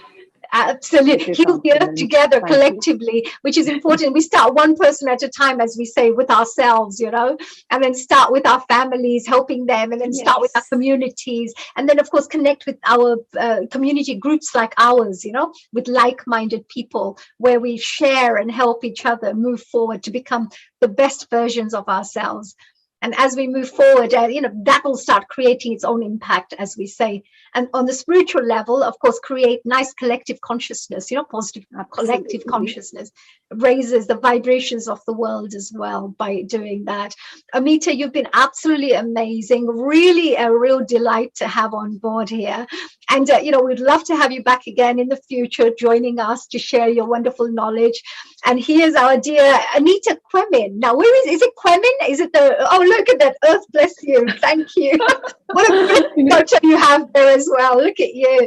So, Anita, where is the word Quemin? Where does that come from, the Quemin? Well, it's a Portuguese word, okay? And since I'm based in Goa, it's the Portuguese language, and that was we still follow the Portuguese law there.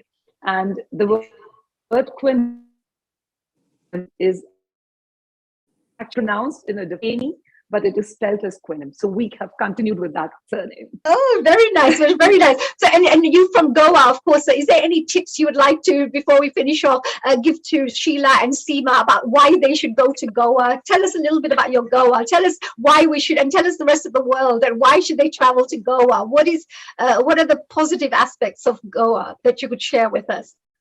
If you want to live with nature, that's the place. You have everything there that's going to just make you feel positive and happy. That's it. Right. Everybody pack your bags. We're all going flights. All get them all ready all the way to Goa, everyone. Absolutely. And I'm there too. Thank you. That was a great tip there. Amita, thank you very much for joining us here. Have a fantastic day. And I wanted to know whether you're in U.S.A. or India. Where are you right now? Where are you speaking from? You're from India, in U.S.A., right? You're in U.S.A. at the moment, right? I'm based at the moment in U.S.A. Okay, so you're traveling from India to get the best of both worlds, East and West, Absolutely, right? Yes. Why not? Well, thank you so much. There you go, dear Anita. I just want to say a big thank you. And we're moving on, of course, to our next guest very shortly. And before we move on, thank you, dear Seema ji. Thank you, dear Anita. Have a lovely day. And we're moving on to having Sheila, who's going to be hosting our next guest. So before I let her take over, let me do a little introduction for my dear Sheila, because she's a really, really amazing lady. And I would love to tell you a little bit about her if you don't know her background. So our dear Sheila Doby, she's a Dr. Sheila Doby, and she was born in England and moved to the U.S.A. Yes, she left us from the U.K. and went off to U.S.A. And she's a whole health dentist, humanitarian, and entrepreneur. She's also a television host. And also, Dr. Doby is a recipient of the Bay Area's Outstanding Women of the Year Award. So she's an award-winning lady, which I think she should do. She deserves many more awards for the work she's doing. And she's also been the recipient of the California Patient Choice Award. She takes a special interest in helping the underserved children and women in her local community because she's got such a lovely, kind heart. She's a very compassionate lady, I can tell you that. And on the professional front, of course, Dr. Doby was the past president and dental health chair of SACDS, which is the Dental Society. She's a graduate of the American Dental Association, Kellogg's School of Management Institute for Diversity and Leadership as well. So she's got a whole range of wonderful talents that she has. And she's an author of a popular children's book called Ninja Tooth Battle. I love that. I'm going to go and read that. Ninja Tooth Battle. Hey, dear Seema, what a lovely book you have. What inspired you to write this lovely children's book? Well, the issue was there was kids that weren't brushing their teeth when they're coming in for their dental visits, and I would end up telling them stories. So I'm like, okay, there's a big bad crack guy, and I'd have to kind of animate it, and then I would watch them kind of open their mouth and let me kind of clean their teeth. So then I was like, well, the parents would be like, oh my gosh, it's so good. I can never get this child to brush their teeth. So then I was like, you know what? I need to put this in a book format.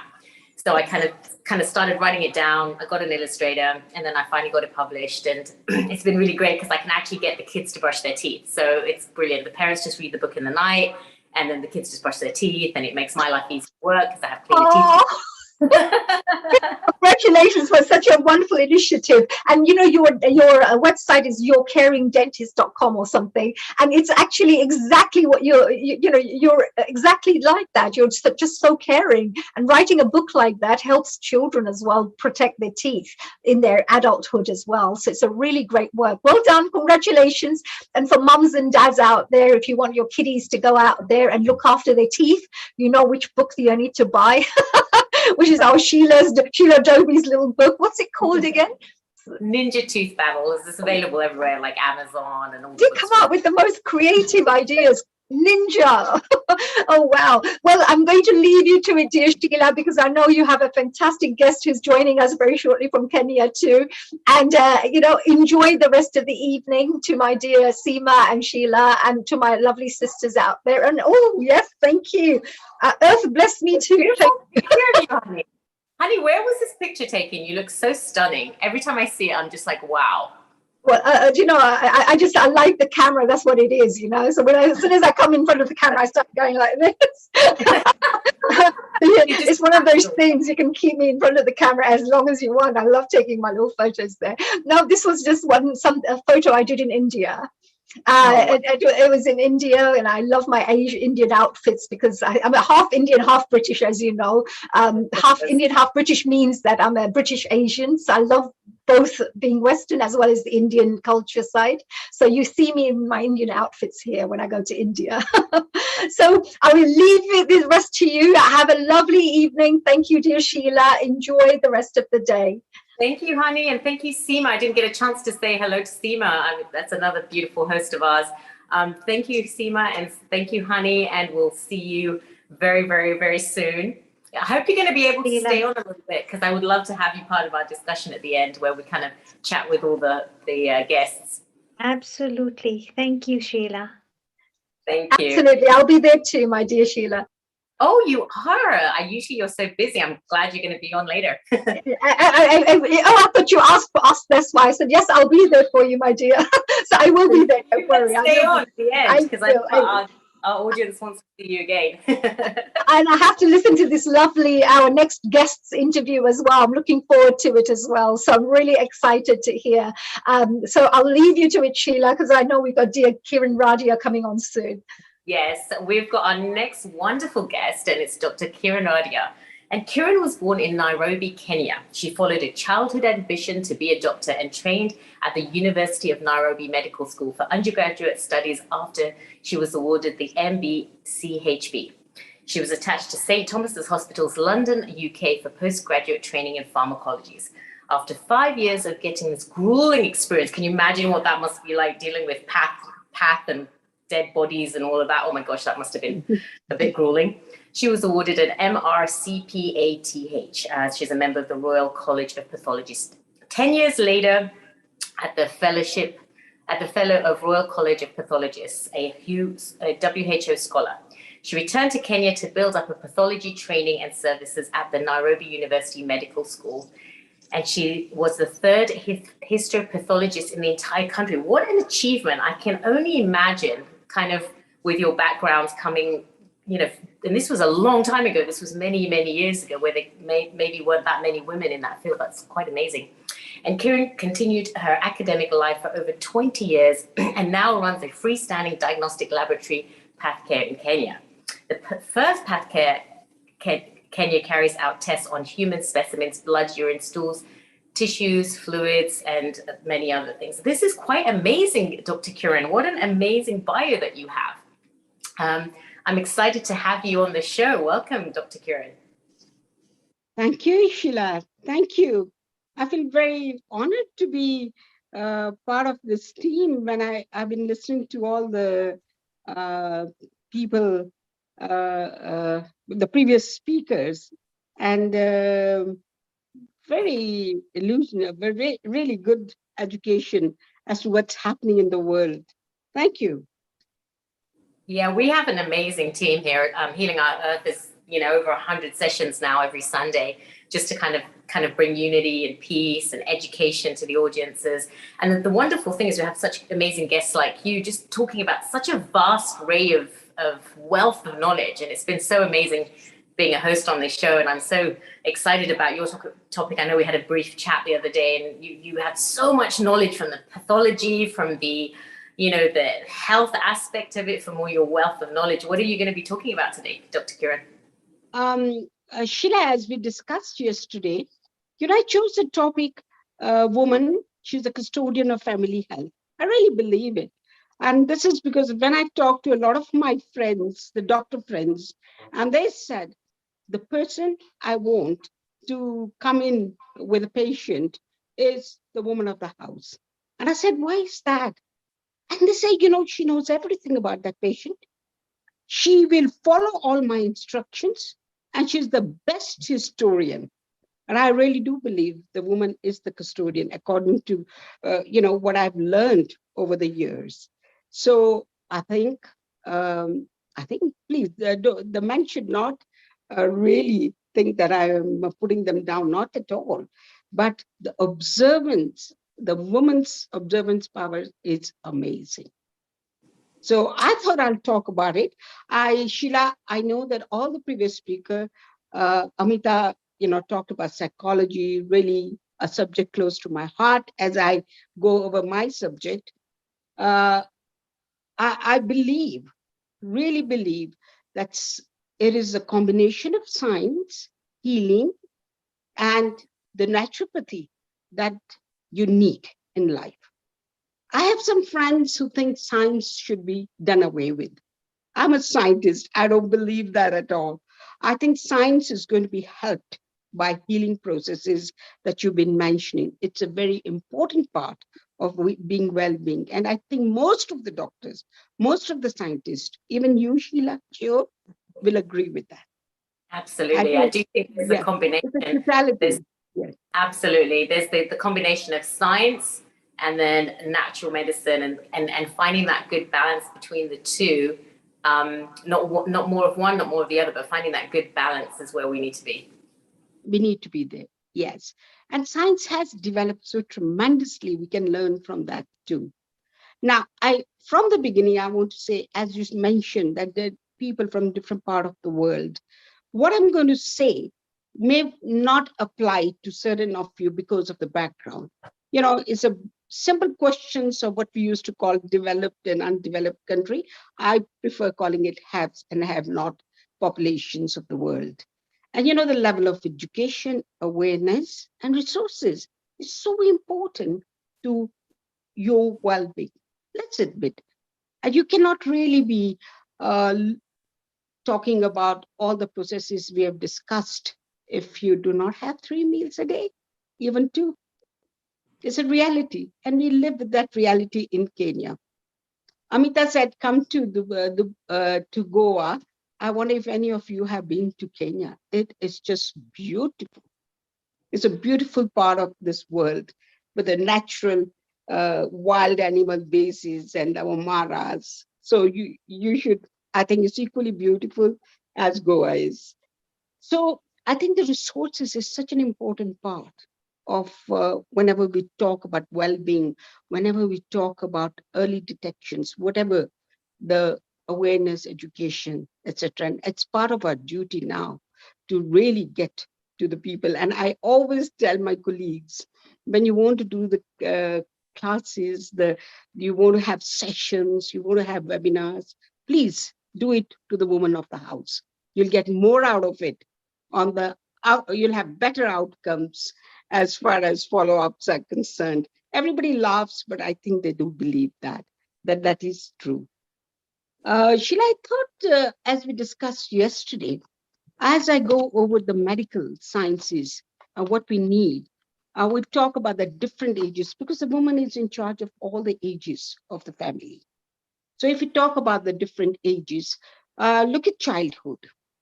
And in the last, I told you a little story and the observation that over the last few years, what have we seen? We've seen that, when my mother concentrated just on bringing up the children, she spent such good quality time with us. We ate food. There was no other life, home cooked food, good healthy nutrition.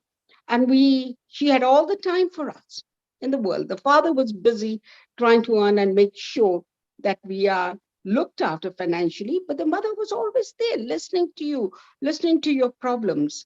And then the era came where the women were struggling for the career. And I think we went overboard and we concentrated so much on trying to prove ourselves in this man's world, as you know, Seema, that we tended to neglect the children.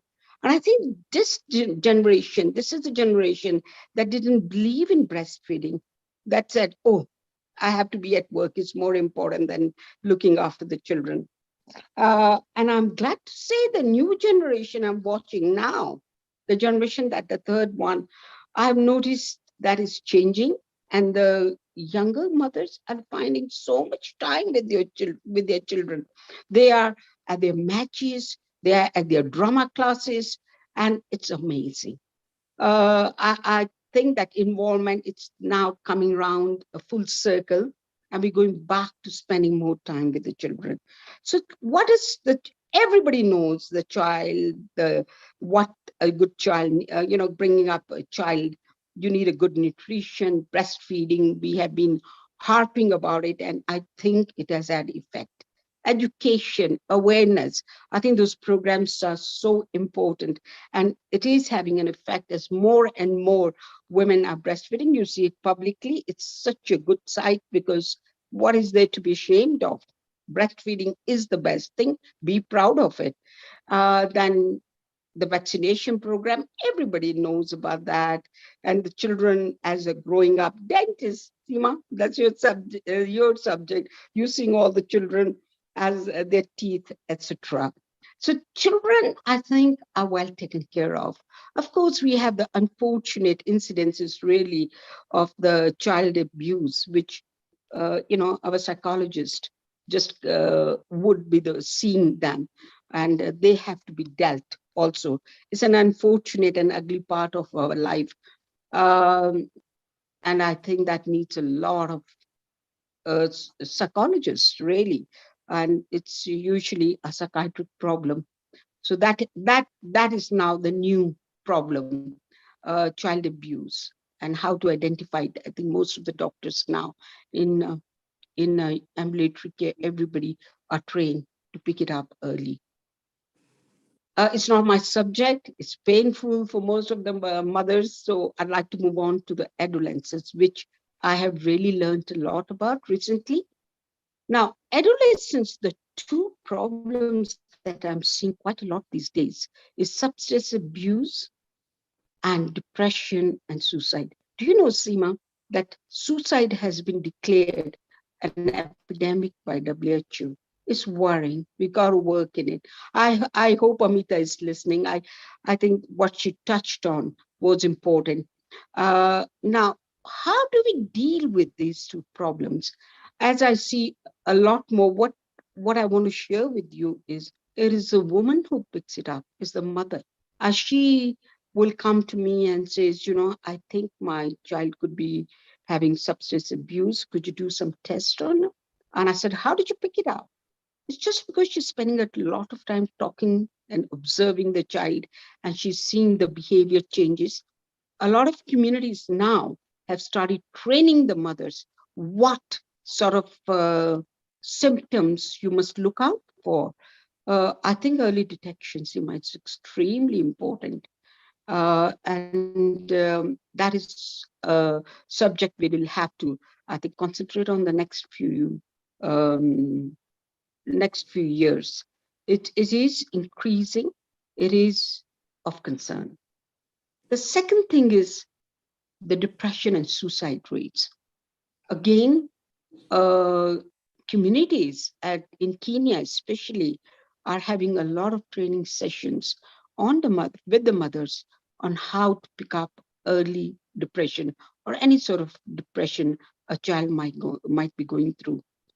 I watch all over the world, I read papers, and it's a real problem world over. It's a changing world. It is The children are having less, or shall we say, the parents, the carers are having less time with the child.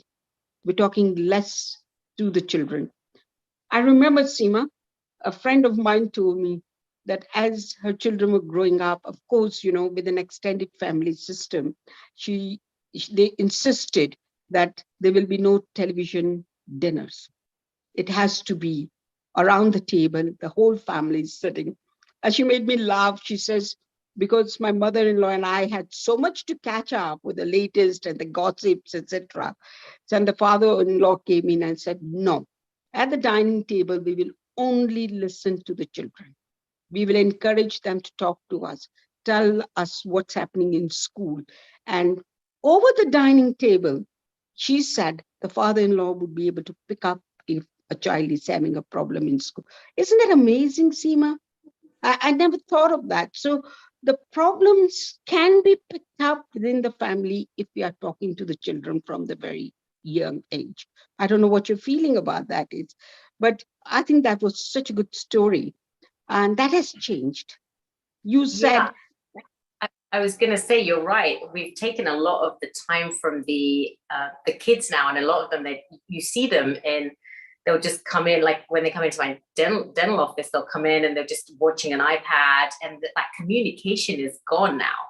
A lot of the time they're spending watching TV, they're watching a lot of programs. They're not really, or they're playing on their games. There's not that much communication that's happening. But I did want to ask you one thing, Dr. Kiran. What are the signs that you're seeing when you see a child that has depression or suicidal thoughts? Can you just share a few of those with us? I think Amita should be answering those questions. She was the psychiatrist. I'm sure she knows. But some of the things I've seen is behavioral change is one of them. The child becomes quieter. He hardly communicates. And just a changing habit. And I ask my colleagues, my friends who are career women as well as children, I said, and we all say the same thing. You have to make choices in life. If you want a career, then you decide you will have no social life. The rest of your time will be for your children. How many of us can make that choice? I remember I had to make that choice very early on. And my friends said to me, do you know, the children will go away in 15, 16 years' time. You will have no friends. I said, but I will have children who belong to me. And then they said, and you know something, Seema, I made fantastic friends who thought like me. And if there was any social life, it was always to do with the children and yourselves. And you make choices in life. Is a friend of mine who's so over the board about cleaning her house all the time. So leave the damn house. It's okay. A little bit of dust in there. Sit down with your child. See what he did in school today. And it's just, you got to make those choices, Seema. I don't know if you agree with that. And it is the mother who picks it up. We have noticed that all the time. How many of us, when we pick up the behavioral change, will accept it and then seek for professional help? Let me tell you, very few. There's a stigma. It's a community stigma. I don't know what the stigma is. It is denial, because a woman feels that I have let my child, oh, it can't happen to my child. You know how it is. But denial, shame, I don't know what it is. And I've always said to my patients, really, does it matter for the community things? No. And how many of the people? Valuable point, Dr. Kiran. A lot of people that are worried about what the community thinks, and at the end of the day, life passes and people are living their own lives. They don't really care about what's going on in your life 99.9% of the time. But I think now people are awakening more to getting help. I do see a lot of my patients, for example, the parents of all nationalities actually getting help and counseling for their kids and finding that the children are getting better. So let's just remind our audience out there, if you do have a child that you're quite not able to kind of communicate very well, they are being quite quiet, to actually seek help and seek some advice for that child of yours. Neil has just reminded me you are Sheila and not Seema. I apologize, Sheila. I was getting used to the new Sheila, name. I really apologize. But I think it is, I think they're waking up. And I think this is due to all the training, all the classes, all the webinars that are going on. And I keep on telling the communities, different communities, talk to the women, tell them their priority is the child, not anything else, really. And that talking to your previous speakers can let me know what their feelings is. But talking to the psychiatrists here, psychologists here, counselors here, and they said the basic problem is because of our nuclear families, we had grandmothers, we had uncles, a child always had somebody to go to. They said because of the breakup of that families. And I don't know, Sheila, if you were I was growing up in the neighborhood where a lot of children would be around. We had an open door policy where any child can come in. There was just one big happy family. Everyone was. It's changed, hasn't it? Let's admit. They say it takes a village to grow a child, and now everyone's living in their own little worlds and not really that child isn't exposed to grandparents sometimes, or uncles and aunties and friends and cousins. They're kind of sitting at home a lot, especially with this pandemic, right? A lot of people are just sitting at home on their computers and their iPads. And you do admit it's the pandemic that uncovered more of this depression. WHO is really concerned because the suicide rates among the adolescents are increasing. And multifactorial. You told me why? Bullying in school. Can we pick up when a child is being bullied in school?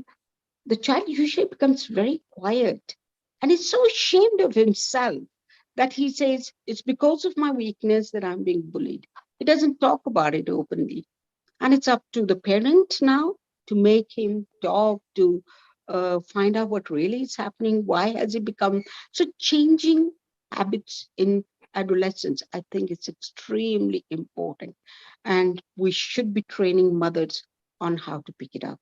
My take on this is train the mother rather than anybody else. I know there's a lot of training going on in teachers, etc. And WHO's now really put up a program on how to handle this situation. I think in a few years, hopefully, we'll have some protocols, some guidance on the way forward. So that is adolescent. And those are the two big factors. Substance abuse is real. And the children have become so clever. I know, like we do the drug abuse in the urine. That's our first screening program. I didn't know that you put apple cider and you cannot pick it up. I mean, I'd read it scientifically, but the child knew that. Can you imagine? And now the rest of our audiences know that. So let's hope that the kids are doing that. So we just got to be so clever, and the mothers will come around every so often. They will say, can you do the test without letting him know? I said, no, we got to talk to him. And eventually, most of the children, I must say, most of the adolescents will agree with their mother. And it's amazing. Again, I'm not down talking to the men. They have different sensitivities. And the men take it very negatively. They actually, not happy with the child, especially if it's a boy. There's such a war going on between the father and the child. It's amazing. But there are so many solutions now to drug abuse, to substance abuse. Everywhere you have a helping hand for that. So early detection and helping that child, I think, is very important. It's doable. I said, make your choices, spend more time, Sheila. I said to all my friends and my younger colleagues, spend more time with the children. It's so important. Just listen to them. They're telling you a story. It's like when you're a doctor, the consultants always taught you, sit at the end of the room. By the time the patient has, I'm sure you're taught the same thing, Sheila. I remember early days where they say by the time the Patient is sitting in front of you, you have made 50% of the diagnosis. By the way he walks, by the way he talks, isn't it? And I think that's true for the mothers too. So going to now the older group, the stress sets in, doesn't it? It's so stressful now for our children, so stressful, competing for the jobs, competing to stay in a job. It's just stressful. And now these are stress-related diseases. And one of the ones, of course, we really worry about is the cardiac lesions, the heart attacks. By the way, Sheila, substance abuse now has started coming in to the 35 and 40 years of age, the people who are stressed. Now, if you see a lot of papers written on that, that substance abuse is becoming quite a concern in this age group. And I think that's because of the stress levels. So how do you deal with the stress? And it's usually the wife, the sisters, and ourselves. We go through that stress too. How do we deal with the stress? And I love talking to Amita, listening to Amita when she was talking about the stress and me important, me time, etc. Now, I think it is extremely important, and the insurance companies are now actually coming in, and they are insisting that you have your regular checkups. Now, if you are in a country where you have a very structured health program like States and England, I don't know about India much, but in Kenya, we do not have the resources for well-being checkups. So we have to train people and we have to tell them that you're reaching this age now, so you must have some basic studies done. And this is prevention. I think wellness studies is preventive medicine, and preventive medicine is the key to well-being later on, you know. And I talked to you about genetics, predisposition.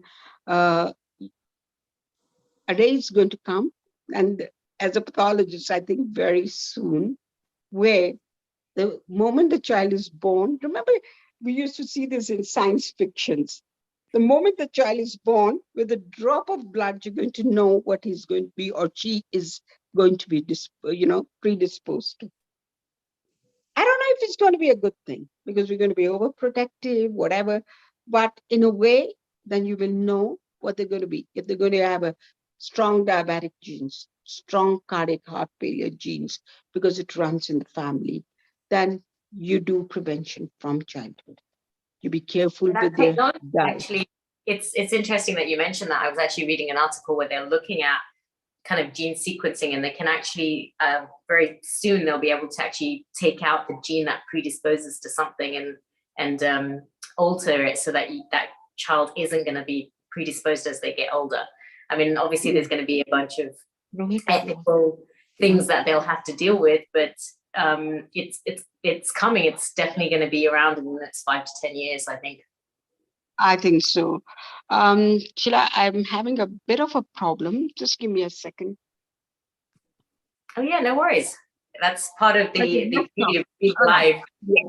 I think I just sort of viewed myself out. Okay, Yeah. I think that's going to be exciting. It's future, it's science. I know healing, they say, maybe science doesn't help us, and this is going to help us. So when you have a person who's going to be, by the way, depression itself has a genetic predisposition. We all know that. And if that is there, then we're going to have a lot of, what your previous speakers have been saying, the well-being is going to be so important. You're going to have your meditations, you're going to have regular counseling. Maybe we can prevent it. Maybe the future will tell us. So that's exciting. And besides that, some of the cancers we know for sure have got a genetic predisposition. We know that if you have a family history of breast cancer, your screening must become earlier. I think Britain now starts their first mammography at 45, and I don't know about States. I think it was 40. Now we have the ultrasonography at an earlier age. So if you have a family history of breast cancer, every woman is taught that you must start screening your family early. And self-palpation, things, which are the two big cancers in women. Excuse me. In our setup, Sheila, it's the cervical cancer. Do you know in Kenya, we have not been able to bring our health services to do a basic pap smear, which is the prevention. And with the HPV vaccination, we also know the cervical cancer rates are going down. So science does help. This research is useful for us. For the well-being, you have to have a healthy body. You agree? Yeah. And to make sure that you don't have cancers. So cervical cancers, we know we are training women now. And in our setup, there's a lot of training and a lot of camps going on with the help of a lot of NGOs, health authorities. We're doing a lot of PAP. I saw a program in India. They're doing a simple thing. We're finding out easier devices to do the pap smears and to do the HPV studies. Fantastic. So science is working towards that. So hopefully, shall we say, in the very near future, we're not going to get rid of cancers. You know that? Do you believe that, Sheila? You see the cancers of the mouth. I think there's so many factors, right? There's the environmental factors, there's the genetic factors. I think it's always going to be around, but I do think there's going to be better treatments, better detections, better things out. I mean, unfortunately, in Kenya, it seems like the issue really is the availability for some of this technology. I mean, you're not even able to do basic pap smears, which is very saddening for us over here in the West world to kind of see that. We can do it, Sheila. There are resources. I mean, there are people available. We've got an excellent personality. It's the resources. It costs money. So and the that's amount of money that goes available for prevention, right? Yes, it's not that much. And what we're doing is a fantastic thing. You say healing, earth healing. A lot of people are moving. A lot of people who want to do charity work. And as somebody asked me, what would you like to give a gift to a woman in Kenya? I said, give me 1 million pap smears. The first pap smear, 1 million of them. That's the best gift you can give it to them. And you'll be amazed, Sheila, how many people rose to the occasion. So there are... You never know who's watching. You never know who's watching. There's so many people around the world, influential people that may be able to help you out there. That's my talk. And then a lot of people are coming in, old friends of Kenya, people who grew up here and moved on to States or UK. They all want to come back and help Kenya. Kenya, it's so beautiful. It's like Simo. Simo is one of our hosts that you just had before. Sima's from Kenya, and and how long were you there, Simo? Jambo Kiranji, habari yako? I'm calling Sheila Sima. How are you? Habari yako? Muzuri kabisa, salama. So nice to have you here at Healing Our Earth. And I have to share this with you, Sheila. I have actually been to your lab in Regal Plaza. I don't believe it. My God, it's such a small world. It is a small here. Indeed, I have been to your lab. My father was the late Dr. Puri, and you may have known him, and you may know my very well. My I was uncle. very young, but I know him. Yes. And my uncle, Dr. Lumba and Abha Lumba. Yes, they're still my very good friends here. Dr. Lumba taught me pediatrics. Yes. Yes. He's one of the leading pediatricians, as you know, in Nairobi. Yes, looked after my children too. Yes. Looked after us as children too, and gave that same talk that you gave to my mother. Quality time to the children. Be present for the children. And, he's such an amazing guy. But I wanted to say, it's so nice to have you here on board at Healing Our Earth. We have a huge following in East Africa. And you may know our East African coordinator, Meena Ben Kagram. She's from Nakuru. Yes, very well. Yes. Indeed, yes. And when you speak of Kenya, a bubble of joy comes into my heart because Kenya is my mama. Oh She's my my God. home.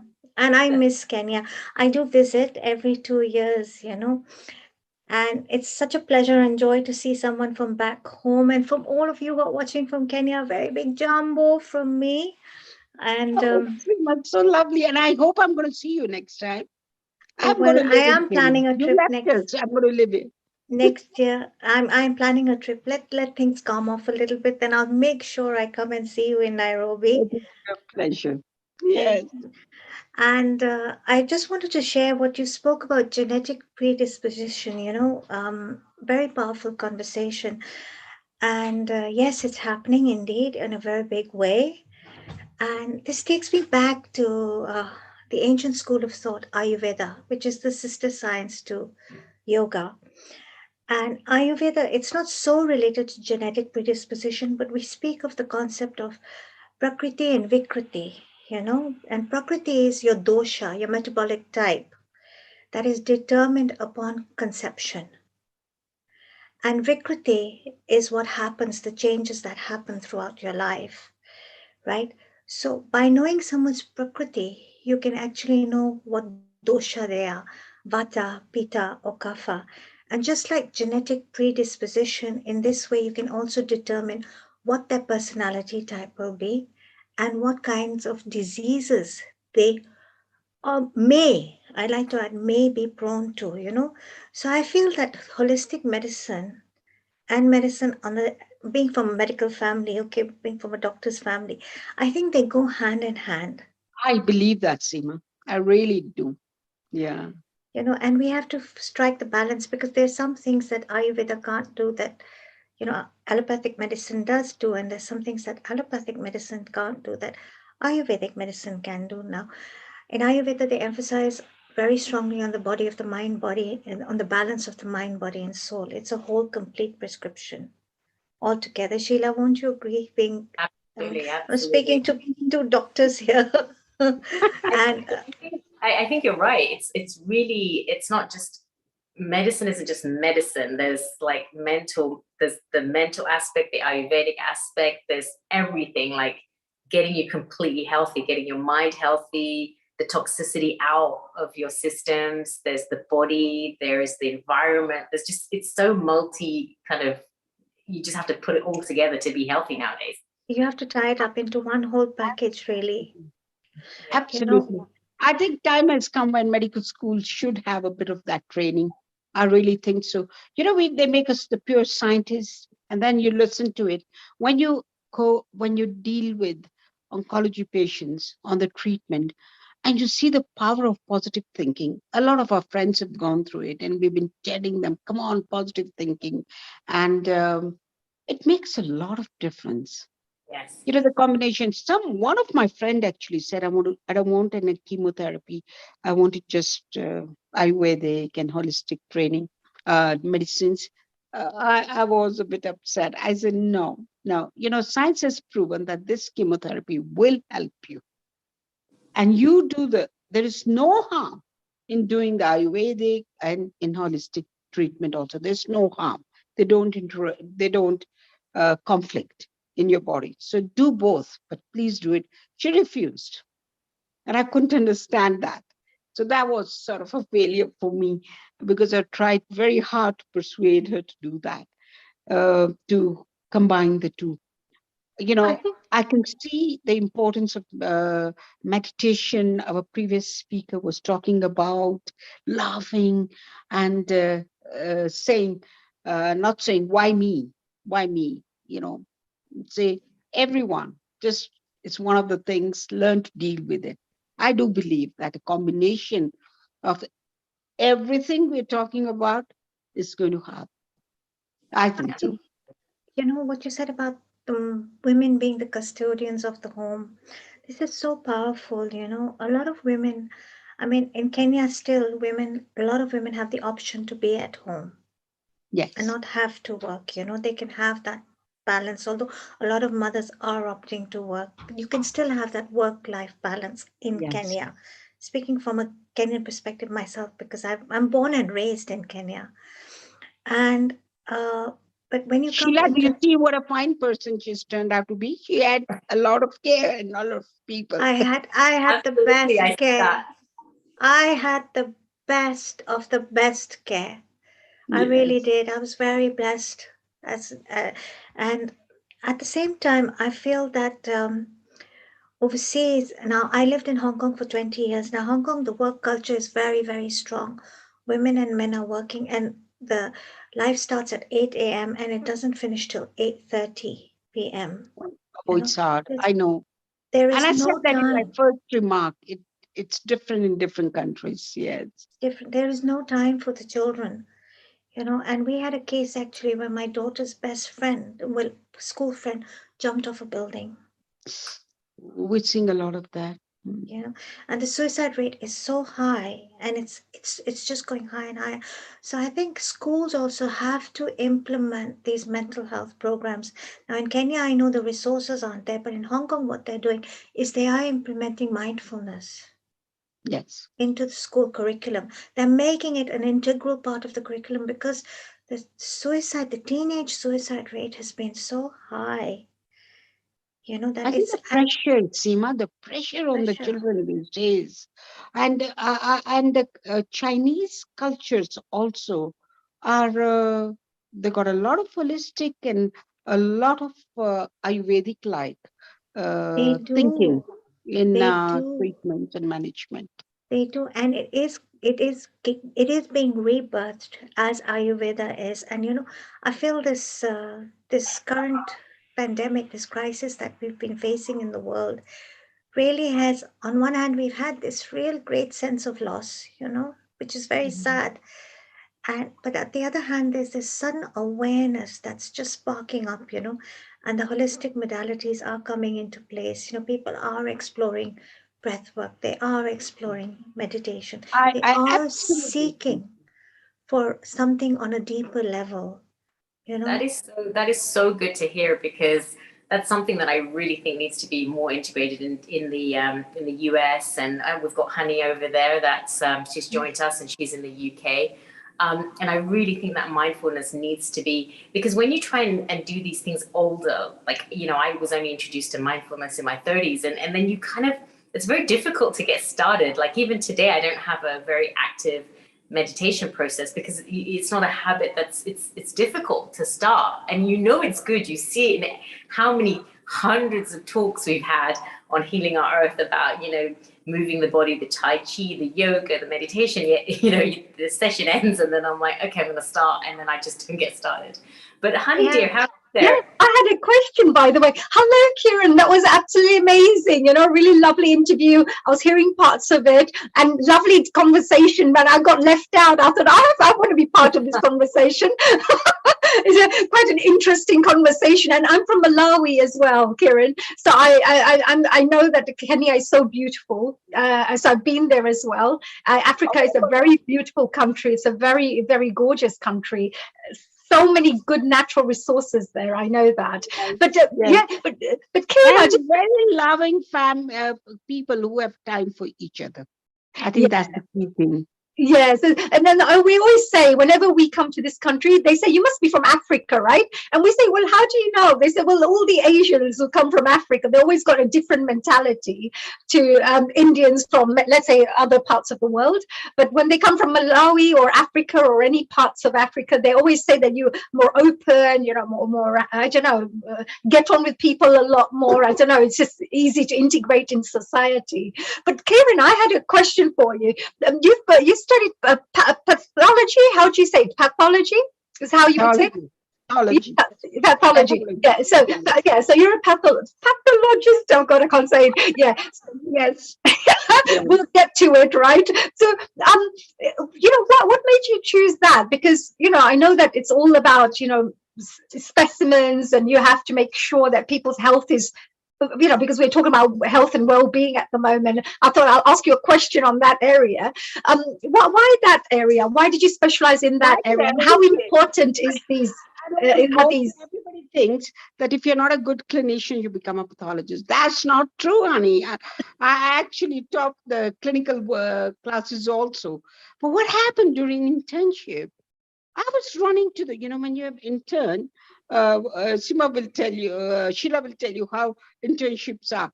The interns are the donkeys of the ward, you got to make sure your reports are ready, everything before the ward run. Every medical person will have a big laugh because that's the worst time of your life. You are really the underdog.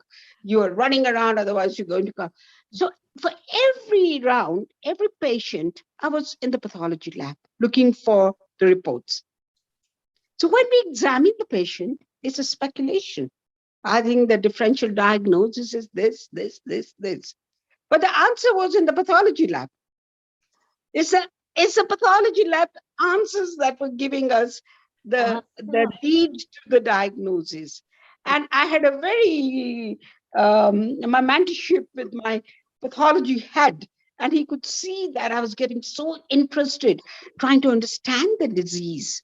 Why this, why are we getting this symptom? That he sort of persuaded me that my life is in pathology, understanding the disease process. Yes, I think you need to have that personality as well, isn't it? Because you need to go into the detail aspect of it. And like you so rightly said, you need that kind of a particular type of person who wants to really get into the deep detail of it all to ensure it's the right, all the right results are being passed on.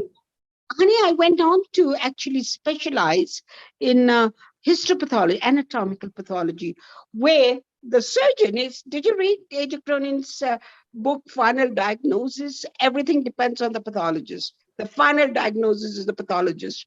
So I actually am an anatomical pathologist. So the surgeons are the ones who will send me the tissue. Even the dermatologist, you have a skin disease, the specimen comes to me, I process, analyze what the disease is. So there is a total sort of understanding of the disease process. A clinician will have a differential diagnosis. He'll say, honey has got a lesion on the skin. And what is he interested? Is it eczema? Is it something else? Is it a cancer?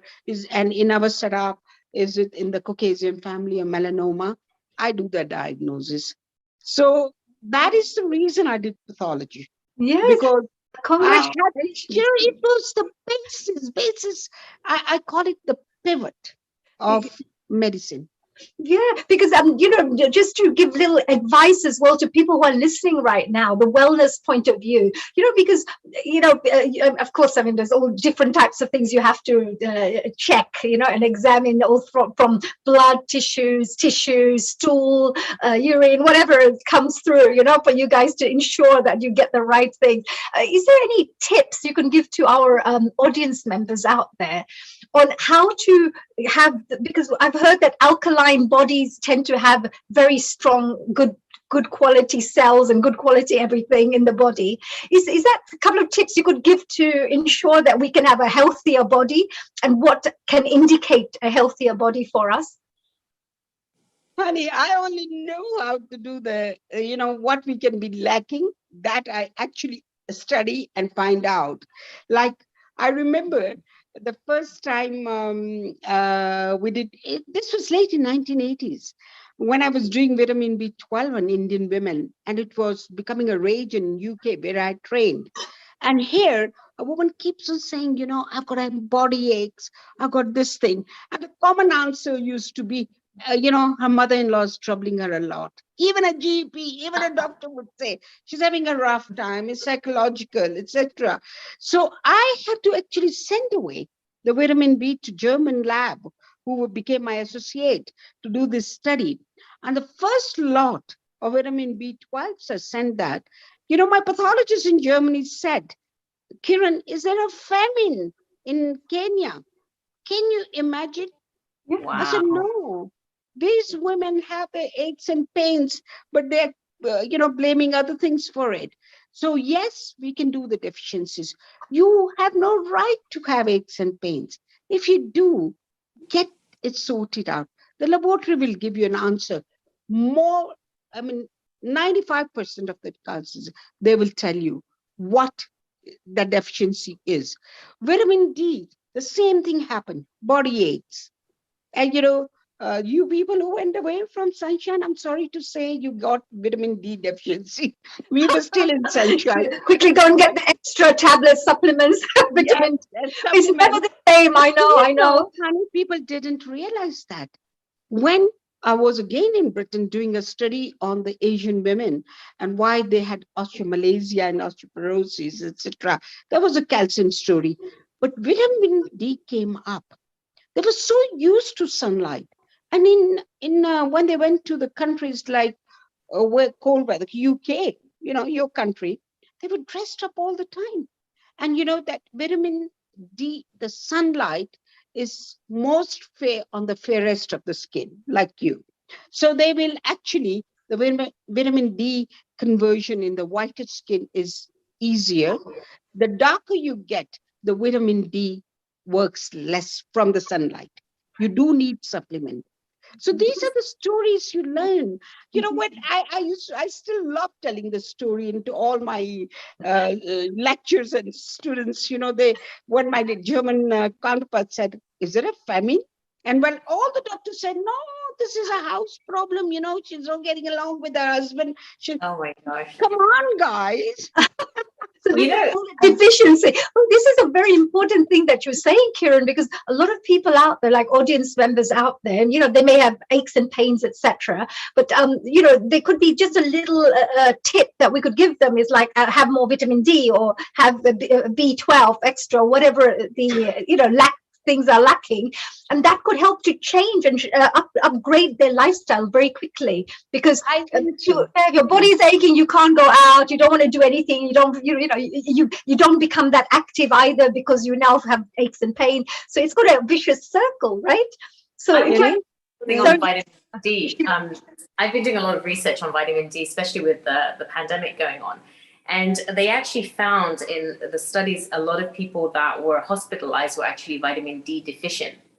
And so I started really looking into that, because obviously being in the dental field, I was like, okay, I've got to really keep my team healthy to work through a whole pandemic through right next to the patient's mouth.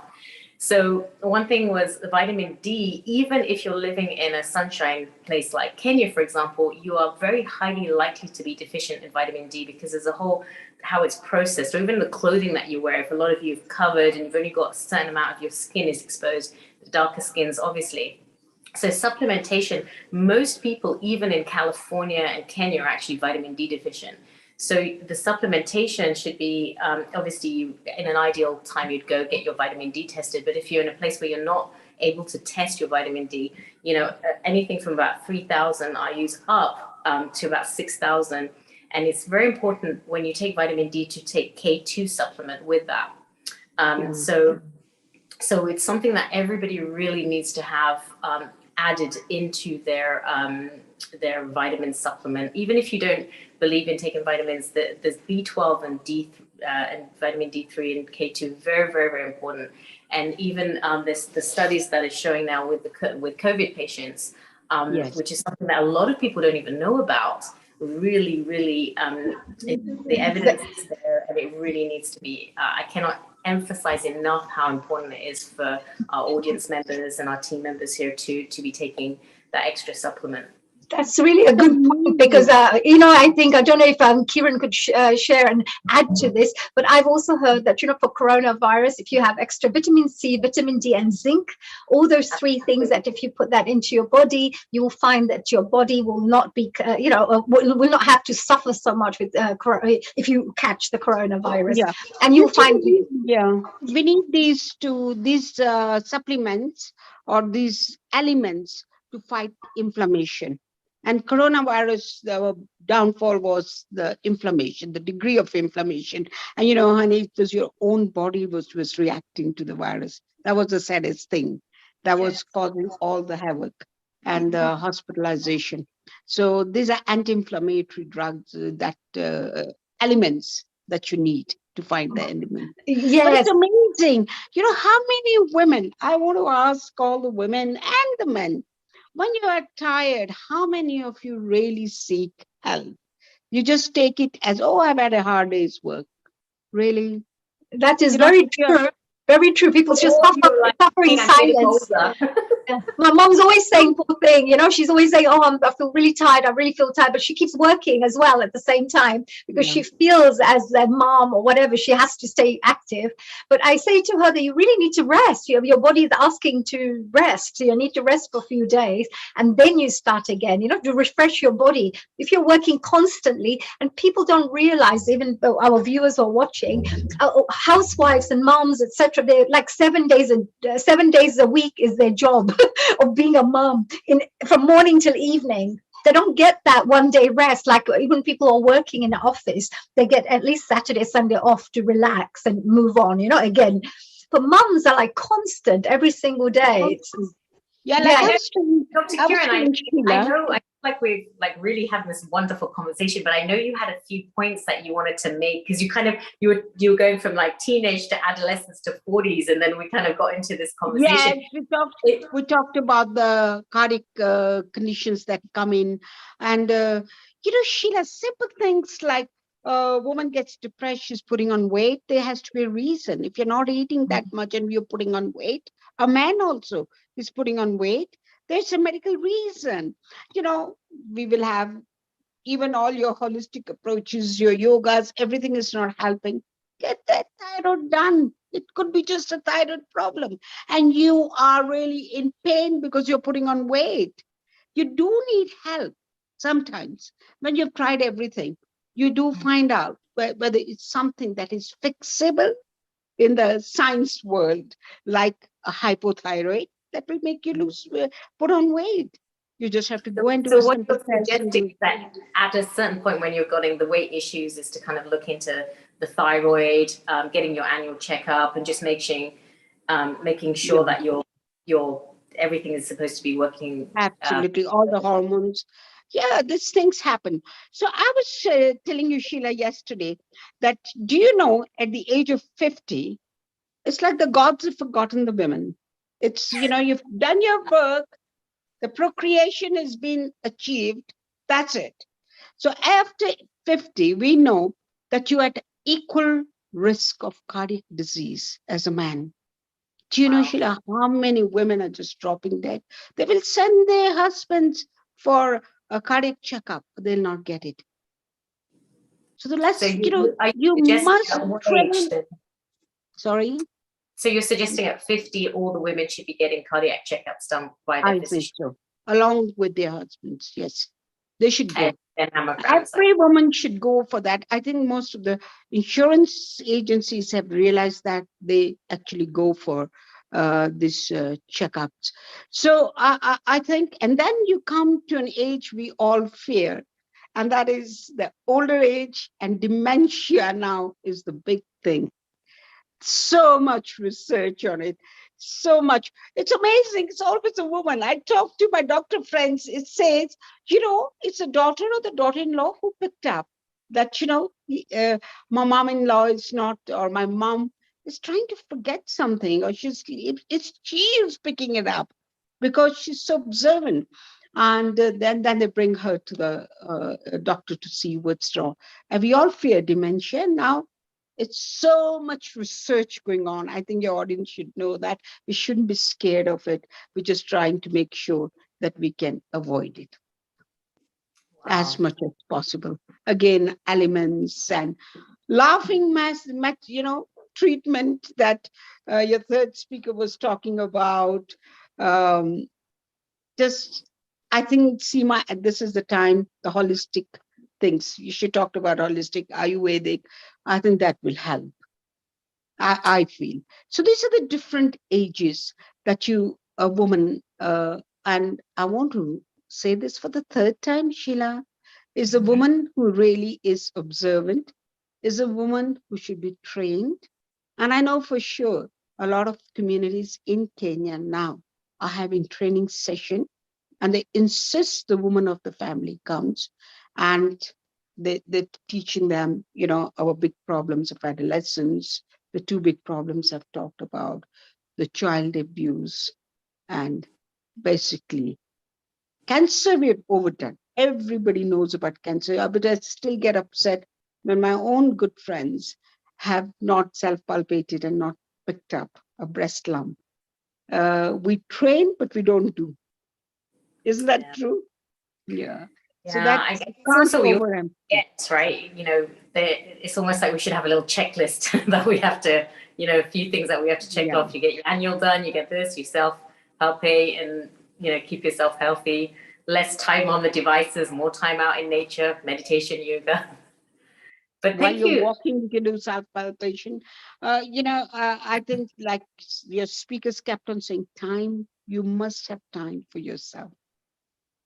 And find time for yourself and do it. Seema had something that she wanted to say about dementia Yes. since we're on the topic. I think Yes. it's a very important topic. So Seema, Oh, it's going to become a very important topic. And as we grow older, all of our friends do get worried about it.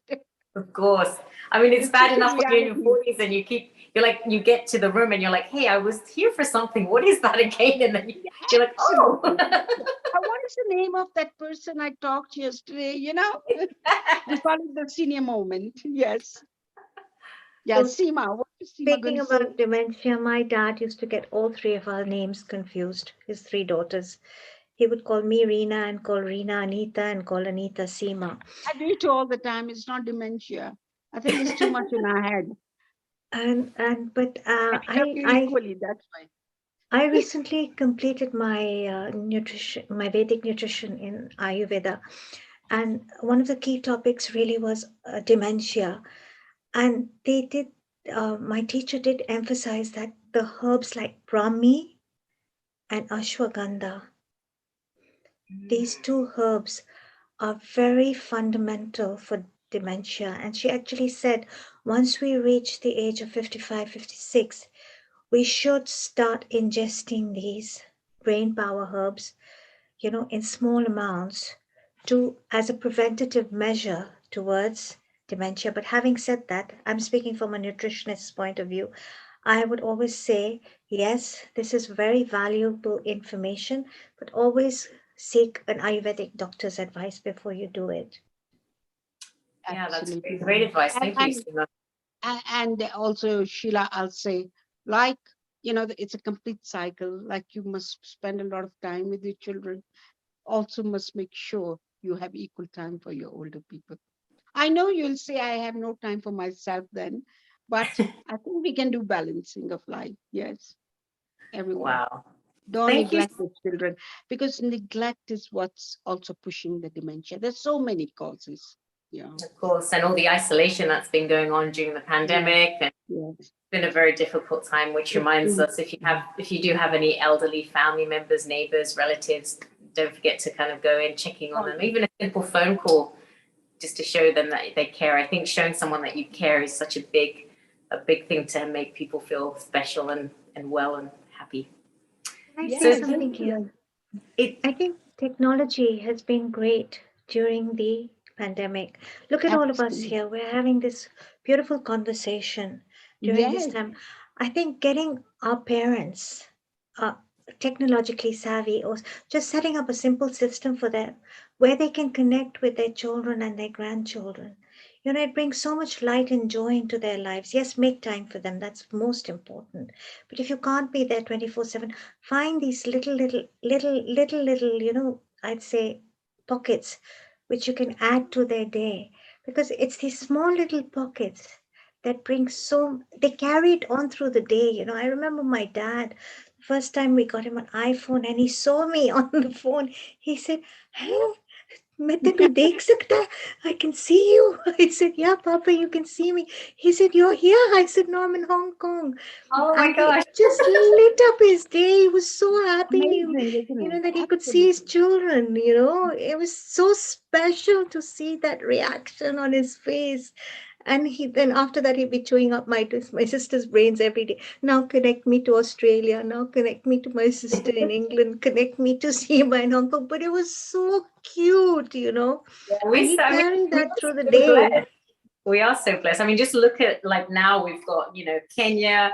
Now our next guest, Dr. Kat, is from South Africa. And then, there's you in Hong Kong, there's me in the United States, there's Honey in the UK. And we've all managed to put this show together.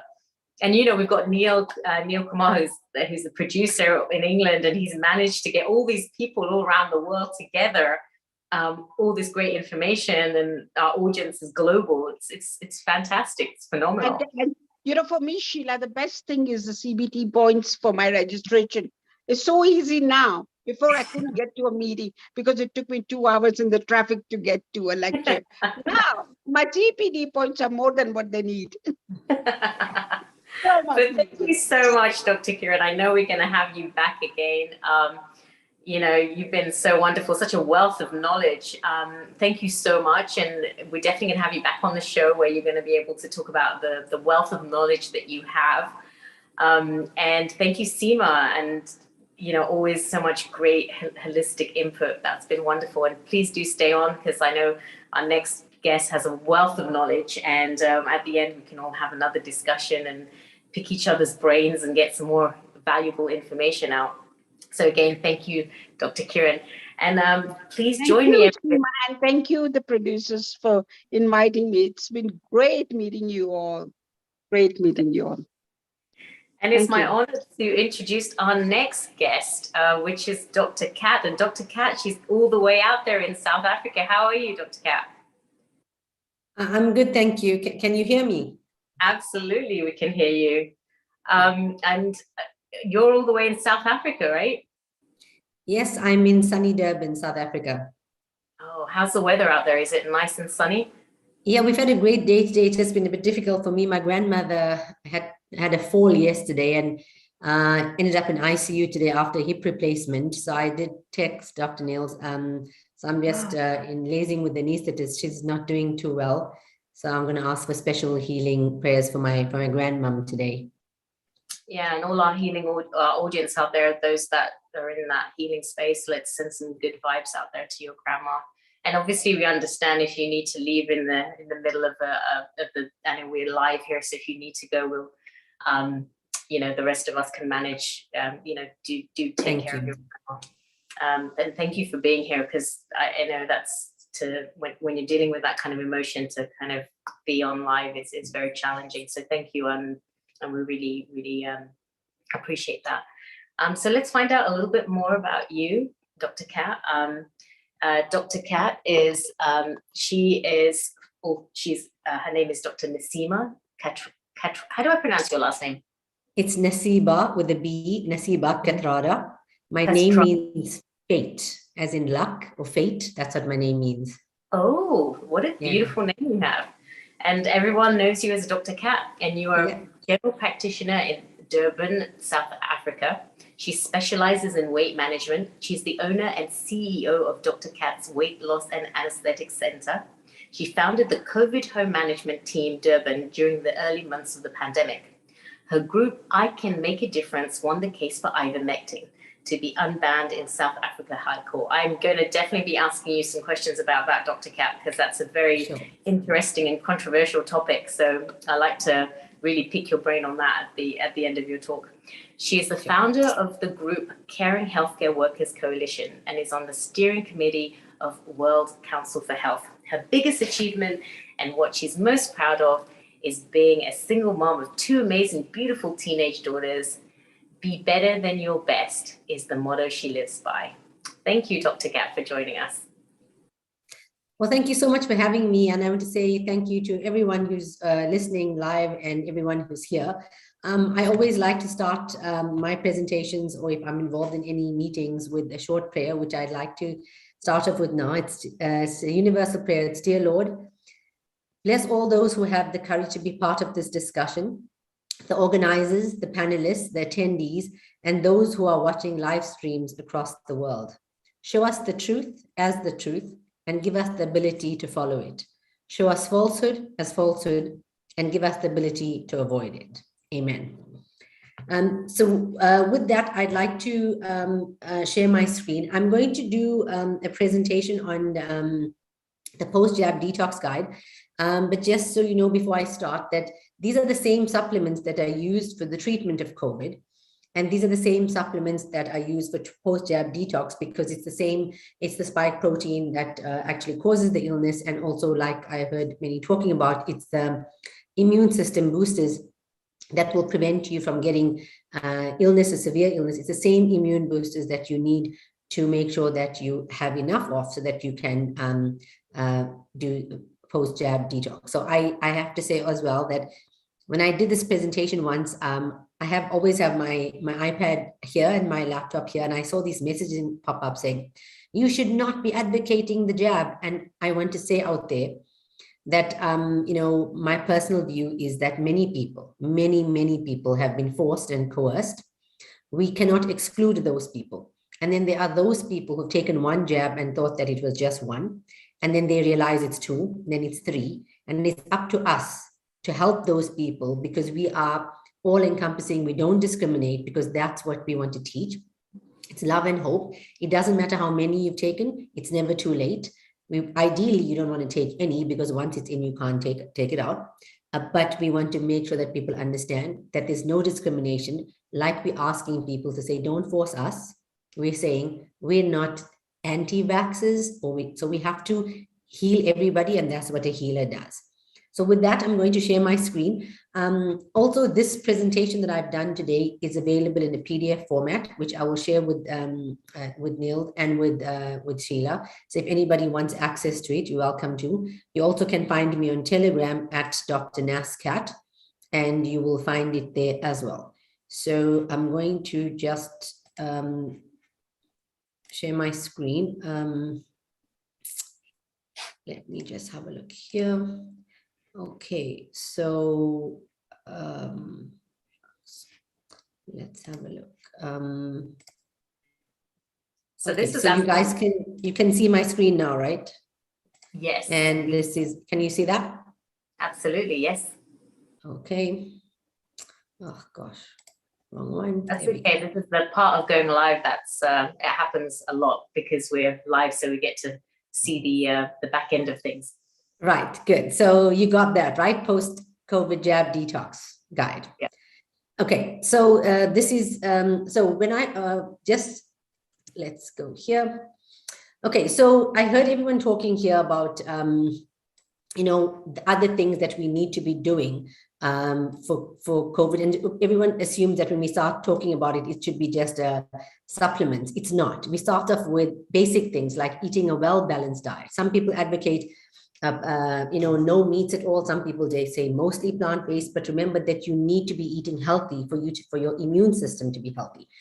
So this is very varied, but many people have different ideas of what that is, but just know that you've got to go back to basics. Important things like keeping hydrated, avoid alcohol, drinking plenty of water. I find that this is something that most people forget. It's such a simple thing to do, but most people forget that drinking water is so important, because without water, enough water in your body, most of your body symptoms do not work properly. So I'm just going to help you admit people, if that's okay, Sheila. Since I'm at host, there's people's names coming up, so I'm going to admit them if that's okay. Right, so drinking plenty of water. Did you know that the #1 cause of headaches is dehydration? The #1 cause of confusion is dehydration. The #1 cause of backaches is dehydration. So water helps cure many things. And many times people assume that they're hungry when they're actually thirsty. So initially, if you are one that doesn't drink water, my advice is to count it. Use your phone and count. Make sure that you're drinking enough water, and then you can say yes. Most people, when I do a consult, and I'll say, how much of water do you drink? And the answer is enough. And then I'll say, how much is enough? And they'll say, oh, I drink 4 glasses. Or the one told me I drink 2 glasses. And for her, she totally thought that 2 glasses was enough. So you need to drink enough water. And the simple calculation is to take your weight, you round it up to the nearest 10, divide by 10 and add 2. So somebody who's 58 kilos, rounded off to the nearest 10 is 60, you divide by 10, that's 6, and then you add 2. So that person needs 8 glasses of water. Somebody who's 90 kilograms needs 11 glasses of water. So it's not just 8 glasses for everyone. This is one of my favorite things to remind everyone, something as simple as sunshine. And I heard everyone talking about the vitamin D in sunshine.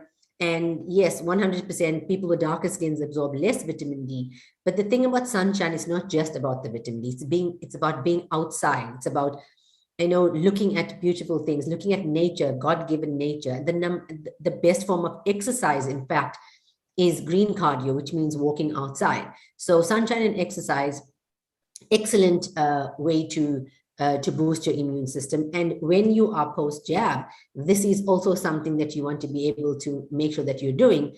And, you know, exercise, and I'm a big fan of cardio. I'm also a big fan of Pilates, and I'm a big fan of yoga. So whatever it is that's going to help you to release serotonin. And the one thing about exercise, it gives you a natural endorphin rush. No matter what medication you take, nothing boosts your immune system or the serotonin like exercise, because natural endorphins are always better. Okay, so we need to go to the next slide. Let's do that. Okay, right. And then the other two things that are really important are rest and de-stress. I heard people talking about that as well, where we always tell other people to do it. As healers, we always encourage people to rest, but are we doing it? So my New Year's resolution, or my motto for my practice this year is make 2022 all about you. And one of the things you need to do is to rest and de-stress. And we all are very quick to, you know, assume that we need to save the world and we need to do things for our kids and for everybody else. And just remember one thing: when you go on a plane journey, they always say masks will fall from the ceiling. Cover your mouth and nose first, and then help the people around you. And what that means is that you are no good to anybody if you are sick or you dead. And I say that to everybody. And I had to have major surgery in December, and I was off sick for 4 weeks. I tried to go back to work after 8 days. My body was not having it at all. So my mind was there, but my body wasn't. And taking time back made me realize that I am very guilty of this, because I know that giving advice is very much easier than taking it. And I give great advice. So I'm telling myself I need to take some of my own advice. So 2022, all about you, starts with me. So I hope it starts with each and every one of you. We need to rest and de-stress. And these simple steps are not just for post-COVID. Like I said, it's for anybody who's trying to boost your immune system. So it's going to help you to lead a healthier and happier life. Supplements, I'm going to talk about more in detail. We'll talk about this, and just remember that most people don't get the enough supplements that their bodies need. That's because we don't eat correctly. And if you eat correctly, you won't need to be taking so many supplements. The other things that I want to talk about are other things, like one of my favorite things is this Himalayan salt lamp. Oops, let's just go back there. So this Himalayan salt lamp, I have one in my room, I have one in my practice, and it was something my kids gave to me for my birthday. You know, these things that you can do, that you can just keep them around, because they all have such good energies, like enhancing the mood, it improves circulation. I absolutely love my Himalayan salt lamp. Frequency therapy, I'm just getting started into it again. My very, very good friend, Reverend Dr. Wai Ching Lee, introduced me to this in one of the talks that she did on one of the summits that I hosted. And I want to do more of this. Saunas are not very popular in South Africa, but there are certain countries where it's very popular. And if you have access to that, very good for detoxing as well. These ones are especially more for people who have taken the jab. So if you know somebody who has, these are simple things that you can do, and they're physical things, so you actually can see it. So it actually will make you feel like you that you've taken the jab. Detoxing from the jab. This HOCl diffuser, I got introduced to this from treating COVID, which we use. I've got a diffuser just outside my door. So we have this, we put HOCl in it. And of course, this is the same one that my daughter uses that makes the air smell nice or sanitizes, but very nice if you just put some HOCl in that. And I'm sure most of you are also, know about infrared lamps and the healing, the muscle relaxant. This also will be specific for people who have like pain in the jab area, or, stress. And a lot of people make the decision and because they forced or coerced. So these kind of things actually physically help them because they're doing something physical to detox from the jab. So now sorry. Can you say what it, for the audience, can you explain what a HOCl diffuser is, what that means? Okay, so I'm going to come to it here in the supplements because it's one of the things I'm going to discuss. It's hypochlorous acid. So basically you put the acid into the diffuser, and then as opposed to inhaling it, it actually comes out, it's in the atmosphere around you. And the benefits of HOCl itself, I will discuss because it's one of the treatments as well right here in the supplement guide. Oh, thank you. Thanks, Sheila. Yeah. So before I go into this thing, which is the actual supplements, I want to make it known to everybody that I'm going to be discussing my favorite supplements. There's quite a few here.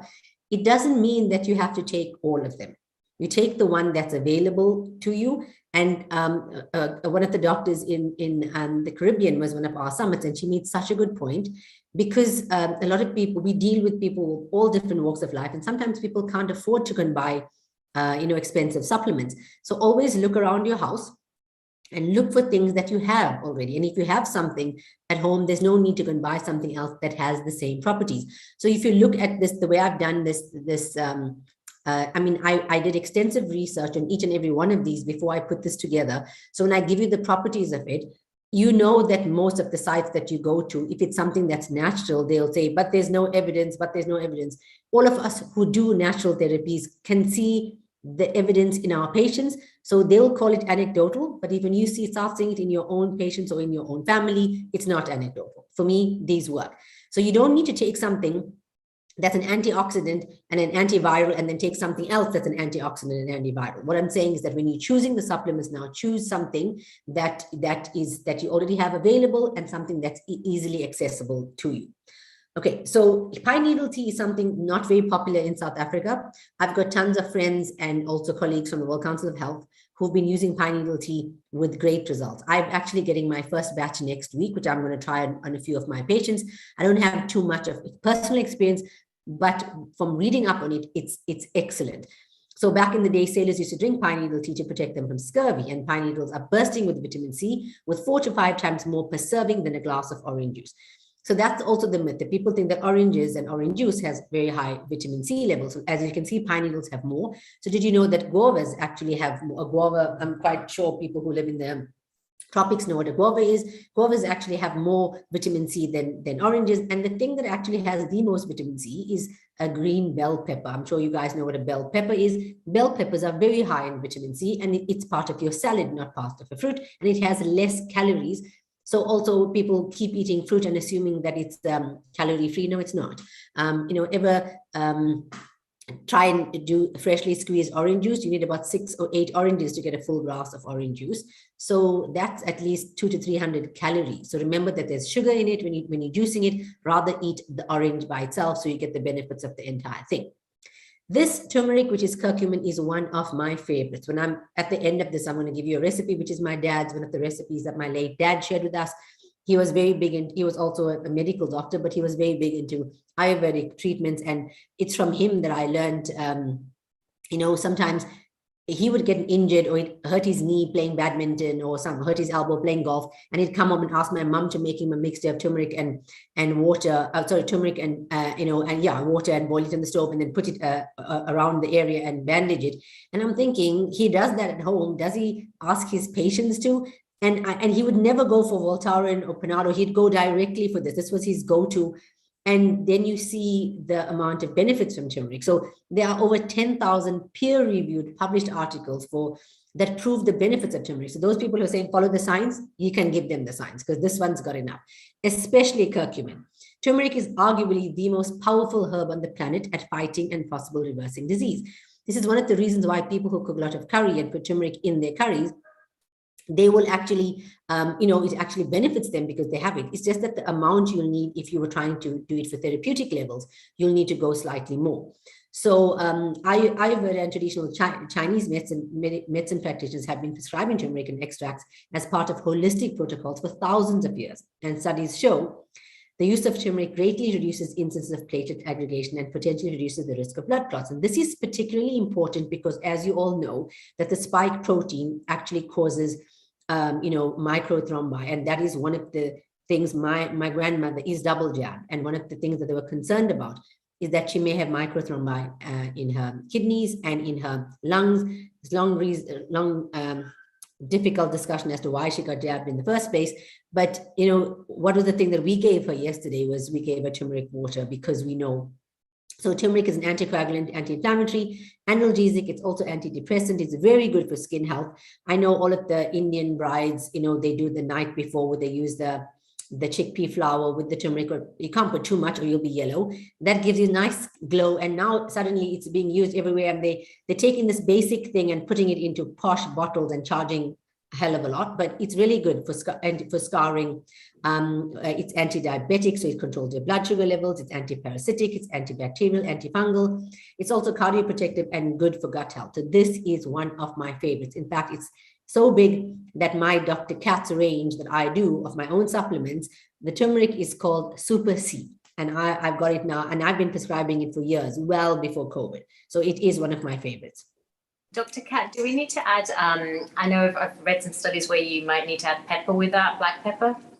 Yeah, but you see, black pepper by itself has really good properties, which is like for digestion and stuff like that. But there's no need to combine it unless you're doing it for like a specific recipe, which is for, inflammation or digestion or something like that. By itself, it works really well. The quantities, there is some debate as to how much. And that's another thing, is I haven't put quantities on this because I want you to do some research, because for specific things, you need to have specific quantities. And as much as people can do this at home, now we all have access to Google specific things for what you're trying to treat. But always, if you have an opportunity, discuss this with your healthcare practitioner, somebody who knows how to use it, especially something like curcumin, which has anticoagulant properties, will cause bleeding. Now, if you're taking aspirin or you're taking other medication, or if you have a tendency to bleed, it is not the right supplement for you. So always get advice from somebody who'll be able to to tell you about that specific supplement. Zeolite. Now, Zeolite. Yeah, Sheila. Who are the better people to kind of discuss? Because I know, like, our medical doctors here, if I had a conversation with them about turmeric, they might not know. Are we looking for more kind of alternative medicine doctors, Ayurvedic? Who's the best person to go to for this, for more of the alternative treatment? Well, for me, I would say pre-COVID, yes, that would be the answer. But now there's a lot of people who are seeing the light. So like I said, I've got my personal range of over 20 supplements. When I started my practice, there were absolutely no allopathic medication that I prescribed. I ran an entire practice for 20 years with just supplements.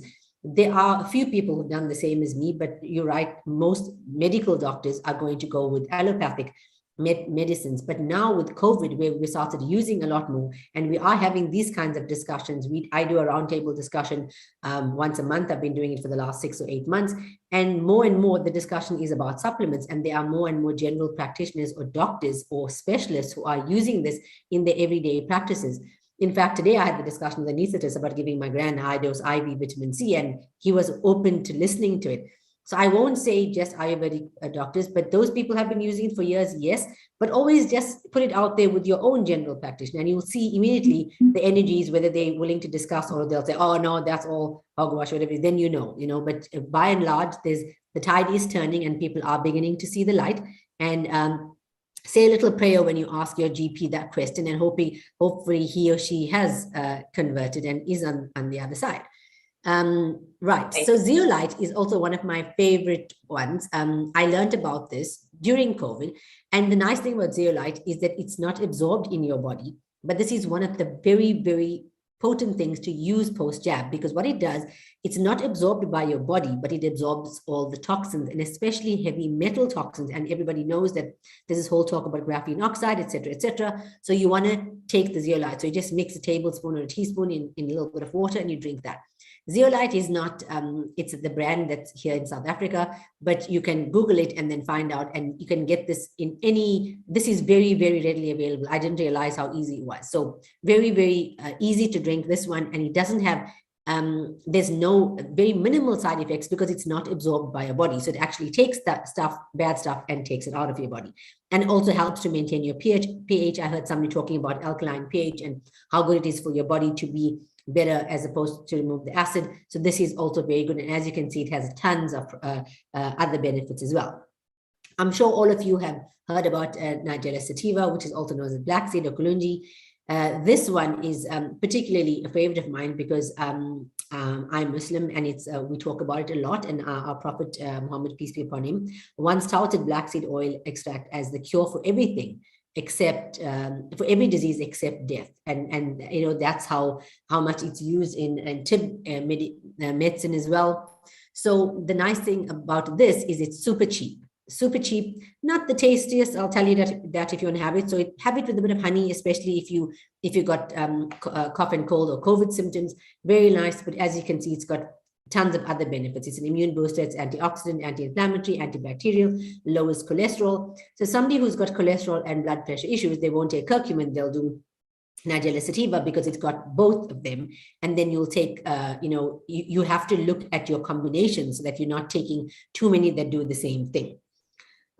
So that's the Nigella sativa. So this is something that I use in my practice all the time. And this is called hydrogen peroxide. I'm not sure if anybody here has experience with hydrogen peroxide. So what I do is we have a mister as opposed to a nebulizer. You know, the one that ladies use to hydrate the skin, and it's the one that supposedly for good skin. So I take the hydrogen peroxide, the food grade, and put it into that. And I encourage my patients to always keep one. So if you're going out and you're in a place that has a lot of people, or if you're going out to the supermarket, especially because people have to wear that damn mask, when you come back, then your immune systems, I mean, I have to tell you at this point that from 2022, I'm practicing passive disobedience here in South Africa because it is not law for us to be wearing a mask. And the only time you're committing a crime is if somebody comes to you on their property and tells you, put your mask on, then you defy them, then you're committing a crime. So I'm happy. I haven't been wearing it since the beginning of the year. I've been in two different cities in South Africa. Only once so far has somebody asked me to put on my mask, and I did. And then he handed me my ice cream that I just purchased, and then he realized how silly it was because I had to drop my mask to lick my ice cream. And then he started making conversation because he realized how stupid it was to make that request when half the people in the shop were masked to purchase the ice cream. And once you get the ice cream, you drop the mask to lick it. So hydrogen peroxide, one of my go-tos because it is very potent antiviral and antibacterial, and it clears your sinuses. So these three things, when you actually breathe it in and out, just a few breaths in and out, whatever it is that you picked up from your mask wearing or from being out, it actually helps. Because you know the drama with track and tracing, when you do have symptoms, like my sister just messaged me now, she had to have a COVID test because she's got symptoms. She's coughing and she's got laryngitis, and she wants to come over from Johannesburg to see my grandmother. And then she's going to be there coughing, and everyone's going to be, she got COVID. So she had to do a test, and she's also uses the hydrogen peroxide regularly. Besides the fact that it's antibacterial and antiviral, it's also a really good sanitizer. And also, as you can see, it has other benefits, like it's a stain remover.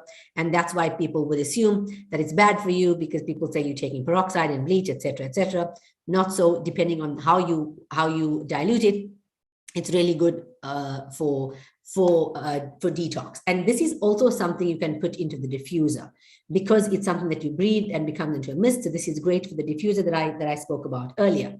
So chlorine dioxide, very similar to hydrogen peroxide, very similar properties. There's certain countries that use chlorine dioxide a lot. If you're interested in learning more about chlorine dioxide, then COMUSAV, it's COMUSAV. COMUSAV is, that is their go-to place, is chlorine dioxide. And a very good friend of mine, Dr. Manuela Peritio, together with Reverend Dr. Wai Ching Lee, I see her, she's on the call. So hi Wai Ching. So he spoke to us about chlorine dioxide solution. They use it with great success. Also in India, it's used widely for the treatment of COVID. And we know now that they're also using it. And COMUSAV has a specific protocol with chlorine dioxide and other things that are on my slides here. So if you want a combination that's already done in protocol, you can just have a look at their site. The other thing, the next thing is quercetin. I'm not sure this used to be is on my COVID treatment protocol. Certain places, quercetin is not very cheap. And if you do have access to it, I found a place now that has a good quality quercetin at a very reasonable price.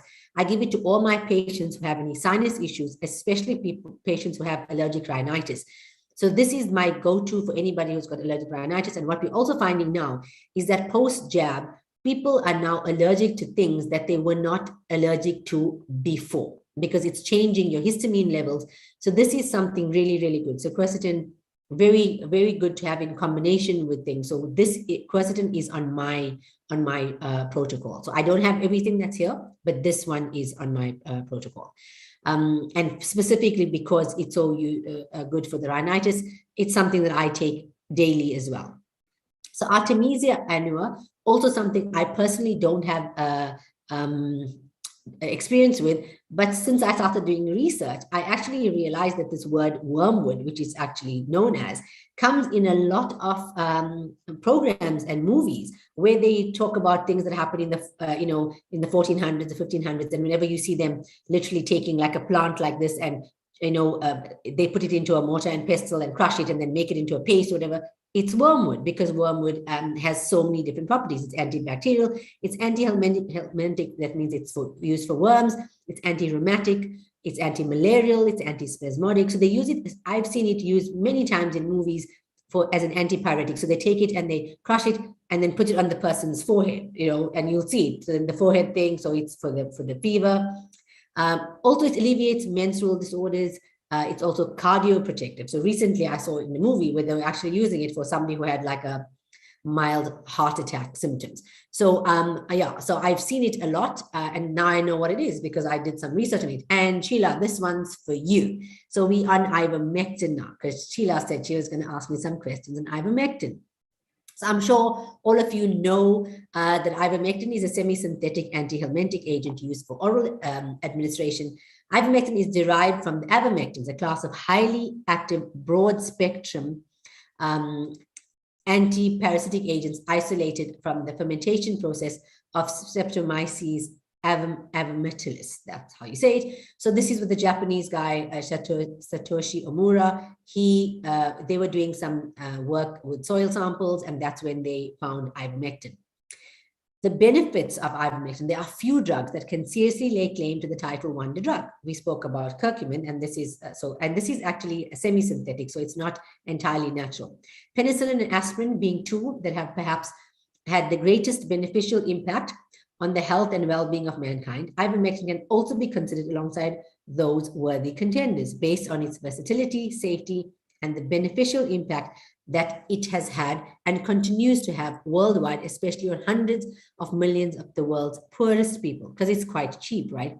When it first appeared in the late 1970s, it was the world's first endocide forerunner of a completely new class of antiparasitic agents, potentially active against a wide range of internal, external nematodes and arthropods. So I'm sure you guys know that it was used to treat river blindness, which is onchocerciasis, and lymphatic filariasis. It's also been used successfully to overcome several other human diseases, including COVID-19. So this is, of course, for COVID, this is my go-to place. It's antiviral, it's antiparasitic, it's anti-inflammatory, it's a protease inhibitor, and it's spike protein binding. This part is super, super important, especially for post-jab. So Sheila, your question you wanted to ask me about ivermectin. So the question I was asking was, I see in the U.S.A. has a lot of resistance. The FLCC, they're a group of doctors that have been using ivermectin from right at the beginning of the pandemic, and they've been using it for prevention protocol, and also the early phases of any symptoms of COVID. And their claims that they've had a huge success. But it's been, in the media, it's really been criticized, the horse of medicine, and just really, really criticized. So obviously, I come from a science background. I also have a holistic background. And I just really want you to speak on ivermectin from a scientific background, and also from your experience. I know you were you helped the African high courts to actually allow ivermectin in the country. So I know you come from a place of knowledge. So I'd love you to speak on that. Well, yeah, ivermectin, I came to learn about ivermectin when it was banned in South Africa on December 26th, 2020. And I thought, why? Because I was putting together protocols because I wasn't seeing COVID patients, because as you rightly said, I specialize in weight loss. So I wasn't seeing sick people, I was seeing fat people. And then suddenly I started doing mask collections, and we were doing, I was doing a lot of voluntary work. So I wasn't treating patients, but I was doing other things with regards to COVID. And my gut was telling me something's not right, because no people were dying on the street. There were people not wearing masks, but they were not dying. And then when this whole, and I remembered putting protocols together, because I did the COVID home management team. I put a whole lot of doctors together, because the government was telling us, wear masks, isolate, sanitize, and then we went straight to vaccines are coming. What about the big chunk in between about treatment? So we were at a loss. So I got this group of doctors together, and I'm using this, and I'm using that, and I'm using this, and use steroids, don't use steroids. And people were talking about ivermectin. And I remember putting a protocol together back in July. So COVID started here in 2020 in South Africa in March. So April, May, June, July, which is like 3-4 months later, I put a protocol together, and ivermectin was on there. And I didn't think anything of it, because ivermectin was on the protocol. A lot of people were using it. We had chats about it. And then in December, it gets banned. And that's when I started looking as to why would this drug get banned. And then I found things like 4 billion doses have been given throughout Africa. It's such a cheap drug. And then suddenly the same manufacturers that manufactured ivermectin, which is Merck, suddenly say it's not safe. And then, excuse me, you giving it out to people for free, and then now you're saying it's not safe. And so if you look at it and the way it was blocked, and recently, I'm sure you guys have seen Tess Laurie from the World Council for Health. I met her because of the ivermectin issue, and I also met Andrew Hill. And Andrew Hill and Tess both did 2 separate rapid reviews of ivermectin. Andrew Hill works for WHO, and Tess does work for the WHO, but she did an independent study for herself, because the same thing was happening, like you said, in the UK and the US, and especially with FLCCC. She wanted to know what was going on. And Andrew said unequivocally on a Zoom call that we had, that he's never seen any drug with such anything, for not just for COVID, for any treatment, show such benefit for a disease. And at worst case scenario, it's going to have a 40% benefit. But at best case, it's going to be like 89 to like 90%, but they're just waiting for some last thing. And then suddenly he was silenced. And I'm saying it out that he was silenced because it came out in the book, The Real Anthony Fauci by Robert Kennedy, where he says, because in the interview with Tess, because Tess has released this conversation with Andrew Hill, and he did the whole study showing the benefits of ivermectin. And the last bit, which is the conclusion of his study, was written by somebody else, because Unitaid, which is an arm of the WHO, paid Liverpool University, where he was doing his tenure, paid them $14 million, in research funds. And then suddenly they get to write the summary telling people, what do they say? More evidence is required. And that is why you listen to the narrative everywhere to say, you can't prescribe it, more evidence is required. And that is just so weird, because you're talking about a 40-year-old drug, more evidence is required, but a 1-year-old vaccine is safe. I'm not going to say any more about that. So you know how I feel about it. The evidence is out there. All you got to do is try it for yourself, and you will see the benefits of ivermectin. My advice about it, though, is whenever you're prescribing ivermectin, because of its antiparasitic effects and it's potent anti-inflammatory, antiparasitic, and a parasite is not worms. A parasite is a bacteria, it's a virus, it's fungus, anything that you got in your body that should not be there. When you take ivermectin, it's going to kill any bug, not just COVID. So people tend to have either a rash or nausea or vomiting, but that's because of the effect of ivermectin killing off any parasites. It can't just say, oh, just kill the COVID. It has to do everything. So always take ivermectin with loratadine, which is non-sedating Allergex, which is an antihistamine. Also, ivermectin works very well in combination with loratadine, specifically because of the mechanism of action. It enhances the effect of ivermectin. So I've always prescribed ivermectin with loratadine. And at this point, I'm going to say it out there that the vet preps that are allowed in certain countries, people say, you mustn't say that, it's a horse medicine. I'm not even talking about the tablets, guys. I'm talking about the vet prep. If you get the correct vet prep, there are certain ones that have got other things added, not that one. Find out which is the safe one, which is for human consumption, because animals have a less developed liver and kidneys to humans. So things that are safe for animals are usually more safe for human beings, but not vice versa, because you need to be able to filter it better in an animal. Because I did some research and I spoke to several vets, and there is a study out there, it was done in Thailand, where they used it for strongyloides, where they gave human beings vet prep, which means it's safe for humans, guys. It's there. It's a randomized double-blinded, placebo-controlled study showing that liquid wet prep ivermectin is safe for humans. So I'm going to leave it there about ivermectin because there's quite a few other supplements I want to talk about. Nattokinase, again, something I'm not personally familiar with, but I know tons of people in abroad, especially in Japan. They use this a lot because of its properties. Of course, if you've got a nut allergy, you're not going to take nattokinase because it is made from nuts. It's anticoagulants, cardioprotective, neuroprotective, antihypertensive, analgesic, and used for PMS symptoms. There was some talk about that here as well. Right, so this is HOCl that we were talking about earlier, Sheila, that I said the hypochlorous acid that you put in the diffuser, right? So it is a weak acid, but again, it's an antioxidant, antimicrobial, also helps with allergy symptoms. It's an immune booster, and it's a surface sanitizer and disinfectant. So anything that's in this form, you can put it into a diffuser, and that's the one that I recommend because I've had experience with hypochlorous acid. The hydrogen peroxide I use directly, but like I said, any of the ones that are in the acid form, you can actually put them into a diffuser. Then you can just keep it running throughout the day in your practice. If you've got people coming in and out, it's actually really nice to sanitize the air.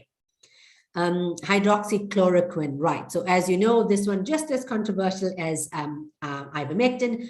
All I'm going to say on this one is my feeling about why COVID is there's such a low number of COVID and COVID deaths in Africa is because of the use of ivermectin widely and because of the use of hydroxychloroquine because it's an anti-malarial, right? So this is the reason, one of the reasons my understanding is why Africa will save the world is because we are the ones who are the least vaccinated continent, and we are the ones who already have things like hydroxychloroquine and ivermectin being used widely, and also antiretrovirals are used very widely in Africa, and we find that to be protective for COVID because it is a virus and they are antiretrovirals.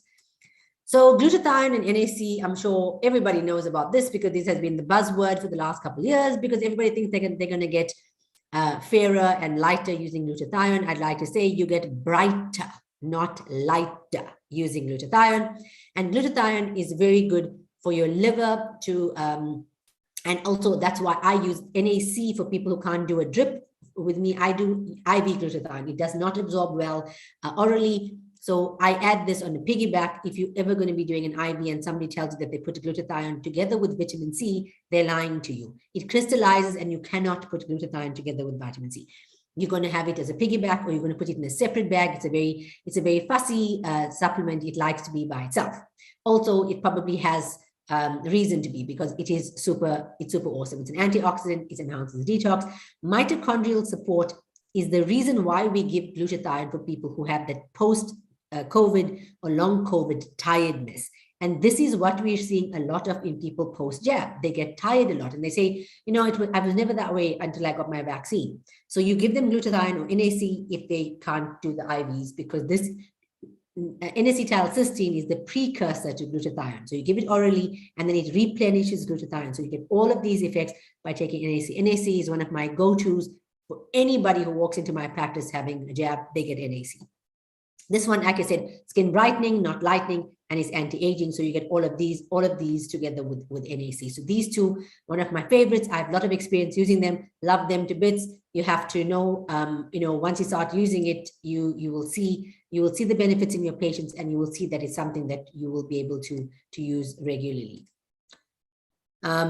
Okay, and then MSM, of course, MSM, there's a great study just done, released by a South African scientist. She's got a PhD, Heidi Dupree. You can search her, you can message me, I can send you the study. What she's told us now is when it comes to COVID with her research, any cell around the cell, you get sulfur. And when you are low in sulfur, you get holes in your cell membrane, and that is why viruses and any viruses and bacteria can come and go in, of course. And if you're taking the jab, spike protein can also enter the cells. So if you take something like MSM, which is methyl sulfonyl methane, we just call it MSM, it's going to help you because of its antioxidant effects, specifically from helping with cell membrane. So that is why it's going to be everything that it does is because of that specific effect. I use it a lot. And here's one of my other favorites, cannabis. I absolutely love using this in my practice. I don't use the one of the euphoric effects. I use CBD specifically, so it doesn't have the people don't get high from it, and you have to know how to use it. You got to know how to titrate it, but it is, I promise you, the next thing that's going to literally take over the world treatment is CBD.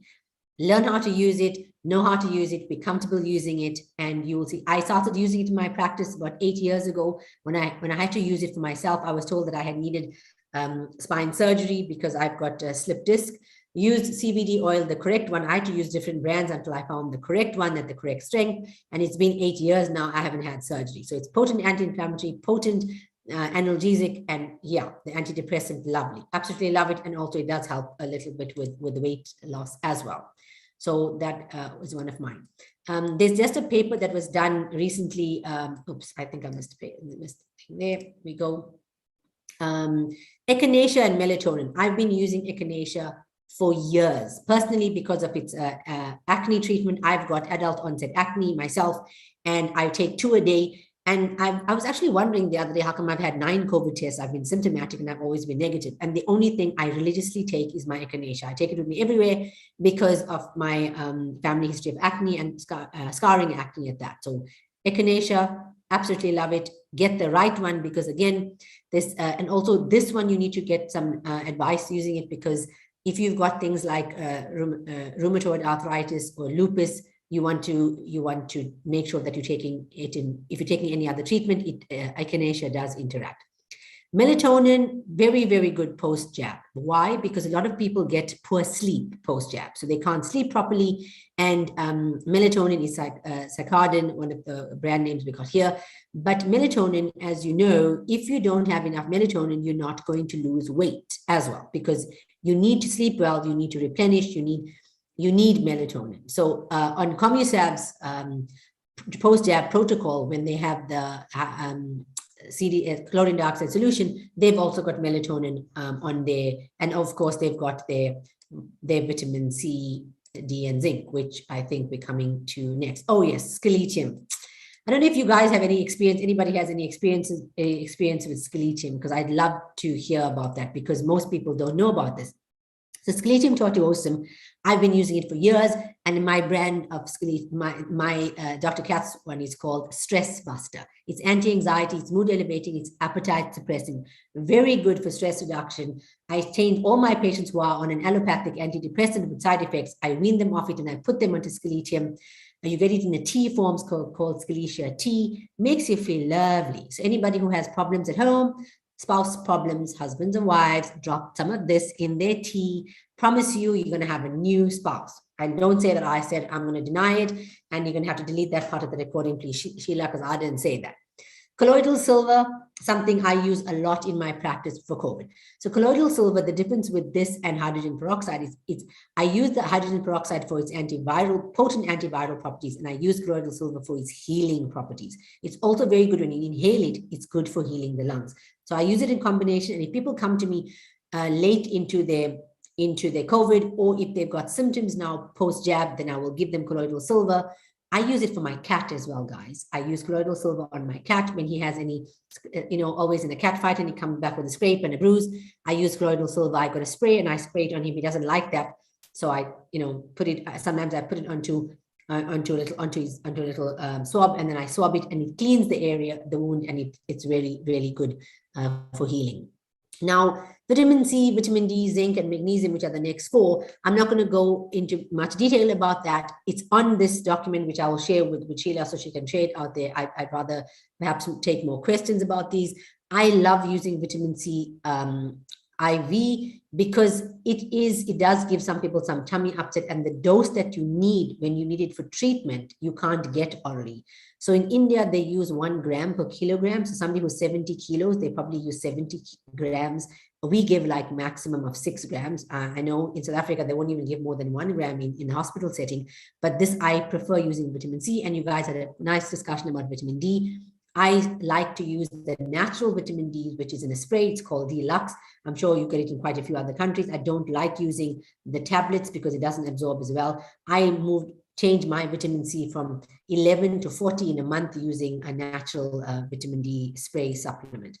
And zinc and magnesium. Magnesium, I use it all the time in my practice. I use it in combination with calcium because calcium gives you constipation, magnesium gives you diarrhea. Always use it together, and always take it at night because calcium absorbs better at night. Lovely for people who have water retention. Magnesium also is a mood elevator. So very nice. Also magnesium, chocolate is high in magnesium, ladies. So, you know, whenever you're craving chocolate premenstrually and you wonder why, it's because your body is telling you I need magnesium, and it can't say that. So it says, give me some chocolate. And when you give it chocolate, then that's why it helps you with, you know, PMS. It's because of that, because the magnesium in the chocolate. Zinc, the one thing I want to say about it, very good to be taken with ivermectin. If you want to choose one supplement that if you have a budget constraint or you have zinc works very well. It enhances the effect of ivermectin.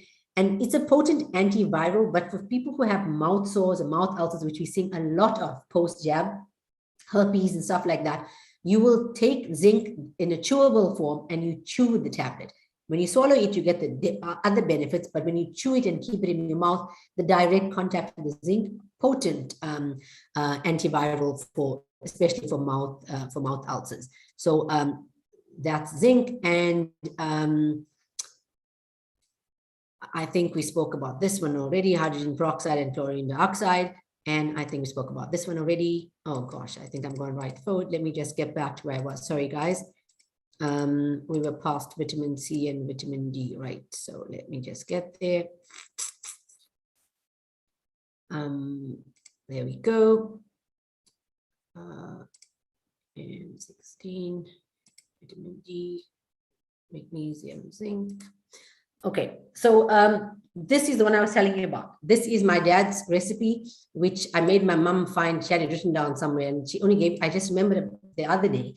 And my daughter had an op and came home, and everybody around her had Omicron, COVID, and I was like, I'm not even testing you. She had a bit of cough and cold, and this is what I did. I did the ginger, the cloves, the cardamom, the cinnamon stick. You put it all together with the turmeric and you boil it. And you let it reduce a bit, not get really thick, just like a tea consistency. And then you add a teaspoon of honey and you enjoy it. You can drink it mornings and evenings.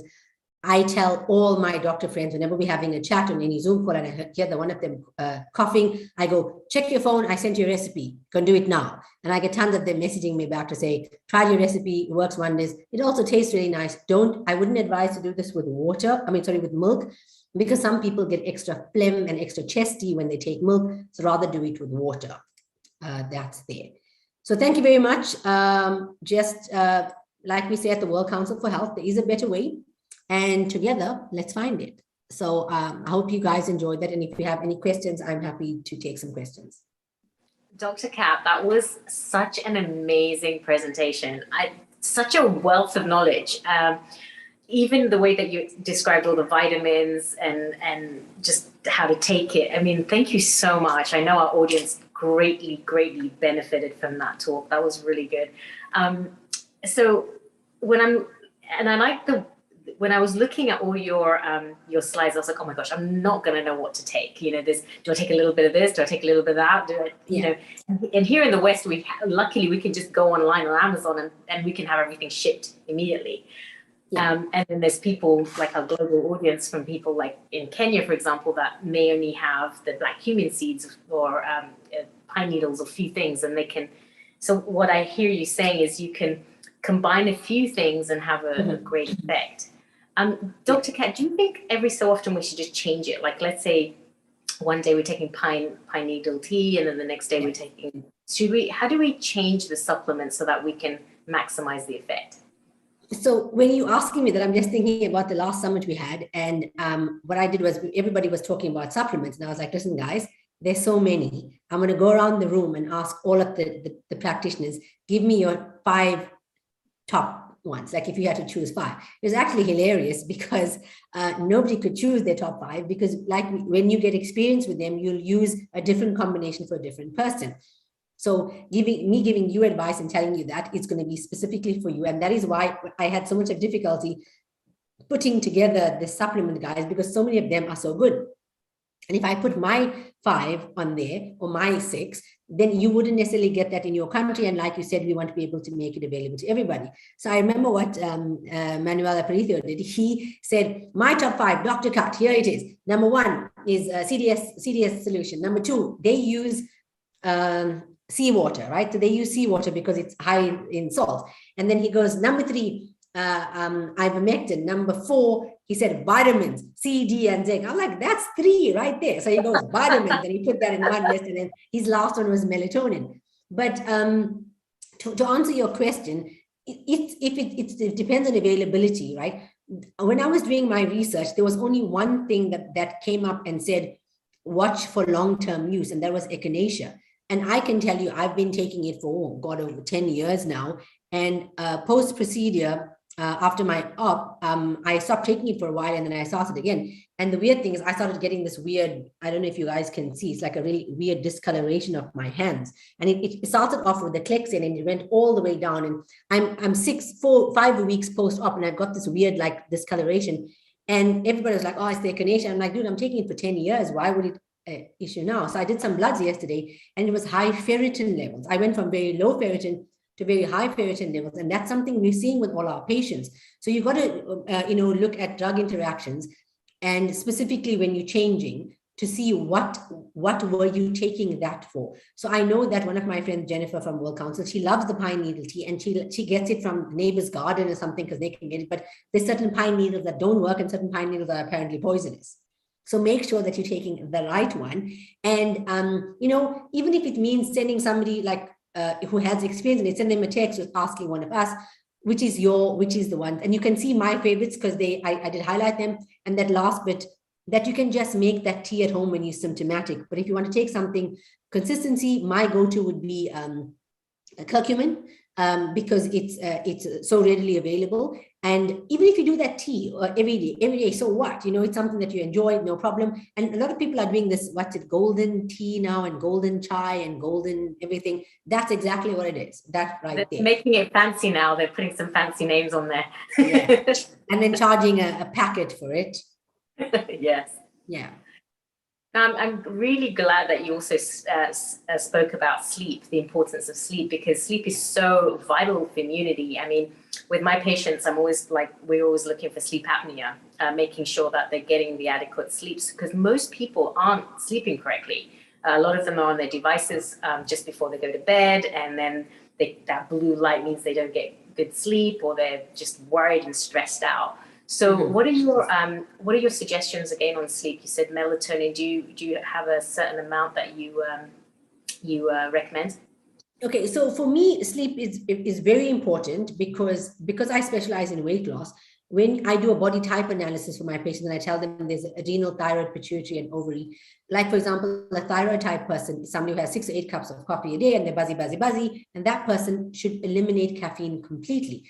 So I would not start taking something unless I'm doing the wrong thing. So the first thing is sleep hygiene. So the first thing is, are you having too much of coffee? And did you know that tea has 5/6 amount of caffeine that coffee has? So if you're telling me, I don't drink coffee, I just have tea. How many do you have a day? 8 cups. 8 cups of tea, you might as well be drinking 6 cups of coffee. It's the same thing. So you have to start asking the person about their diet. Are they drinking enough water? The other thing I found that affects sleep a lot is heartburn. And people who have heartburn have it because they eat badly. So when you eat badly, like certain people, acidic foods, spicy foods, oranges, for example, give certain people heartburn. Apples are also very high in vitamin C. And they say, I don't eat apples. Yeah, but you get indigestion from having apples. So make sure that you know what's going on in your diet. And also turmeric, which is curcumin, in that remedy that I said. For some people, especially, I know anybody here who has any experience with Tib medicine, where they use hot and cold and dry. My dad used to do that a lot. And for certain people, there's certain things that are hot for your body. My grandmother used to tell me that I never could understand what she said. So like ginger is hot for some people, and vitamin C is hot for some people, and curcumin is hot for certain people. So if you're taking a therapy for something else and it's causing something else, then you must know that it's not the wrong therapy, it's the wrong therapy for you. So then that's very important. So I would ask them a history of what they eat first. The second thing is you'll ask them about stress level. So if the person is highly stressed, then I love the thing that Wai Ting talks about is when you outside and you get grounded and you walk on the grass. I do that. Yeah. I do that because my practice is, there's a grassy patch between my practice and the house. And when I wear my high heels, I used to actually carry extra shoes and then change up in the surgery. So what I do now, when I'm on my way back, I come down barefoot. So I walk on the grass and I come down, and I absolutely love it. So it's certain things like that where you want to know about stress levels, and then exercise. Exercise is super important, because if you get endorphin rush and you get tired and you sleep, but then again, there are certain people that can't exercise and fall off to sleep. So you ask them what time you're exercising, because they'll tell you, I go to work, I come back, I get in the treadmill before I go to bed, I can't sleep. No, that person needs to exercise in the morning. As for me, I can exercise at any time, and I have a really good sleep as long as I exercise sometime in the day. So I would ask all those things. And then if a person is saying, I do this, I do that, are you drinking enough water? Yes, my first go-to is calcium and magnesium. I swear to you, if you try it, 2 at night, a good dose of CalMag gives you such good sleep. And you will never understand it unless you try it. So I heard my daughter telling somebody the other day. She's like, just take 2 calcium and magnesium. But my mom gave it to me. I have such good sleep. She's 21, 30 of medicine. And now she's like already into the whole supplements thing, because I use it a lot. So it was quite nice to hear that, because kids are very difficult. They listen to everyone else except their parents. Well, that's really great that you've, what I hear you saying is you're basically, everybody has their own unique combination that works. So you literally have to kind of almost experiment and see what's working for you, and then that can be your protocol. I mean, I have my own protocol that I've kind of experimented and tweaked so that when I see my patients, I'm healthy. I do take my vitamin D, my quercetin, a lot of the things that you mentioned on there. I was kind of like, yeah, I take that. And it's really great that to actually see the evidence that you're showing there. That's really great. And I know we've got a whole team here. I know there's many questions that we have here. I want to just mention, sorry, Sheila. The other thing is, when you watch a lot of TV, people think that I think it's relaxing, but it's terrible because it doesn't. You don't sleep after watching TV. You don't get good sleep. You don't get good sleep. And the first thing you do when you get up in the morning is reach for your cell phone. And the last thing you do is put your cell phone up. So what I've decided to do a couple of months ago, when we had the whole looting, I'm not sure if you guys know, in South Africa, we had the whole issue here in KZN was really bad with the looting. Somebody sent me a prayer because they knew I was actually doing a lot during the looting as well. And they sent me a prayer, which is beautiful. And I play it on my phone. So and it takes 6 minutes to play. So I'm not on my phone for at least 6 minutes before I go to sleep. And that also makes a big difference. So that's also getting into a routine before you go to sleep. Some people need to have a shower. Some people and make sure you brush your teeth, get into your pajamas. So you tell your body, I'm winding down, put the lights low. And that's one of the things we need to. Don't go rushing and take medication. Tons of people are on sedatives, and you know how addictive those things are, like benzos and stuff. It's terrible. Yeah, I think everyone needs to have that wind down routine in the night, and especially like with the news. Like now I'm noticing when I watch the news, it just creates so much stress. And I think so many people are just feeding into watching the news and watching it every single day. And really it's kind of must be affecting your psyche on a subconscious level. So I think it's so important that you have that time just before you're going to sleep where you're just kind of completely off and you get your brain in a good state of mind so that when you're resting, you're really getting that good quality sleep. Yeah, 100%. That's super important. And you realize that you don't, like with the water, it's something so simple. You do it every day. It's sleep. It's something you do it every day. But are you having enough water? Are you getting good quality sleep?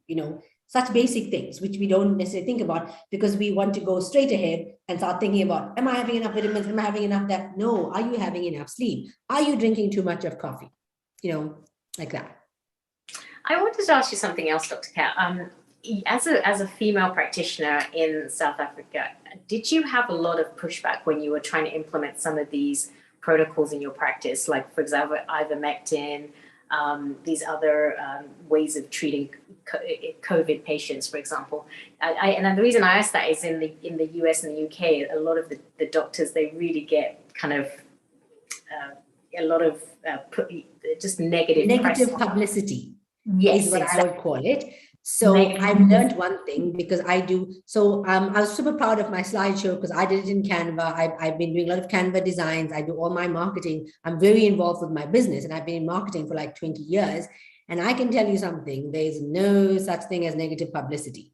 What's meant for you will come to you. What's meant for you, I believe that, I firmly believe that in fate, because that's my name. So what's meant for you comes to you. And sometimes you get all of these, especially these nosy people who see some comment about you and they're like, oh, she's giving ivermectin. Let me go and see what that's about. And then you get somebody who's interested in it, and I love it. So I was in a very early on, I was in a Zoom webinar, and it was also live streamed. And there was this friend of mine who thought she was doing me a favor. So while I was on the Zoom meeting, she was on the Facebook, and people on the Facebook stream, and people can send comments.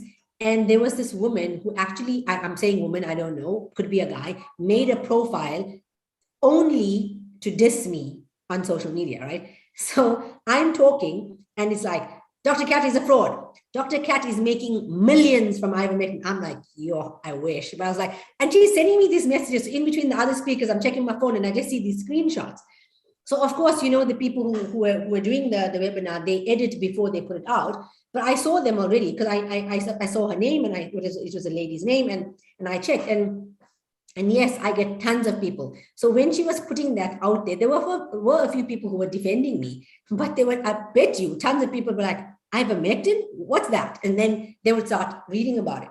So yes, I've got a lot of pushback from colleagues. I've got insulted, I've got called names, I got called a lunatic, I got called narcissistic, I got called attention seeking. Of course, I got called making tons of money. I can, I don't even need to justify, because at the end of the day, I'm answerable to only the Almighty, and He knows my intention, and He knows. So I was like, you go ahead. So yes, there's a lot of pushback here, but we are growing, and there's a growing number of people who are using it. And I also have to tell you this, and I'm sure you know, those people out there who are part of organizations or regulatory bodies who in public represent an organization and say, we don't advocate the use of ivermectin until more studies are done, I can guarantee you when their family member or they themselves were sick, they went to ivermectin first. I can tell you that. Yeah, there's a lot of talk about like not enough trials and stuff, and a lot of these randomized controlled trials, they take 3 years plus to do, right? And who's going to fund an ivermectin trial when the drug costs, I'm not sure, but it's like a couple of pennies per drug, right? Yeah, and it's a refurbished drug, so nobody's going to make money from it. So after you study it for COVID, it's already been studied, the patent is expired, and it is actually, according to the Nuremberg Code, it's not ethical to do a randomized controlled study with ivermectin now, because if you know that something works and it's a treatment, you cannot ethically give a placebo group nothing. You can actually do a trial showing dosages of ivermectin, yes, but ethically you cannot give nothing to one group. Are there many countries that are using ivermectin that you know of, and anyone can join in? I know we have Dr. Weiling here, and I would just want to take a minute. Sheila, my daughter is going off to bed. She wants to say good night, but I'm going to ask for special prayers for her. She's getting her final matric, I don't know what you call A-levels or whatever results tomorrow. So she's standing here totally anxious. Look, everyone's praying. Well, let's have her on. Come on, say hi to everybody. Hello. Come say hi to the audience. Show us your hand. Is she shy? She's being shy. Actually, she's in her pajamas, but she's going to go off to uni next year, and it's dependent on her results, which are coming out this year. So please, guys, she's got provisional acceptance for what she wants to do, which is engineering. And please, a special prayer for my baby, who's 18. There, see, everyone's praying. Okay, you can go to sleep. I'll come see you before you go. She's going off to bed. And I want to say, Dr. Kat, thank you so much for accepting our invitation to come on Healing Hour. Thank you. I know, I want to say something to Dr. Wiley. I had messaged Dr. Wiley and I said, like, I want someone that's going to speak about, certain topics, and you really were amazing by finding the perfect person for this talk, and it's such a great wealth of information, and Dr. Kat's an amazing asset to the world and the community, and we're so honored to have her on Healing Our Earth. Thank you so much, Dr. Wiley. This was just, every moment of it, I was so amazed. Welcome. And also the same thing when I met Dr. Kat too. You know, my heart was so open and all my my energy field was just wide open. I said, this woman is a dynamic. She's a dynamo. She's going to make a lot of difference being a medical doctor and being so heartful. And so we just really connected. And also I thank her for embracing the more esoteric aspects of my talks, you know, with the doctors as well. So I think that's what's needed right now. And at this point, I want to just step up and say that I use ivermectin every week, the FLCCC protocol, every week, and it's been fine. And I use applied kinesiology, like you were deciding, Sheila, you know, what kind of combinations at which time, and I may just propose, maybe another time we can talk about it, is that for the home viewers and also for the layperson and for professionals, this technique of applied kinesiology is actually very, you know, it's useful, right? And we can get more and more technical with it, with bioresonance testing and so on, so that we really create a more personalized, holistic protocol for each individual. I think this is where the future medicine is going. I think it has to, because there's so much out there. Then we can find a combination of herbal preparation, combination of like the pharmaceuticals, a combination of this food, supplements, and then bring it all together. So I'm really excited to work with all of you to bring that forth, the future of medicine. Well, thank you. I really would love to learn about like learning what works and what, because for the layperson, we don't know what's a good supplement, right? I mean, you go online, you look for stuff, and there's like 100 things, and it's a lot of marketing, and you don't know the quality of the ingredients. Is it organic? How's it sourced? What's the potency? It's very difficult to figure out what's the right thing, and then you don't know. You know, like I have you open my cabinet and I've got quercetin in there, I've got vitamin D, I've got so many things. And then I'm just like, wait a minute, what am I, should I take a little bit of everything? Or, so I'd love to. The nice thing about that, Sheila, is you can't kill anybody from taking supplements. You just get really expensive pee. So you can take it. The nice thing is to know that, like, you 100% correct, you have to take the good quality one. So if you know Linus Pauling was the gentleman who founded that vitamin C should be used for scurvy. And he said something which I tell all my patients, besides the line about cover your mouth and nose first, everybody gets this line, which is, Linus Pauling said, multivitamins don't work. Those who need them can't afford them. And those who can afford them don't need them. So if you need chromium, take chromium. If you need calcium, take calcium. If you need quercetin, take quercetin. So when you go to a store, and so that's one advice I can give you, everybody say, I'm not sure what to take, I'm going to take a multivitamin. It says, so we have one in South Africa that says A to zinc, like vitamin A to zinc. And I'm like, dude, the amount of calcium you've got there is 30 milligrams, and a female needs 800 milligrams of elemental calcium a day. So you're giving her the right thing, but is it the right amount? No. So you give them the analogy that they all understand. It's like if a patient comes to you and says, hey doc, I've got a headache, and you say, go and take some Panado. And they go off and they come back to us and, this didn't work. And how much did you take? I took half. Panado is the right thing, but I got to tell you how much to take up the right thing. But it's exactly the same with supplements.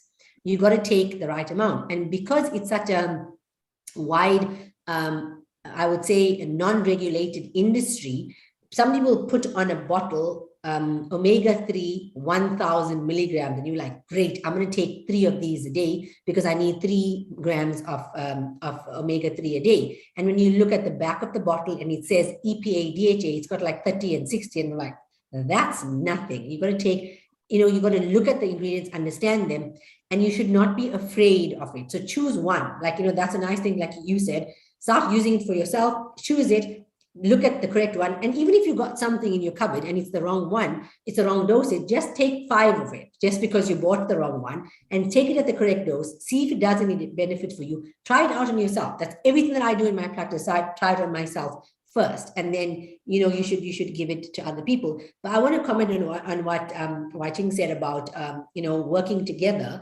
just so everybody here knows there's 2 things. at the World Council for Health, I'm the chairperson of the ethics committee, and my project that I'm working on is to get a registration body, a worldwide registration body, which is going to be, so you start doing it in your own country, where it's a parallel registration board to the board that's discriminating and firing people, so no jab, no job, for any healer. So whether you are a naturopath, a homeopath, a chiropractor, a doctor, a specialist, a dentist, a dietitian, a traditional healer, if you have a registration body in your country and they're advocating the jab, we want to create a parallel body. So we want it to be done in your country. We're trying to do it per region. So I'm doing South Africa, Africa, and then World Council for Health. I've started putting it in place for South Africa, and I'm working on an ethics, like an agreement. So if you're doing it in your own country, you have to affiliate to this.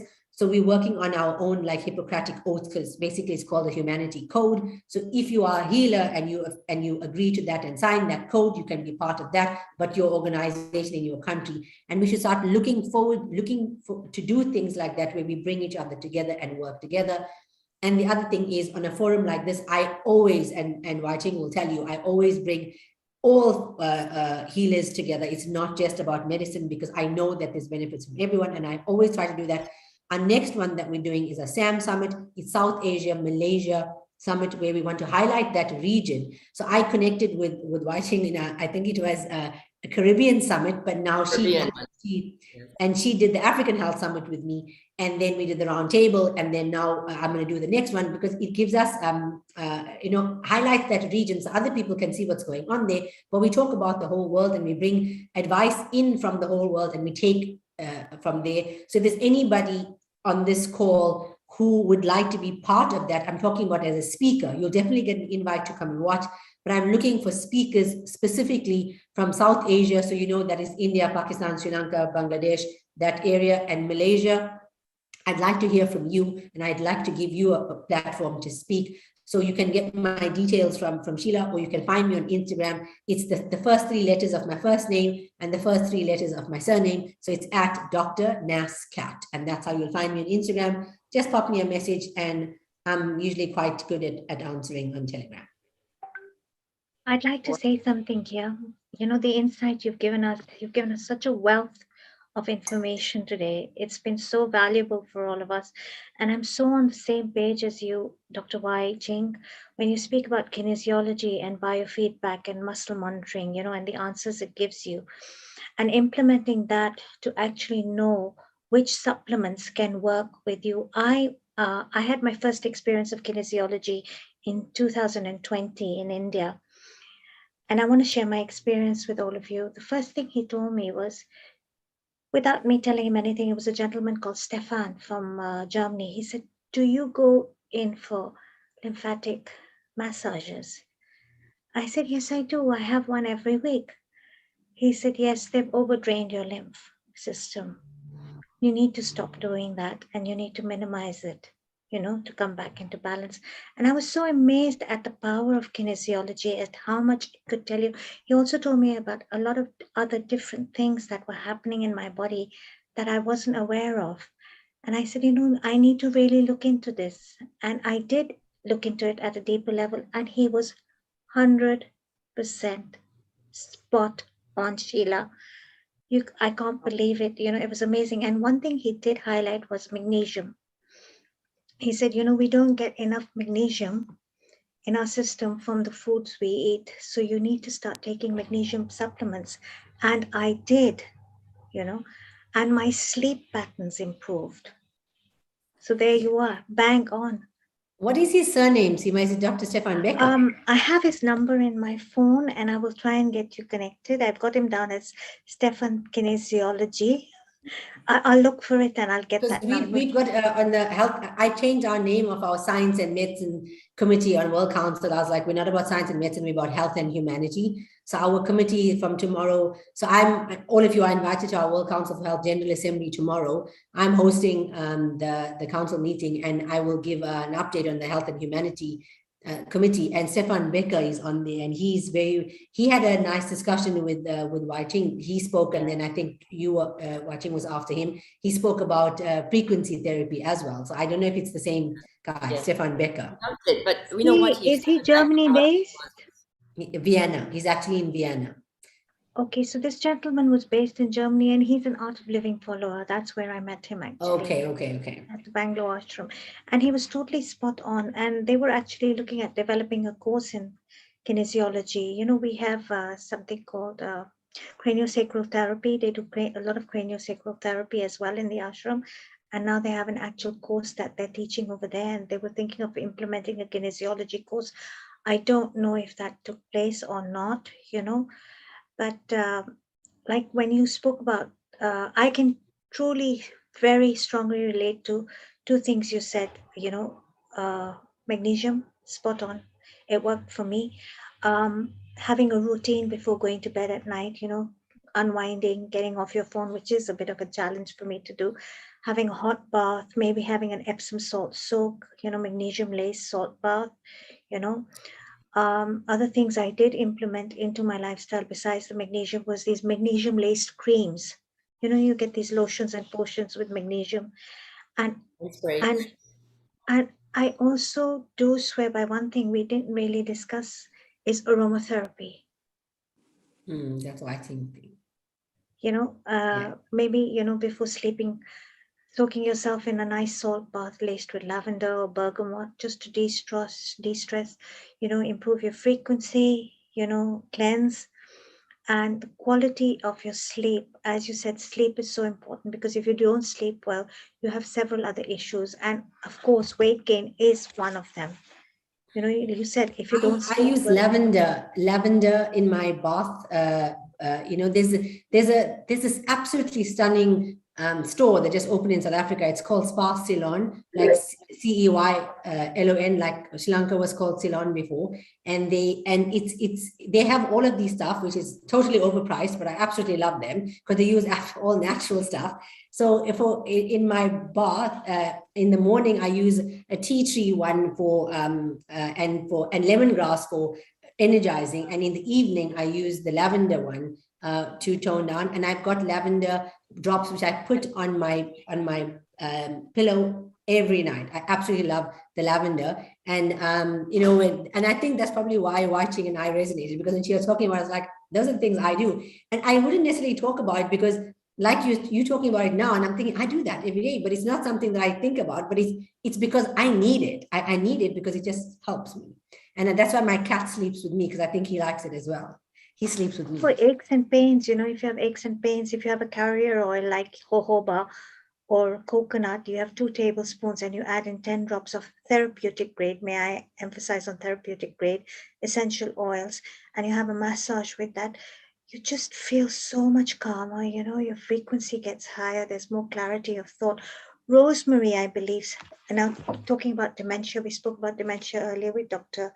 Radia from Nairobi. Rosemary, they say, you know, diffusing rosemary, just getting some rosemary drops between your palms, rubbing them together, diffusing them and sniffing them. That's very, very good for memory loss and dementia. Yeah, and especially if somebody does the massage for you for free, Seema, and with love, then it's even better. Sorry, can you say that again? If you get the massage for free, and if it's with love, then it's even better. Absolutely. Love heals all. Love is the greatest essence of all. It heals everything. You know, I'm so much on that page. I sent the tea, the concoction, the COVID treatment to a friend of mine, Jackie Stone. I've never met her personally, but she's from Zimbabwe, and she was coughing the other day. I'm like, Jackie, I've been speaking to you for 3 weeks now, and you're still coughing because you're looking after everybody else, not yourself. I'm sending you a recipe right now. And I said to her, you have to make it. And I sent her the message the next day. She goes, oh, Kat, I was too late. I couldn't get. I said, listen, this is best when it's made with love. And I sent her this little heart thing. And I go, here's the love, make it, because it's better with love. And she's laughing. Absolutely. And that recipe you gave of the spice tea with the cardamom, cinnamon, turmeric, in Ayurveda, we actually call it a kara. We call it an Ayurvedic kara. And that's what I grew up drinking from childhood. You know, it's Dr. Wai Ching Lee will be on this page with me. Her father Yes. was also, she's from a lineage of healers. It's a recipe handed down through the generations, and you just, really And if you just see on the little cup there, it says dad's recipe. That's from my dad. And, it says the so dad's cute. recipe. And my dad's late, but I mean, it's the things of him that still carry on. And on my supplements, because my dad introduced me to using supplements in my practice, on all my supplement bottles, it says in loving memory of Dr. H.R. Adamilia. So I got his name on every bottle, and that's how his memory lives on. So the thousands of bottles that I've sold over the last 20 years, my dad's name is on it. So it has so much love in it. Lots. Yeah. Absolutely. I do want to ask you one question. Is there any chance anyone can get over vitaminized? Yes, there's certain vitamins that you can get too much of. So what happened was, when people saw me on the whole ivermectin story, I started getting people who were booking fake weight loss consults, and they'd come into my room and they'd take out a bag of ivermectin and go, is this one real? Because we had a lot of fake stuff going around. And then I had a lot of people who came to find out whether they were taking the correct dosages. So there was specifically a gentleman who came with his daughter, and he said to me that his daughter said that ivermectin is giving him a rash. So I went into the whole history, and it turns out that he started ivermectin like 2 days ago. And because he saw me on some advert or news, I was actually on the news a lot after I wrote the letter to the president. And so that's why they came to me. And his rash started a week ago. And I go, how do you associate it with ivermectin if you started that 2 days ago? And then she goes, because up until then he was taking only natural things. So I was like, what was he taking? And then he said, vitamin C, vitamin D, and whatever. And while he was talking, because I firmly believe that a good doctor knows, but a great doctor knows when to ask. So I was asking him all the questions, and I had my iPad with me, and then he said he was taking vitamin C. And as he was asking, I'm like, side effects. And then he said to me something very interesting. He said that he was taking vitamin B1. And then his daughter also told me that he was taking seringaberry leaves. And which is very common here, Indian people use it a lot in South Africa, and he was making it into a tea. The thing with that is you're supposed to take 1 or 2 leaves because it's very potent, and then you put it in the water. So this man was taking a whole lot from the tree, smashing it and making a very potent drink. And then he was taking a vitamin B1 supplement. And when I checked, so niacinamide, quite a few of the vitamin Bs give you a skin rash. It's not something hectic, but he was getting quite an itch, and it's because he was taking too much of that. So he thought that he didn't realize that his multivitamin or his vitamin was the same thing he was taking, because he knew the benefits of the seringaberry, but he didn't know that it was actually the vitamin Bs in it. So there is that where you get people that where you can take too much of something, but it's, from my experience, it's not something toxic unless you're taking so much of it that you're gonna get a reaction. So you'll probably get nausea, which is common, vomiting maybe, and maybe a skin rash. That's with my experience with using it. And now it's just unfortunate that there's so much of people don't trust their healers, or they end up doing it at home. We're probably going to see more, but more because of the interactions with other medication. Like I will never give my patients scaletium with an antidepressant. And now that I'm using it a lot more, I will make them take the scaletium in the morning and antidepressant in the night. If they're taking it, then the scaletium and scaletium, then the next day. So they'll alternate the antidepressant until I take them off it. That also helps them. So you also have to sort of learn how to use it. And then you know exactly when they're having a reaction to it. And it's usually mild. What about zinc, for example? Is that, the recommended amount is like anything from 15 milligrams to 50. But then, there's some people saying that, you shouldn't take it too much of it because it can cause some other issues. Which one is that? Zinc. Yeah. So zinc, that the problem with zinc, over 45 milligrams a day, it doesn't absorb. It doesn't absorb more than that. It's the same thing with cinnamon. If you're looking at cinnamon powder, so I use cinnamon. Cinnamon is very good for blood regulation. I use it in my practice a lot with my patients because most of them are diabetic and they have insulin resistance. So I did specific study on cinnamon, and anything more than half a teaspoon doesn't give you any more of a benefit. So I tell them 1/4 teaspoon to half a teaspoon, but it's for the taste really. And after a while, it becomes a bit too much. So it's the same thing, but with zinc, you don't get any absorption more than 45 milligrams unless you're taking it in divided doses. So then there's certain times that, and I don't know, I think the too much of it, zinc at one point, I know gives you diarrhea if you're just taking too much. It's not like hectic.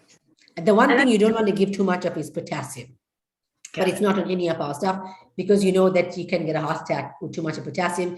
It's those things that when you see in a movie where they're going to inject something at the drip and then the person dies, they put potassium. So that's what happens. And with the ivermectin, you did mention it kills off the good viruses, and does it kill off the healthy bacteria in your stomach? No, it's parasite. That's why it's anti-parasitic. So it's the ones that your body doesn't need. So unlike an antibiotic where you're going to take a probiotic to give you gut, you do that.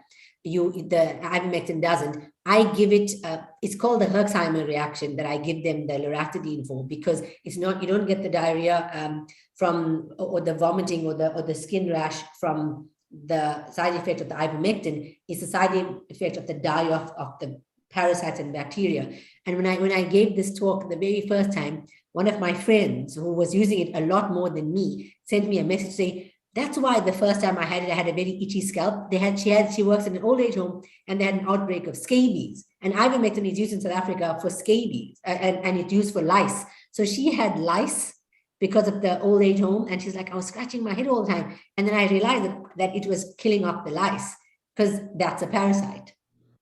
Because it is deemed a very safe drug, right? When you look at the study, it is.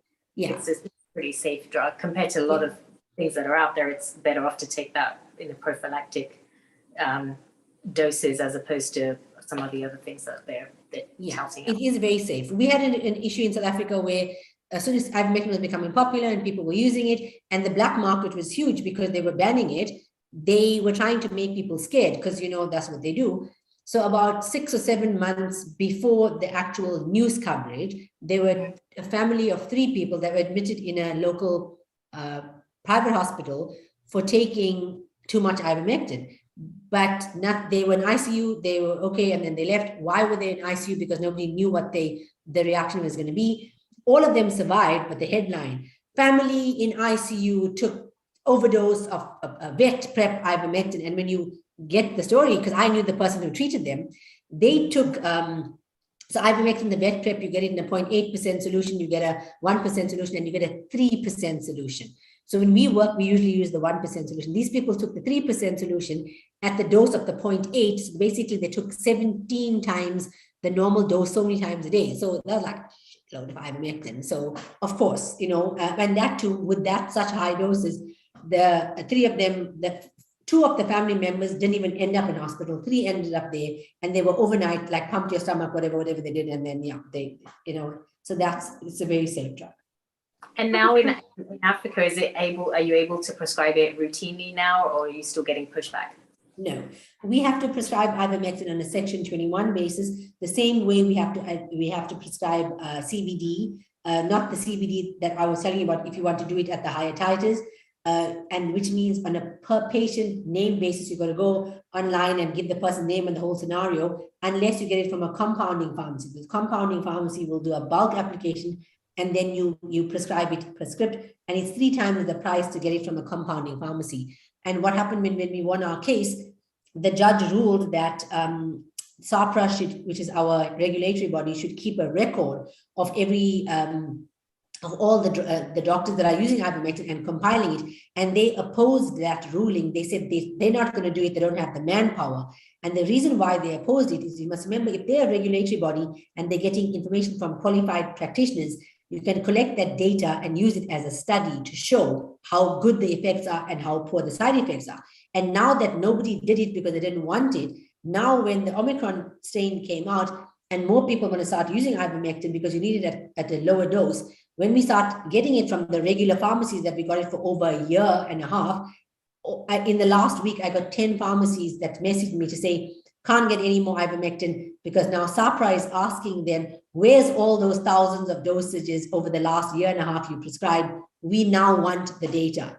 Who's got time to go and give that before they're going to apply on a named patient basis? So they put blocks on everywhere, and they don't realize that we live in Africa, in South Africa, They say there's a saying here in Afrikaans called a boer maak 'n plan, which means a farmer makes a plan. The people make a plan here. They don't need to get it by Section 21. They know how to get ivermectin here. Are you finding ivermectin being used more globally now? Yeah, definitely. I would like to call it our ivermectin community. For those people, there are so many lay people who message me and are so well researched on ivermectin because it's there. And my advice to people who are listening on live stream and people who are here, if you want to know about ivermectin, do not Google it.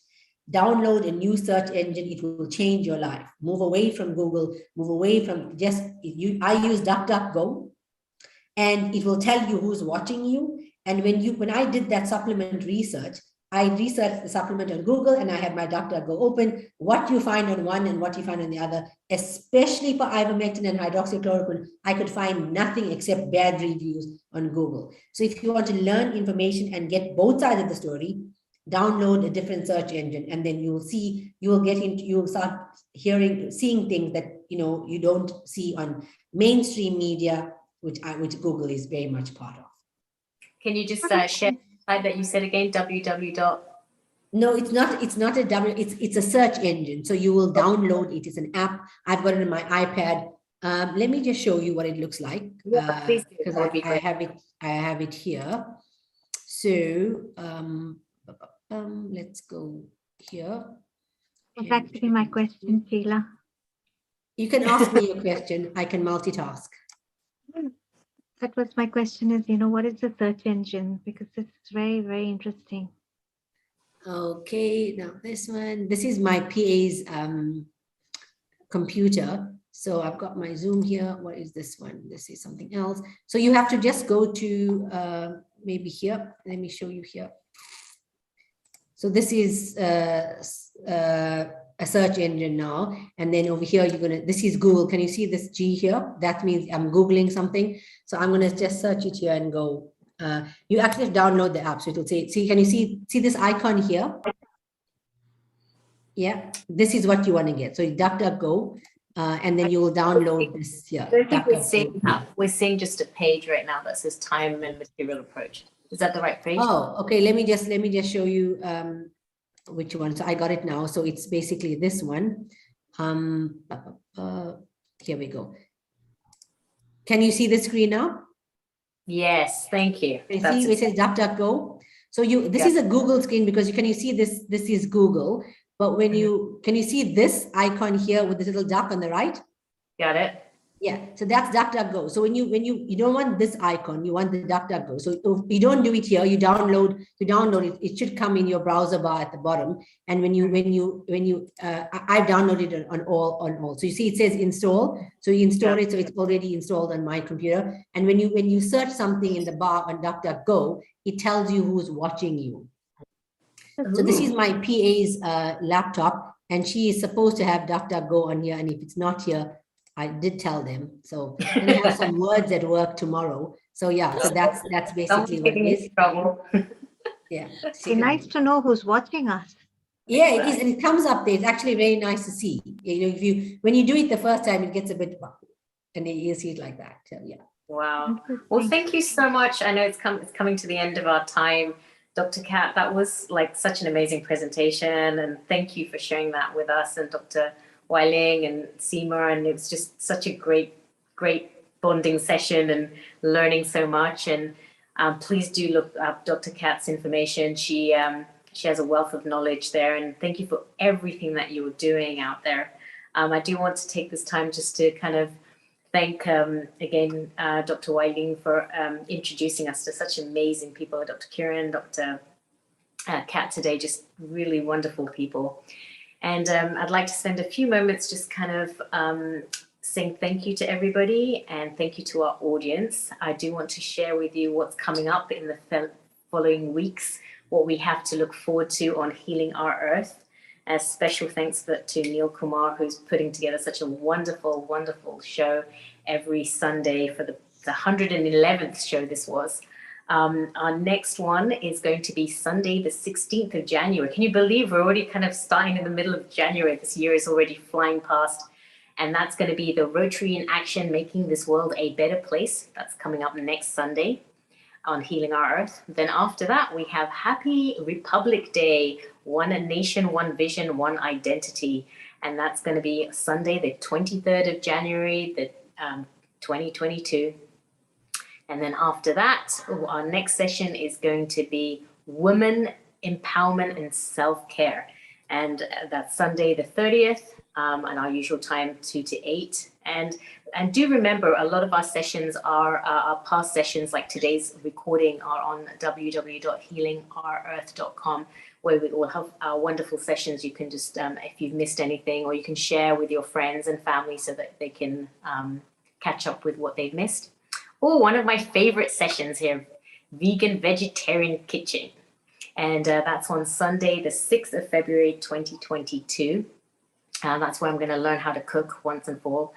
And that's one of our very popular sessions where we get some good healthy cooking. And then Sunday, the 13th of February, the day before Valentine, love is in the air, love for everyone, the community, the world, friends and family. And that's going to be a time for everyone to enjoy some extra love, Sunday, the 13th of February.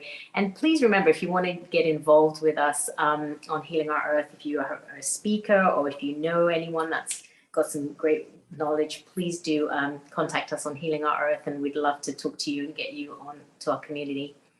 And again, thank you so much. Thank you for being our audience, and thank you for participating. And a global namaste to everyone, and Earth bless you. And till next week, till next Sunday, global namaste.